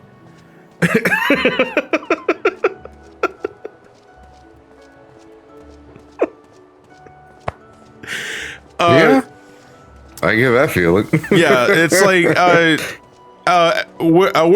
I'm on the Elliot and I were running through some ideas on paper yesterday involving future plans for SGB and that sort of thing, and that includes adding more perks to the Patreon. Because I know the Patreon is just kind of barren at the moment, where it's like I literally just post an ad-free video and that's about it. I also want to start getting some SGB perks involved in that as well. Because Elliot is like the bread and butter of SGB. He edits the videos. And outside of getting like his monthly cut, I also want to start helping him with other things via Patreon. But I also want to start including some Patreon perks for that sort of shit. But outside of that, I also just want to like, you know, watch more things with you guys, and that includes embarrassing myself. But that is a discussion for another time, because let's do the Monster Hunter stuff right now. So all right, so let me go. I'm in on my lowest silence echo. It looks like we're all good to go. Okay. So the Great Hunt is interesting, where Rathalos doesn't give a flying fuck about aggro or enmity. Dude just does what he wants. And it is up to you to just react to the best of your ability and avoid the bad. That's pretty much how the games function. Yeah.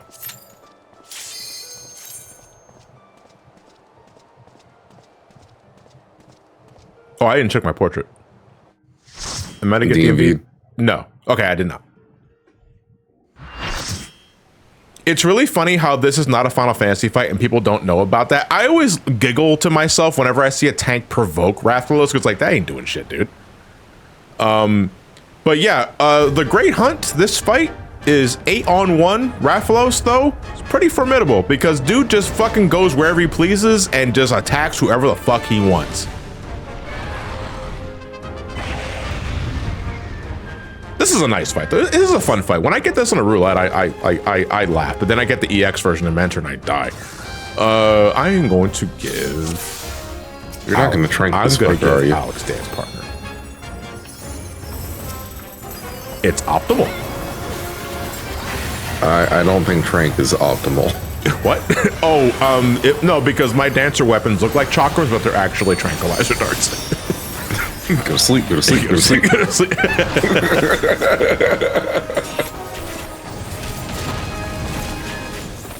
I want more fights like this, though. There are already fights in Final Fantasy XIV with enemies that just ignore the aggro table. As in, they don't give a fuck if tanks have their stance on or are generating enmity. Because I think this gives a very interesting spin on a standard trial fight. Because everyone, it's every man for themselves, essentially. But then after a while, a bunch of animals will start invading because they're trying to defend their territory. Because as you saw earlier in the cutscene, Rathalos just kind of swooped in and ate a poor yak. Oh, or llama, I should say. And the animals are here trying to defend their territory. Now, here's the thing. tanks can pick up the animals just fine. And if you want to be super optimal with them, you can lead them to Rathalos, because Rathalos attacks will also hit the animals. Wait, so the animals aren't here to take out Rathalos, they're here to fuck you up? They're here to take out Rathalos, but if you attack them, they will also, they'll turn their attention to you. Okay. But then, like, around 66%, a random gorilla will show up and then knock Rathalos on their ass, and someone has to get on the foothold and hold Rathalos down while the tank tanks gorilla. So Ramani here is just, he's on the back and I'm stabbing the fucking shit out of this guy using my trusty knife. Down, boy. I guess that's one way to do that mechanic. Yeah. Oh! Because, I mean, that is a mechanic in Monster Hunter, but it's usually from you doing, like, a fuck ton of damage in one hit to stagger it. So after this phase transition, Rathalos then inflicts us with a curse, which nullifies all healing for the remainder of the fight. So you can no longer use your healers to restore wounds. You now have to use your mega potions with Palico the cat gives you before the fight begins. And you have a total of 10 for this encounter.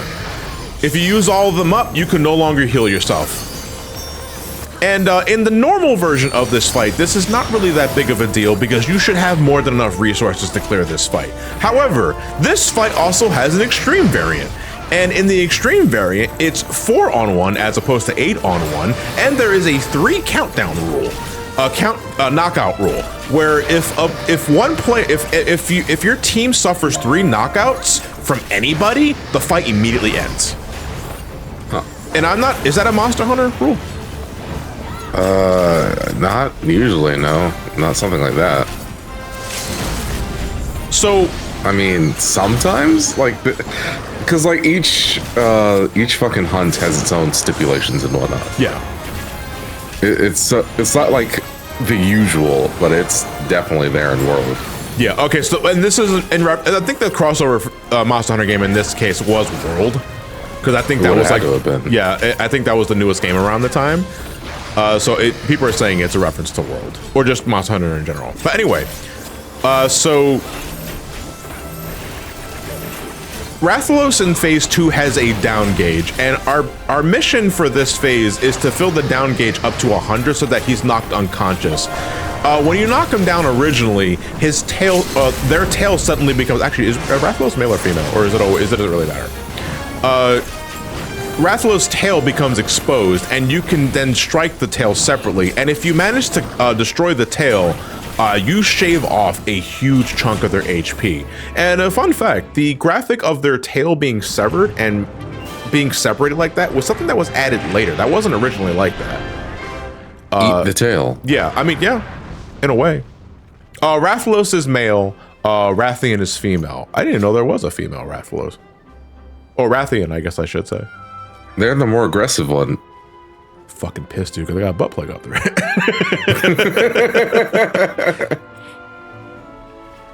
All right, so whenever you get the Rathalos trial, after the end of the encounter, you can carve out a couple of scales from its body. Check the tail and check the head, or the neck. Well, never. Just don't lose out on the loot. Yeah, don't lose out on the loot. And Palico will remind you. You did it. You slew the Meowster. Don't forget to carve a scale or 2 off of his hide. It's basically just telling you that. So in the normal version of the fight, you can only get, to my knowledge, the regular Rathalos scales. But in the EX version of the fight, you can get the Rathalos scales plus, which will get you access to the dialable version of the gear you normally get from normal duty. The EX also has a chance for you to get the Poogie mount? Not Poogie minion? It's like a blue Pookie. Pookie, thank you, Pookie. And you also can get a chance at the Rathalos mount. Yeah, you can just get Rathalos as a mount.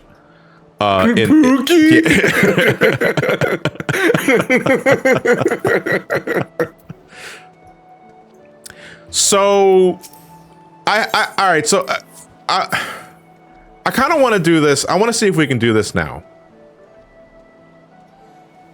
Alex, Ray, Editha, do you want to try the EX right now? Because I think we can do it won't be minimum mile level. But we can do it synced. I think we can do it.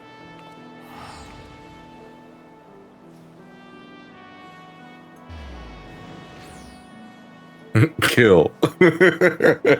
I think we can do it. Because I do, when I get this in Mental Roulette, like I cringe, but it's more than doable. If we do it synced, but it's not going to be minimum mile level. We will power creep the fuck out of this fight.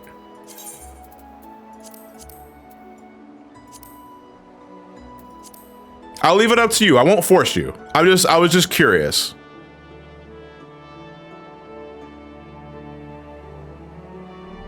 Isn't the strat all tanks? No, you can do with a standard comp if you want to. We can do all tanks.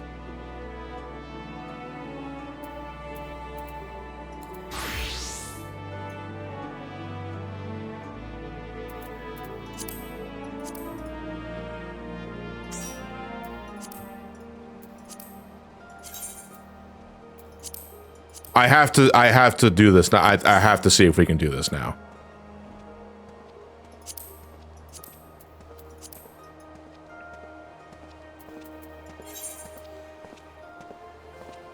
I have to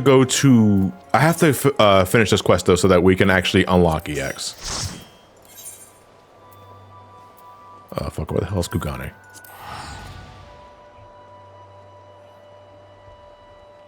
All right, Surgeon Dragon. I hope you continue to enjoy Dawntrail.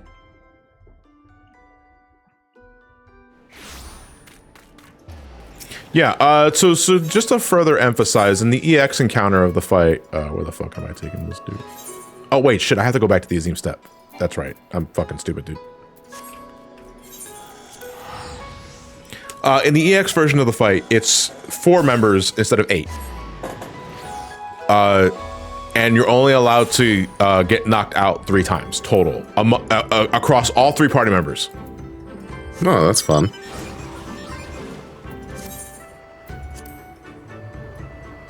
Outside of that, the fight is basically the same. It's just it's more punishing if you fuck up. Yeah, it follows Monhun party rules. Well, just don't get hit. It's so easy.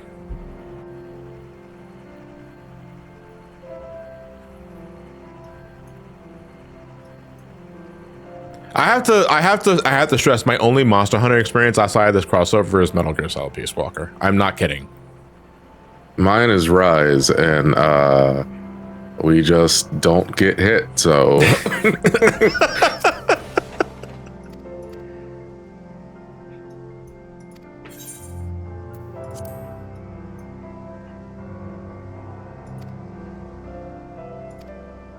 World tilted me off the face of the planet. How's it going, Earthling? I mean, Monster Hunter's fun. I enjoyed my time in Rise.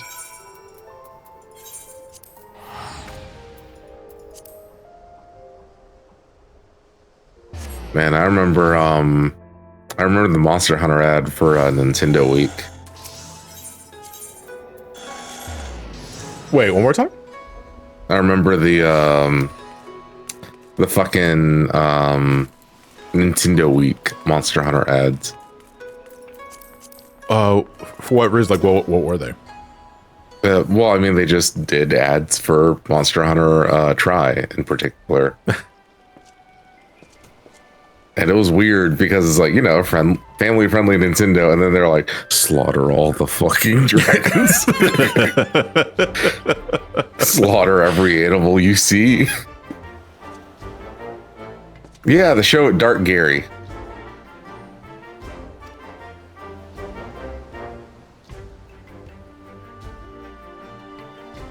Hey kids, you want to learn about poaching?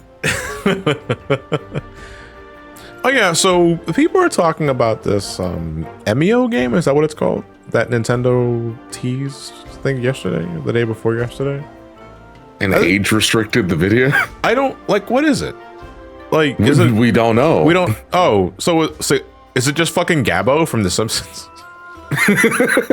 we just don't fucking know. Gabbo.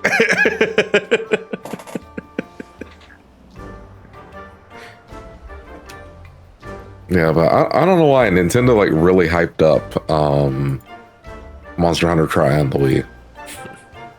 Like they even had like a big event for it at the Nintendo store when it first launched. Nintendo's first horror game. What the fuck? You never played Metroid Prime? That's horror. Ever played Fusion? You ever played Metroid Fusion? That shit's horror. There's plenty of Nintendo horror games. Ever wanted to play Mother 3 in English officially? That's hard. Yeah. Eternal Darkness. Yeah. It's far from the first horror game. All right, so our reward for completing the normal quest is a Palico minion. We also get the furnishing items, the indoor barbecue spit, and an outdoor barbecue spit. They gave us 2 different barbecue spits because one is specifically for indoors and one specifically for outdoors. You ever played Geist? The answer is no. Okay. You're farming for fishing tokens? Immediately after finishing the quest, you can talk to the Hardy Hunter once more to unlock the EX version of the fight, and that's what we're gonna do right now. Oh fuck, Ray's going as Pictomancer. I just realized that. I swear to God, if Emio turns out to be a goddamn mascot horror, mascot horror game.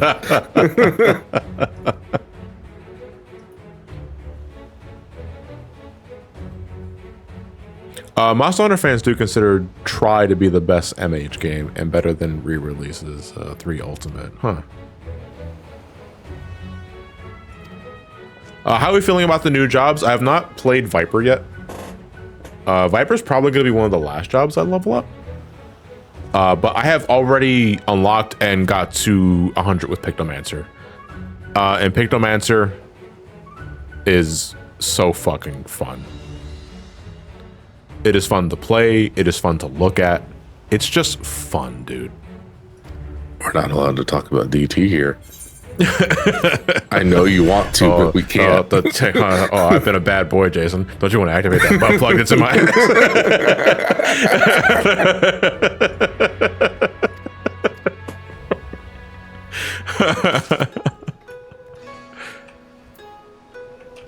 Okay, let me do a ready check.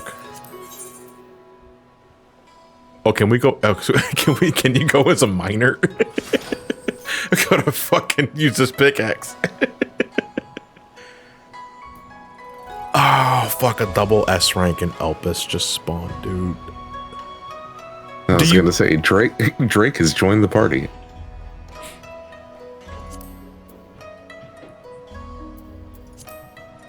Oh no, Cheddar Bay biscuits.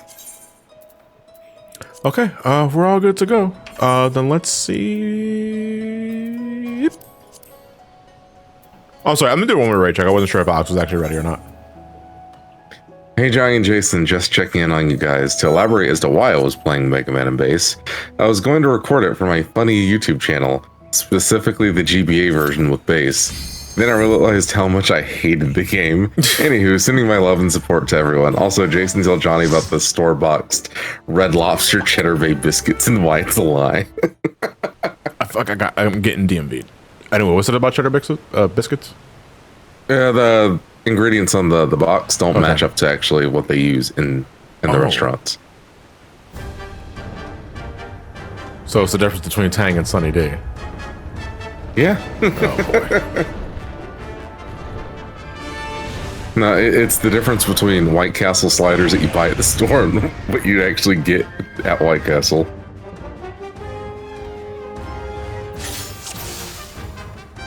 No, anyway, don't get hit. Oh, I'm so ugly. Don't get hit. I'm gonna turn my stance on. This is optimal.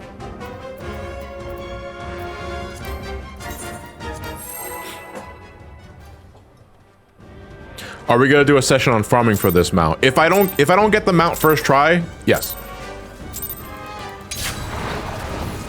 All right, this is Rathalos Extreme. Same fight. You just have less party members, and you cannot afford to die more than 3 times. Just don't get hit. And also, Rathalos, as you might have noticed, doesn't really have a cast bar for anything. You just have to look at them and then just react. Yeah. Read the book.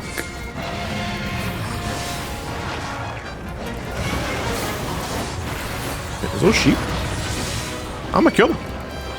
Are you stupid? God gave you eyes for a reason.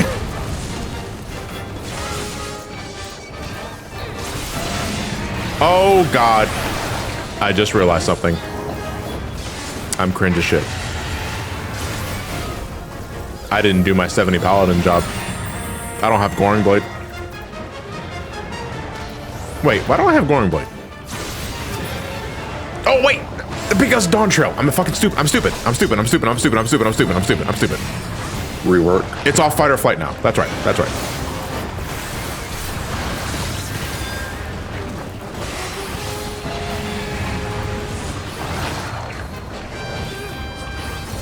Here comes Gorilla.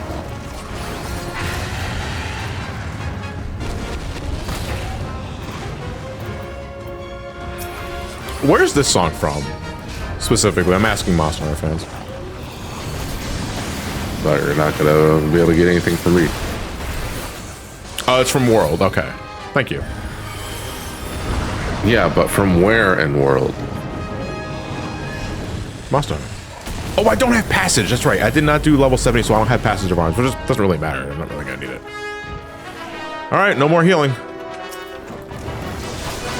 So the most dangerous attack that Rathalos has is a dive bomb towards a specific player. They will turn to face someone and then they'll do a dive bomb. And like, if they're all the way across the arena like that right there, Rathalos zips across the arena. I'm gonna hollow this. Don't stack with me. Do not stack with me. Do not stack.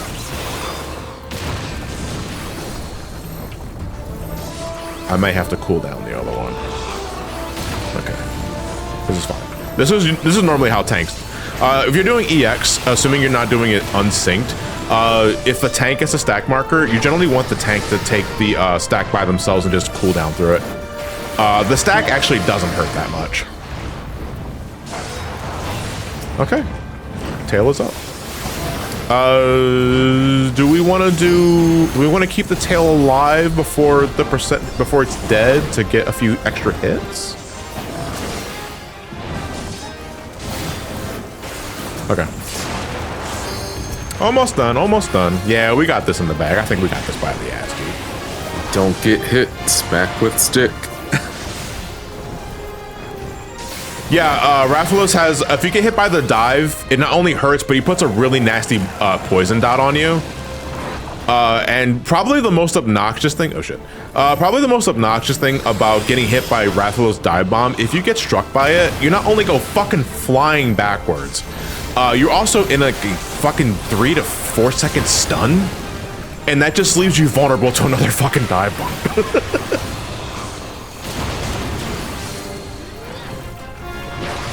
Ray, watch out! Does this game have poison damage? Yes. Well, it has get poison by the feet. Yeah, it's actually the claws that he hits you with when he dies. Okay. Just wanted to make sure. Mount first try. Mount first try. Mount first try. Because, I don't even look at it. Because yeah, the fucking talons are toxic. It's very annoying whenever you're doing it solo. They never clip their fingernails. No, it's a pain in the ass doing solo, and you just keep getting poisoned repeatedly. Good shit, guys. Repeatedly. Yeah, you see, even sync, it's not that problem. Not that big of a deal.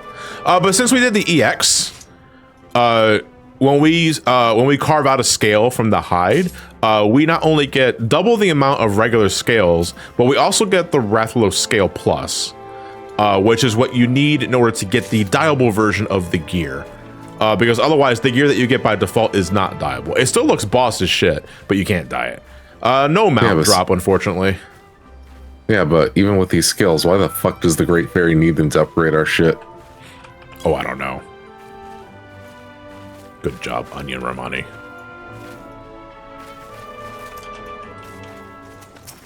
Dude, fucking Pictomancer is crazy as shit. That's funny as shit.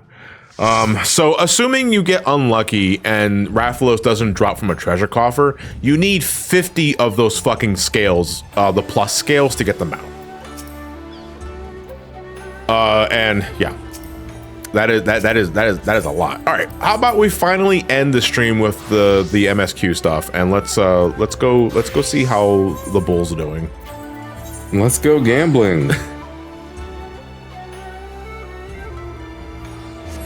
The mount can drop if you believe that Yoshi P didn't make it up. So I am pretty sure that's how I got my Rathalos mount. It was via treasure coffer.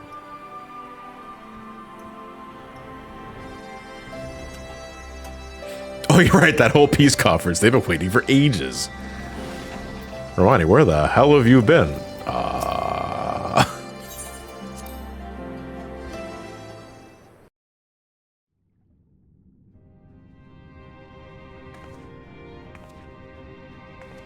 All right, so we're gonna have a bit of a conference here with some Alamegans and some the Ananta, but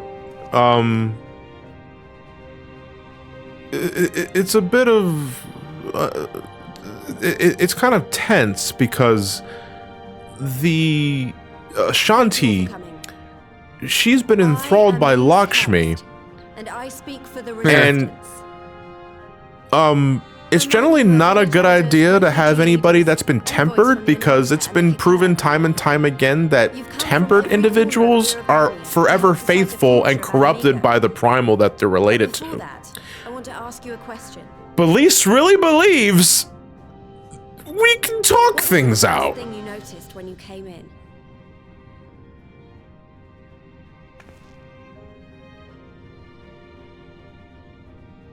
For me, We can talk things out with the power of love and friendship. And why'd you pull the Glock on me?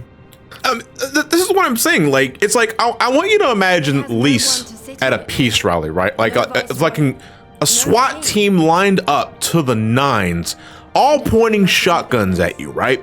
Lise is the girl that tries to send a message by putting a daisy inside the barrel of the gun, and then 2 seconds later, bang!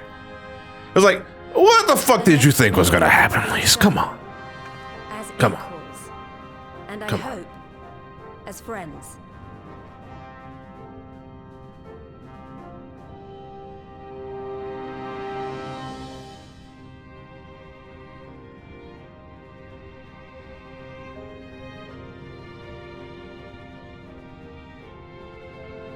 Everyone's having a jovial chat. No chairs, though. We really couldn't get these guys some fucking chairs.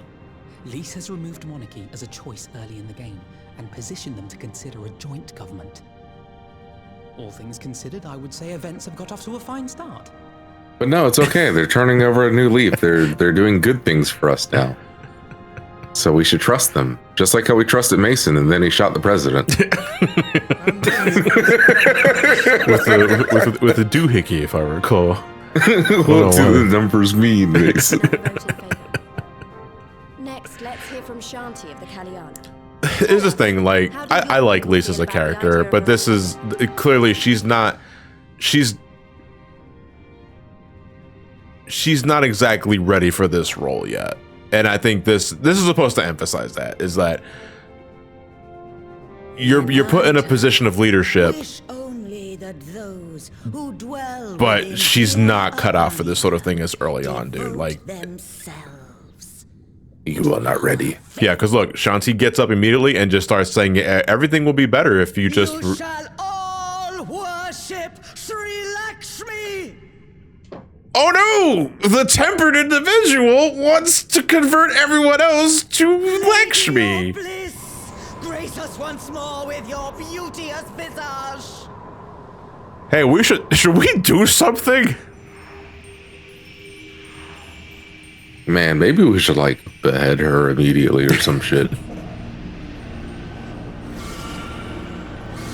Also, what are they using as a basis for the summoning? Are there crystals inside the water?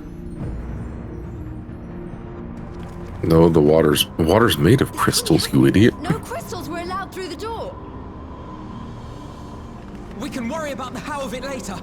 We need to evacuate these people right now, or the Oh, there are crystals in the water. Okay, thank you. I thought that's what it was. I just wasn't sure.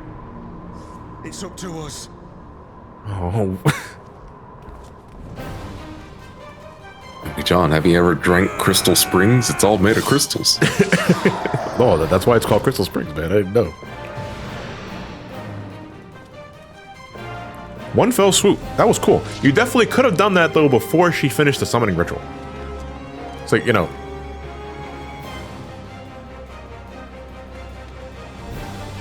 You know, we thought that she was gonna stop. You know, it was a prank. Just a prank. So, as a reminder, Erenville also has the Echo. He cannot be tempered. So, for all intents and purposes, we are their sword and shield for this encounter, because Lakshmi just tried to temper everyone in the room. Thankfully, we were able to shield them. Unfortunately, we're kind of pincered. Damn it! The guards were already turned. Fuck! Fools! I did this instance as a white mage. It sucked. Oh, right.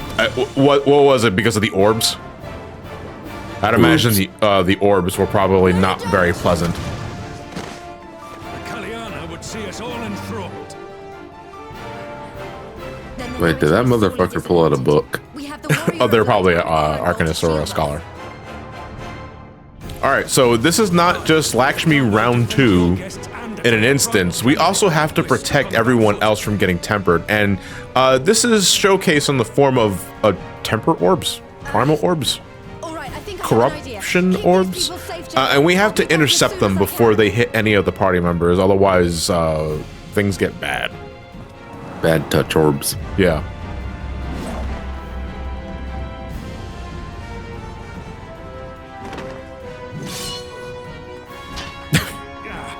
Whatever she's about, you'd best make it quick. Alphano is an academician, aka nerd. Oh, academician, I think it's how it's pronounced. So they're just V. Gotcha. But V reads poetry. Okay. Single player instance. Let's go rescue the people. How do we fight her without leaving our allies wide open? We can't stay on the back foot forever. No, damn it. If I think like that, we've already lost. I have the warrior of light at my side. We can do this. Isn't that my Ramani? Alright. Nah, bitch, I don't know the fuck we gotta do here. You can leave. Yeah, that's right. You can just leave whenever.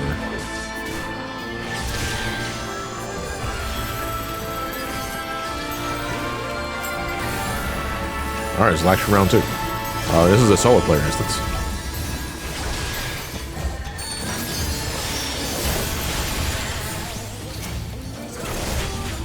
I think we just do this. There we go.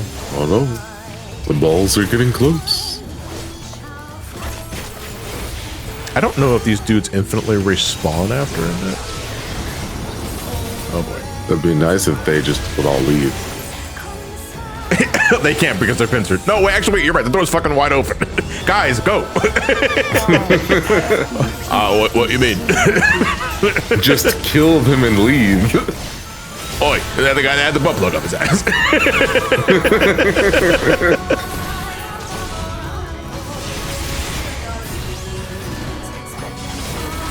Yeah, I think these guys infinitely respawn, so I'm actually not going to bother.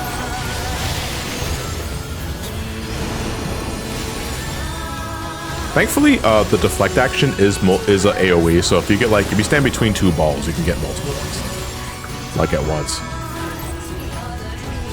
How many balls can you take? You personally don't take any of the balls yourself. You're just deflecting them, essentially. You're batting them away like tennis balls. You're flicking them away. Yeah, eventually.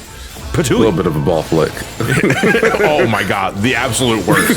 You want to talk about, listen, any of the ladies out there or any of men that's giving, I mean, men should already know this, dude. If you want to debilitize a man lickety split, you don't fucking kick them in the shins. You fucking flick their nuts. Because a nut flick hurts way more than getting kicked directly into that. I don't know why. Hurt me more, Snake. Oh, you can't do it when they're into it.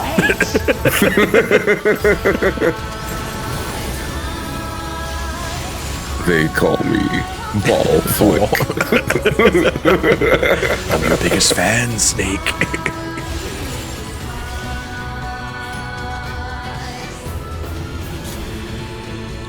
too many balls.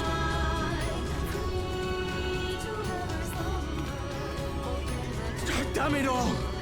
It's only a matter of time before we miss one. All right. It doesn't seem like anything's happening behind us, so you all can leave.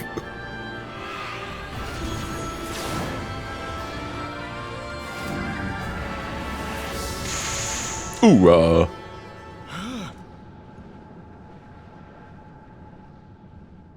John, you gotta fold that laundry. Actually, do you want to you know kill what? this thing or not?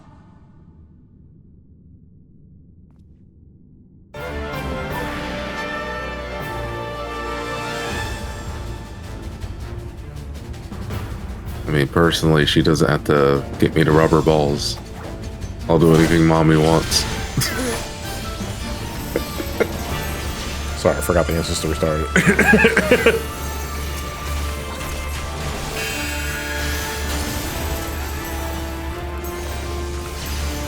Yeah, I was doing laundry today and I kind of went live without folding it.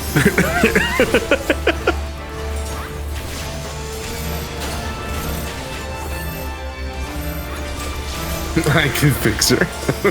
I'll go our involved dance partner, actually. Where'd she go?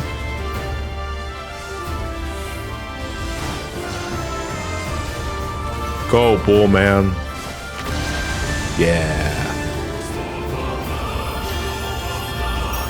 Oh shit. Laundry folding EX. It's just like regular laundry folding, except you're blindfolded every 30 seconds. We'll lock her down as best we can. The rest of you need to run. Oh, I am trapped. Where's Elise? Elise? What are you doing? You cannot... You don't have immunity to being tempered. You have to leave. Go. Forcibly disbands them from the party. Out of sight, out of mind. Listen, you guys are capable warriors. I will never be able to take that away from you, and I don't want to take that away from you. But you guys are not immune to tempering. Raban, Lise, you gotta get out of here. And then the balls come out. You need more than 3 to best the prime. Well, no, not if we unsync it. It's fine. We do this plenty of times. Wondrous Tales? Come on, you were there.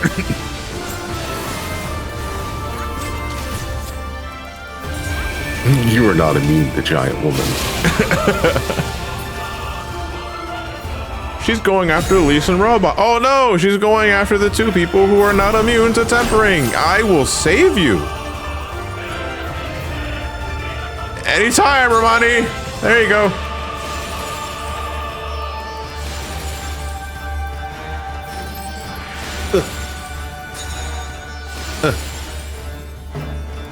Robon, watch out. Oh, there's so many balls. Holy shit.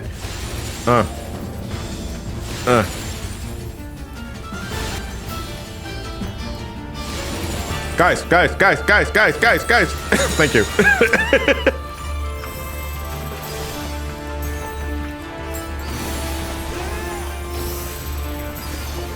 So anyway, back to mommy over here. Wait, where are her legs? That was a mighty inconvenience. Do not your souls weigh heavy? Damn the balls on this lady.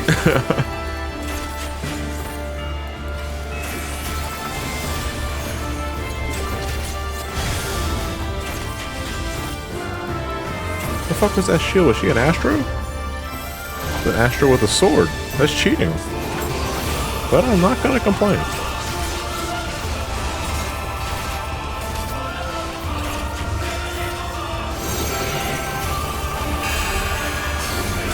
At least I know you're more than capable of fighting, and so is Robon, but I am definitely doing a lot of fucking hard carrying in this fight. Let's be real.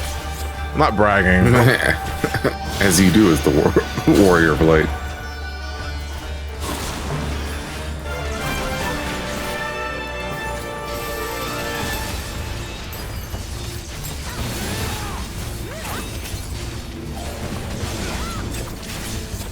Why do I cling to my misery?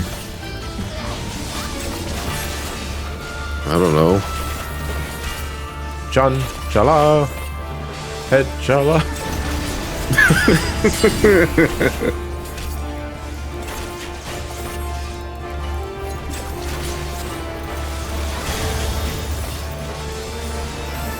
Oh boy, she's going sicko mode. Kill her before Just she kills punch us. her in the balls. She doesn't have balls. Not anymore. She does. Oh, we deflected them all. They're gone. No more balls. Oh god, she's been fucking fixed.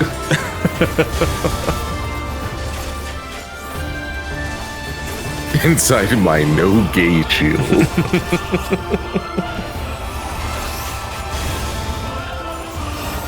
I'm trying to, but her defense is really high. I don't even think I'm doing any damage. For Alamigo. What is she doing? She's doing Final Heaven.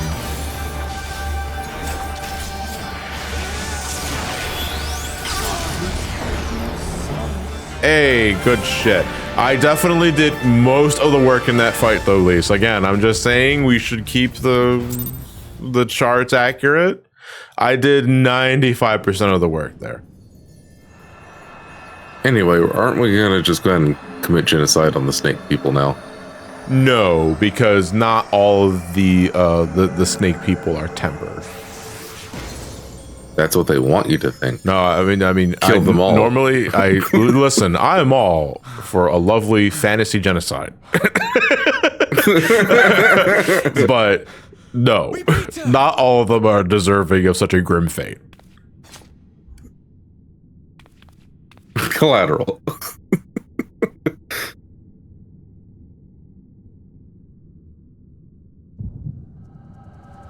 Four fucking echo flashbacks in the same patch.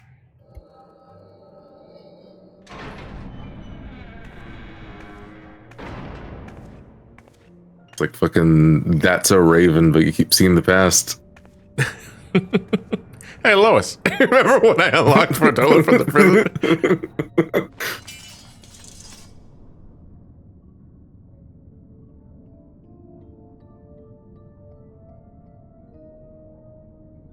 What is this? I'm only going to say this once.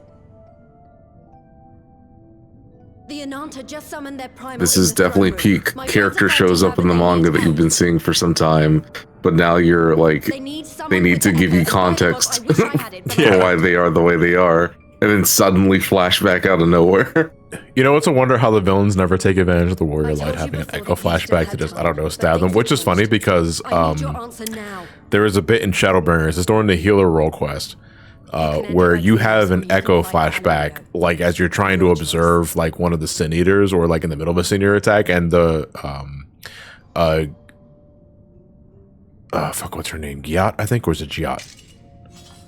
Yeah, I was thinking that too. She fucking runs you to the ground because, like, what are you doing? Like, why are you blacking out now?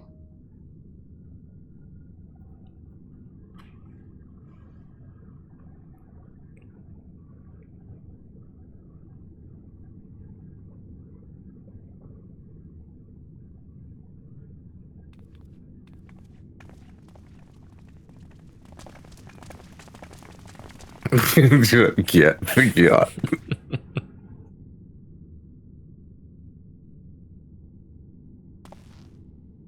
7 hells. It's her, the butcher.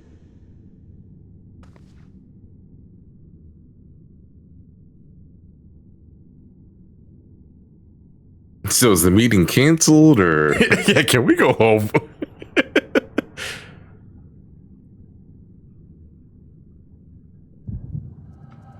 Oh, God damn it!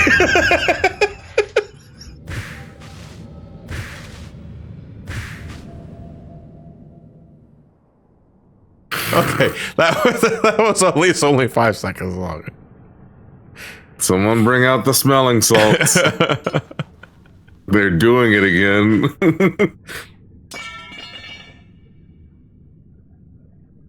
He fucking gets an echo flashback right there. Wait, what does she mean by that? Take me back to my cell.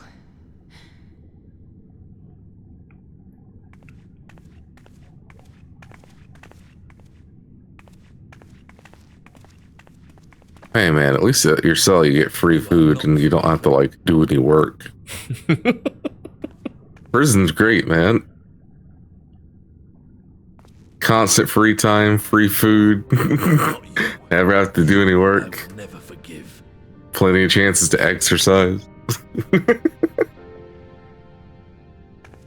I will thank you.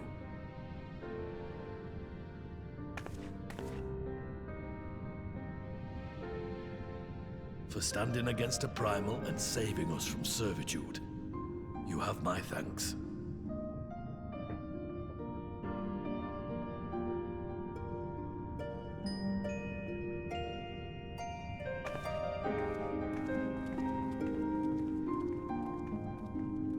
We have a vision of 5 minutes ago. Oh man, this plays like a fucking clip show on a filler anime episode. Remember when they walked in the room 5 minutes ago? And the snake lady started speaking? What are your top favorite Final Fantasy games? Outside of the ones I already reviewed, this game. Get a vision of an hour ago. It's you leaving the house and you left the oven on. Oh no! You wake up from the vision and start screaming even louder. Which insinuates that I've been screaming throughout the entire flashback.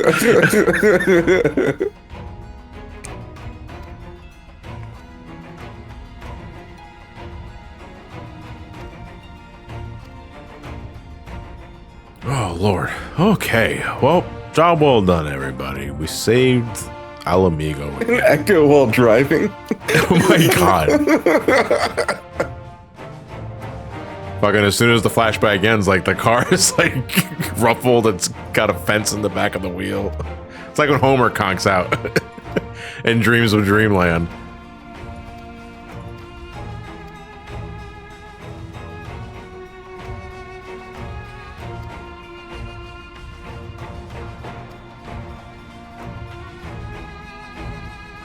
Having an echo while driving is what GW went through at MGS2.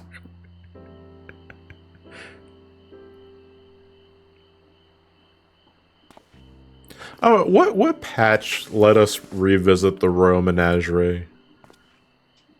After, because we're back here, and this was originally only an area you were at the end of Stormblood's base story, and then it was like permanently closed off. I think, yeah, was it 4.1? Was it this patch that allowed you to revisit it all willy-nilly for pictures and all sort of shit? Representatives elected by the people. I meant all the Final Fantasy games you played, not just the ones you reviewed. So my favorite games off the top of my head is 4, 6, 7, 9, 10, and 14. Gross. This game specifically that I'm playing. 14 is probably my all-time favorite because, I mean, just by virtue of how many fucking hours I already put into the game. But if we're just talking about standard single-player Final Fantasies, the ones I've listed. Also, gross. You said gross. I'm trying to think of which one would you say gross to. Was it 10? No, it's 14. 14? Oh. Yeah, you don't like this game. It's just Stockholm Syndrome. No, absolutely not. I love this game enough. You've been tempered. Yes. But hey, man. Being tempered gives me fucking streams like this where I can legit go on an hour tangent over butt plugs in my ass in a ocean. I don't think 14's cheating at all. 14's a main entry in the series. I know you said kind of cheating, so... You know. But, you know, I think it's valid. I would say the Final Fantasy I probably put the most time into before 14 came and ruined my life was probably 6. Forget something. Because I did play 6 a lot. We're all tempered, really. Nobody is immune to propaganda or something. Didn't we just do an entire fight where you can be immune to that, though? Yeah, you just gotta deflect it. It's like replace the orbs with the word propaganda.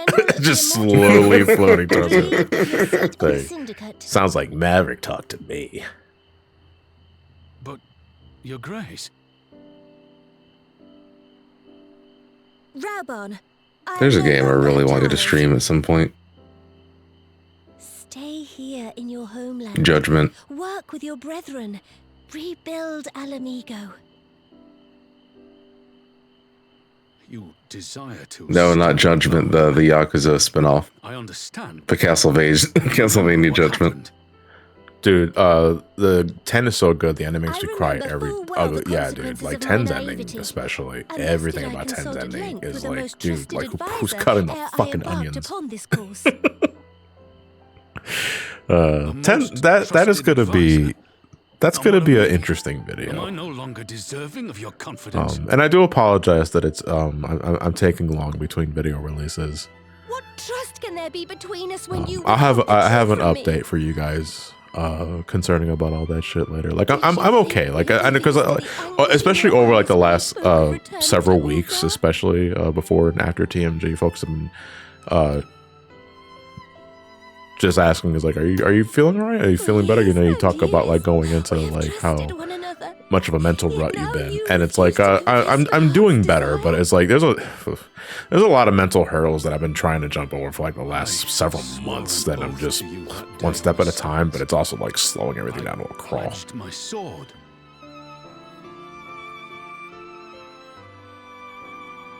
And it has served me well. But in Pippin you have forged a new sword, as sharp and deadly as the blade you bequeathed him. I will show you a Sultana who can wield every weapon at her disposal, including Lolorito and his monetarist cronies. And she means that like literally, like she will wield Lolorito as a fucking like stick and just swing him around. Fuck you, you're 64 years old, you can take it. You are home. You are free.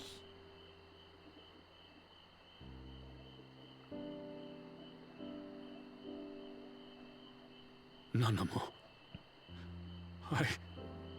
Will this video update include a food recipe? No. Sure, Tang Pie.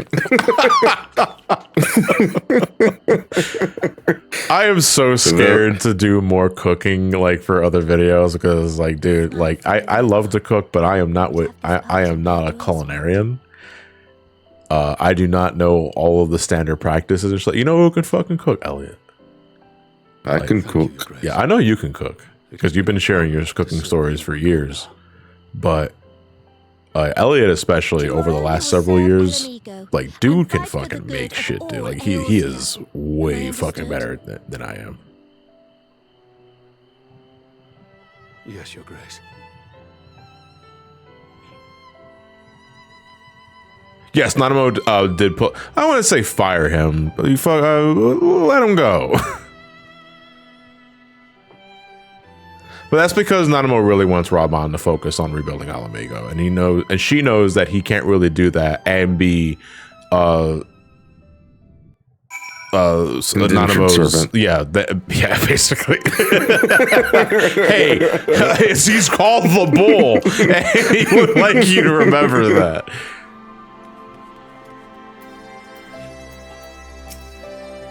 Oh, great, more layups.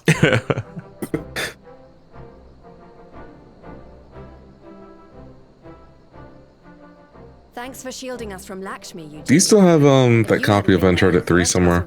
Yeah, I never got rid of it. I never got rid of it, but that's also because it's not mine. It's my dad Steve's. But I took it and he never asked for it, so you know. I've got the perfect idea for you. You start the fucking Sonic X Shadow Generations, but it's actually an Uncharted 3 review.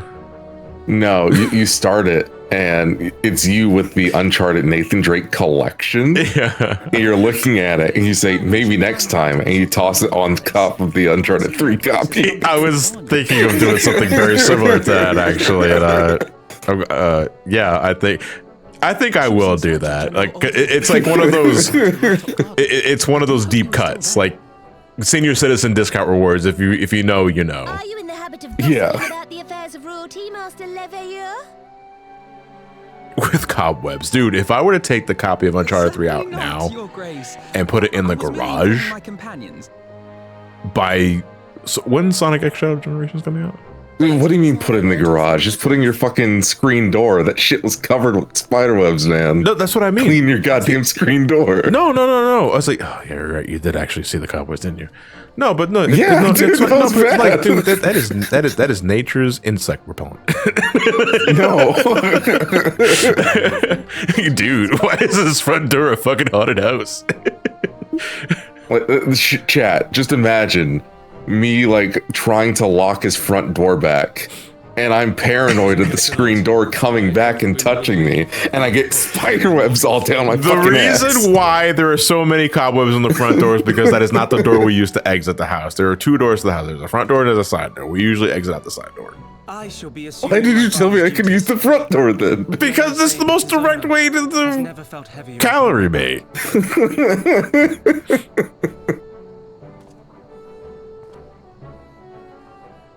Okay, so the game comes out October. Yeah, so if I were to take out Uncharted 3 now and put it in the garage, that shit would be caked in dust by the time I use it for the bit. One of my old Christ. What's wrong with the front door? I just like going out the side door. Well, for one, it's covered with spiderwebs. I mean, have you seen it? It's covered with spiderwebs. Not going out there. You'd struggle to find a band of sellswords who wouldn't snap your hand off. Your remaining hand. Damn, Pippin, only you can make that joke. Yes, the bull of Alamigo need not be put out to pasture just yet.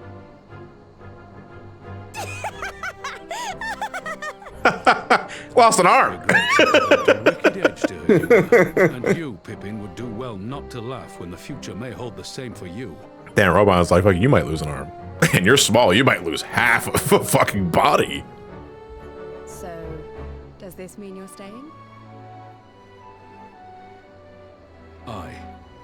That seems to be the way of it. I would be glad to aid you in rebuilding our nation, if you'll have me. If, he says. Welcome home, Rauban.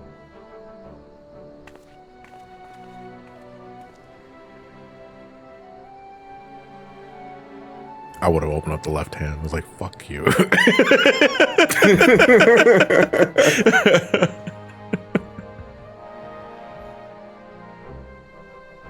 The restoration thing, and are you talking about the Doman Enclave line back? Distinctly unsurprised.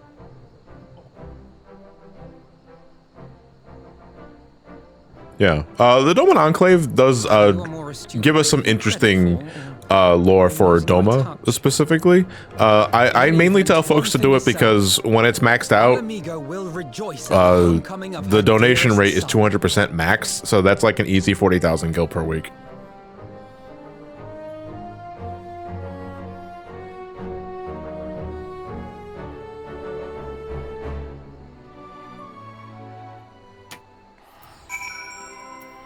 Yo, shouts to Big Disaster. All right, and I believe we are at the tail end of 4.1. We're about to call it a wrap. It's also almost close to fucking 2 o'clock in the night, though. Upon completion of this quest, you'll be able to access the palace's roots. Okay, so this unlocks the Royal Menagerie. Okay, cool. Now we can take all the screenshots we want in the Royal Menagerie. It's really beautiful.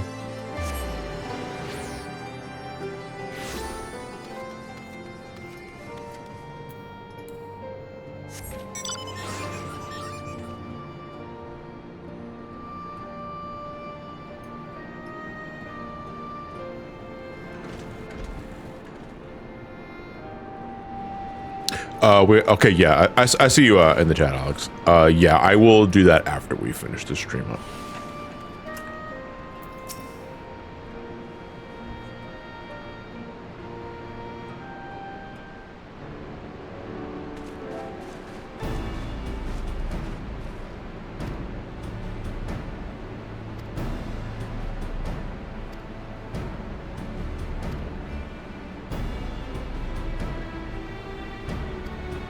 I wish we had an Alamegan restoration too. I mean, I think the big point about Alamegan restoration is that we have to leave it to the Alamegans themselves to do it. Although, who's to say we can't help expedite the process, you know?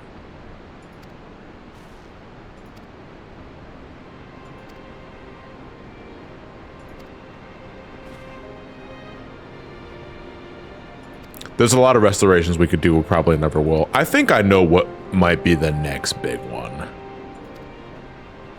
Although I don't think that's going to be side content. I think that legit is just going to be MSQ. Have they revealed the next housing district? No, they have not. If they were, I'm trying to think. I mean, I know what I want the next housing district to be. And if they did, I might try and get a plot there. But I can't really talk about it without going to the Dawntrail. But that is the discussion for later. For a month and a half from now. Gosetsu, you have a shirt on. Well, more like a gi. Oh man, look at that poor Evo player. Let's give them some food. Speaking of, yeah. Because he gets some. This is a dango, I think it's called. Yeah, it's dango. Now what is dango? Is it bread? It depends. No, because it goes. Gosetsu calls it sweet bread.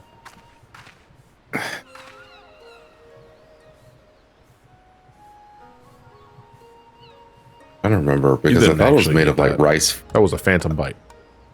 Isn't it made of like rice flour? Oh, I don't know. What's this though? Yotsu offering Gosetsu dango? Isn't she supposed to be an evil, conniving bitch? What's going on here? Why is Yotsu so friendly? And what's with that silly ass hat? It's a dumpling with rice flour. Yeah, that's what I thought. I believe there's also a different version that uses potato flour.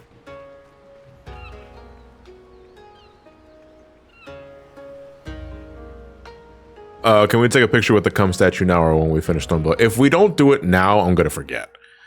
And normally I know that's what you guys are for, like in terms of just reminding me, but I can't stop giggling at the statue. Meanwhile, at the Imperial Palace, what's happening in the Imperial Palace? I thought someone took a picture of it earlier. Oh, I didn't take a picture of it. Yeah, it's in the mod chat. Wait, scroll up a little bit.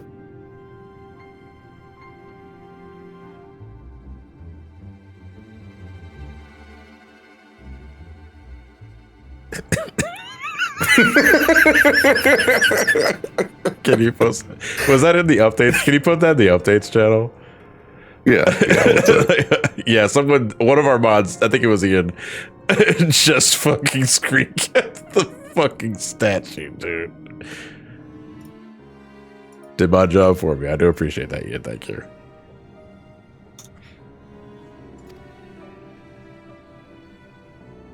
Honestly, that could probably be a sticker.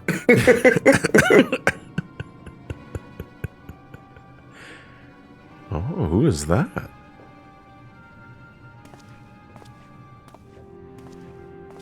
I don't know who that was, but I got the feeling they have a very punchable face. Wait, I know this. I know this. It's Lord Zeno, isn't it? No. From Dragon Ball? No. Damn. It's Lord Zeno from the city of NT. Everybody gets it wrong all the time. It's fine. It happens everywhere. Okay. I'm gonna wait into another stream to take a group photo in front of the cum statue because it's pretty late at night. I'm pretty sure a lot of folks have already called it and going to sleep. I would like to take our sayonara photo of Stormblood in front of the cum statue. I promise we will do before we have our send-offs to Stormblood. But we are going to call it a wrap here, folks. That is patch 4.1. We did that. We did the Monster Hunter crossover. We even got an EX clear. And yeah, we are good to go, dude. So next time we are going to start 4.2. And then we are going to make a radical detour to the Four Lords stuff, because 4.2 is the beginning of the Four Lords quest, but it splinters off of the MSQ quests. So we're not going to be technically finishing 4.2 for a while, because Four Lords is going to be our priority for next time. And I hope you guys enjoy that, because Four Lords fucking slaps as a trial series. I hope I can demonstrate to you guys why. Tomorrow we will reconvene with Metal Gear Solid. We will be finishing Metal Gear Solid. We have to, because like we're in the final stretch of the game. It shouldn't take us very long. And then afterwards we can get started on Ghost Babel on our next meetup. Sunday will be an SGB meeting, but I should have time later in the evening to do a community Q&A live on Twitch, get you guys up to speed how things have been going in a post-TMG world. One thing I'll say right now is that I'm glad, like for me, my commitments for the year are fucking done, dude. No more TMG, no more conventions. I'm done. Rest of the year, fucking Hangshu. I can't wait for next year. Next year? What's next year? The apocalypse? Hopefully that we get hopefully that we get to do the thing instead of TMG. You have to remind me. I don't remember. But we can talk about that later. Let's find someone to raid in the meantime. Let me see. La la la la la la la la la. Do the la la la la la. People don't any mutuals. Oh no, Bo is not online. We can raid a rando. That's playing 14. Who's a rando? No, I mean a random player. Dio rando. Gotcha. I don't want to raid anybody that's doing potential storm. I mean, everyone's doing Dawntrail content. That's the problem, isn't it? That is always well. At least you know that it's Dawntrail. I'm looking at all the thumbnails, and they're all Dawntrail, dude. Like, oh, this sucks. Raid playing fucking 11. No, I mean, when in doubt, Sonic the Hedgehog. Let's find someone playing Sonic the Hedgehog. Sonic 3? Is anybody playing Sonic 3?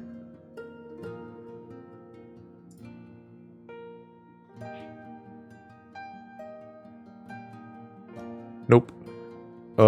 Is anybody playing Sonic 2? Putting all this fucking effort.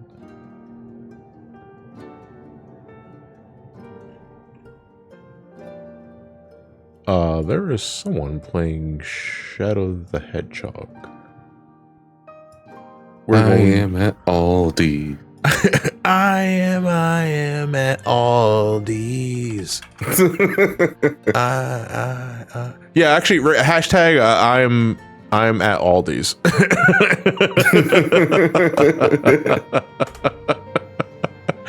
Okay, guys. Send this streamer my love, and I will see you guys tomorrow with Metal Gear Solid. And thanks to everyone who came by and helped with the 14 shenanigans. Have a good night, everybody. Do take care of yourselves and each other. In 10 seconds. I was going to say, now the awkwardly late 10 seconds.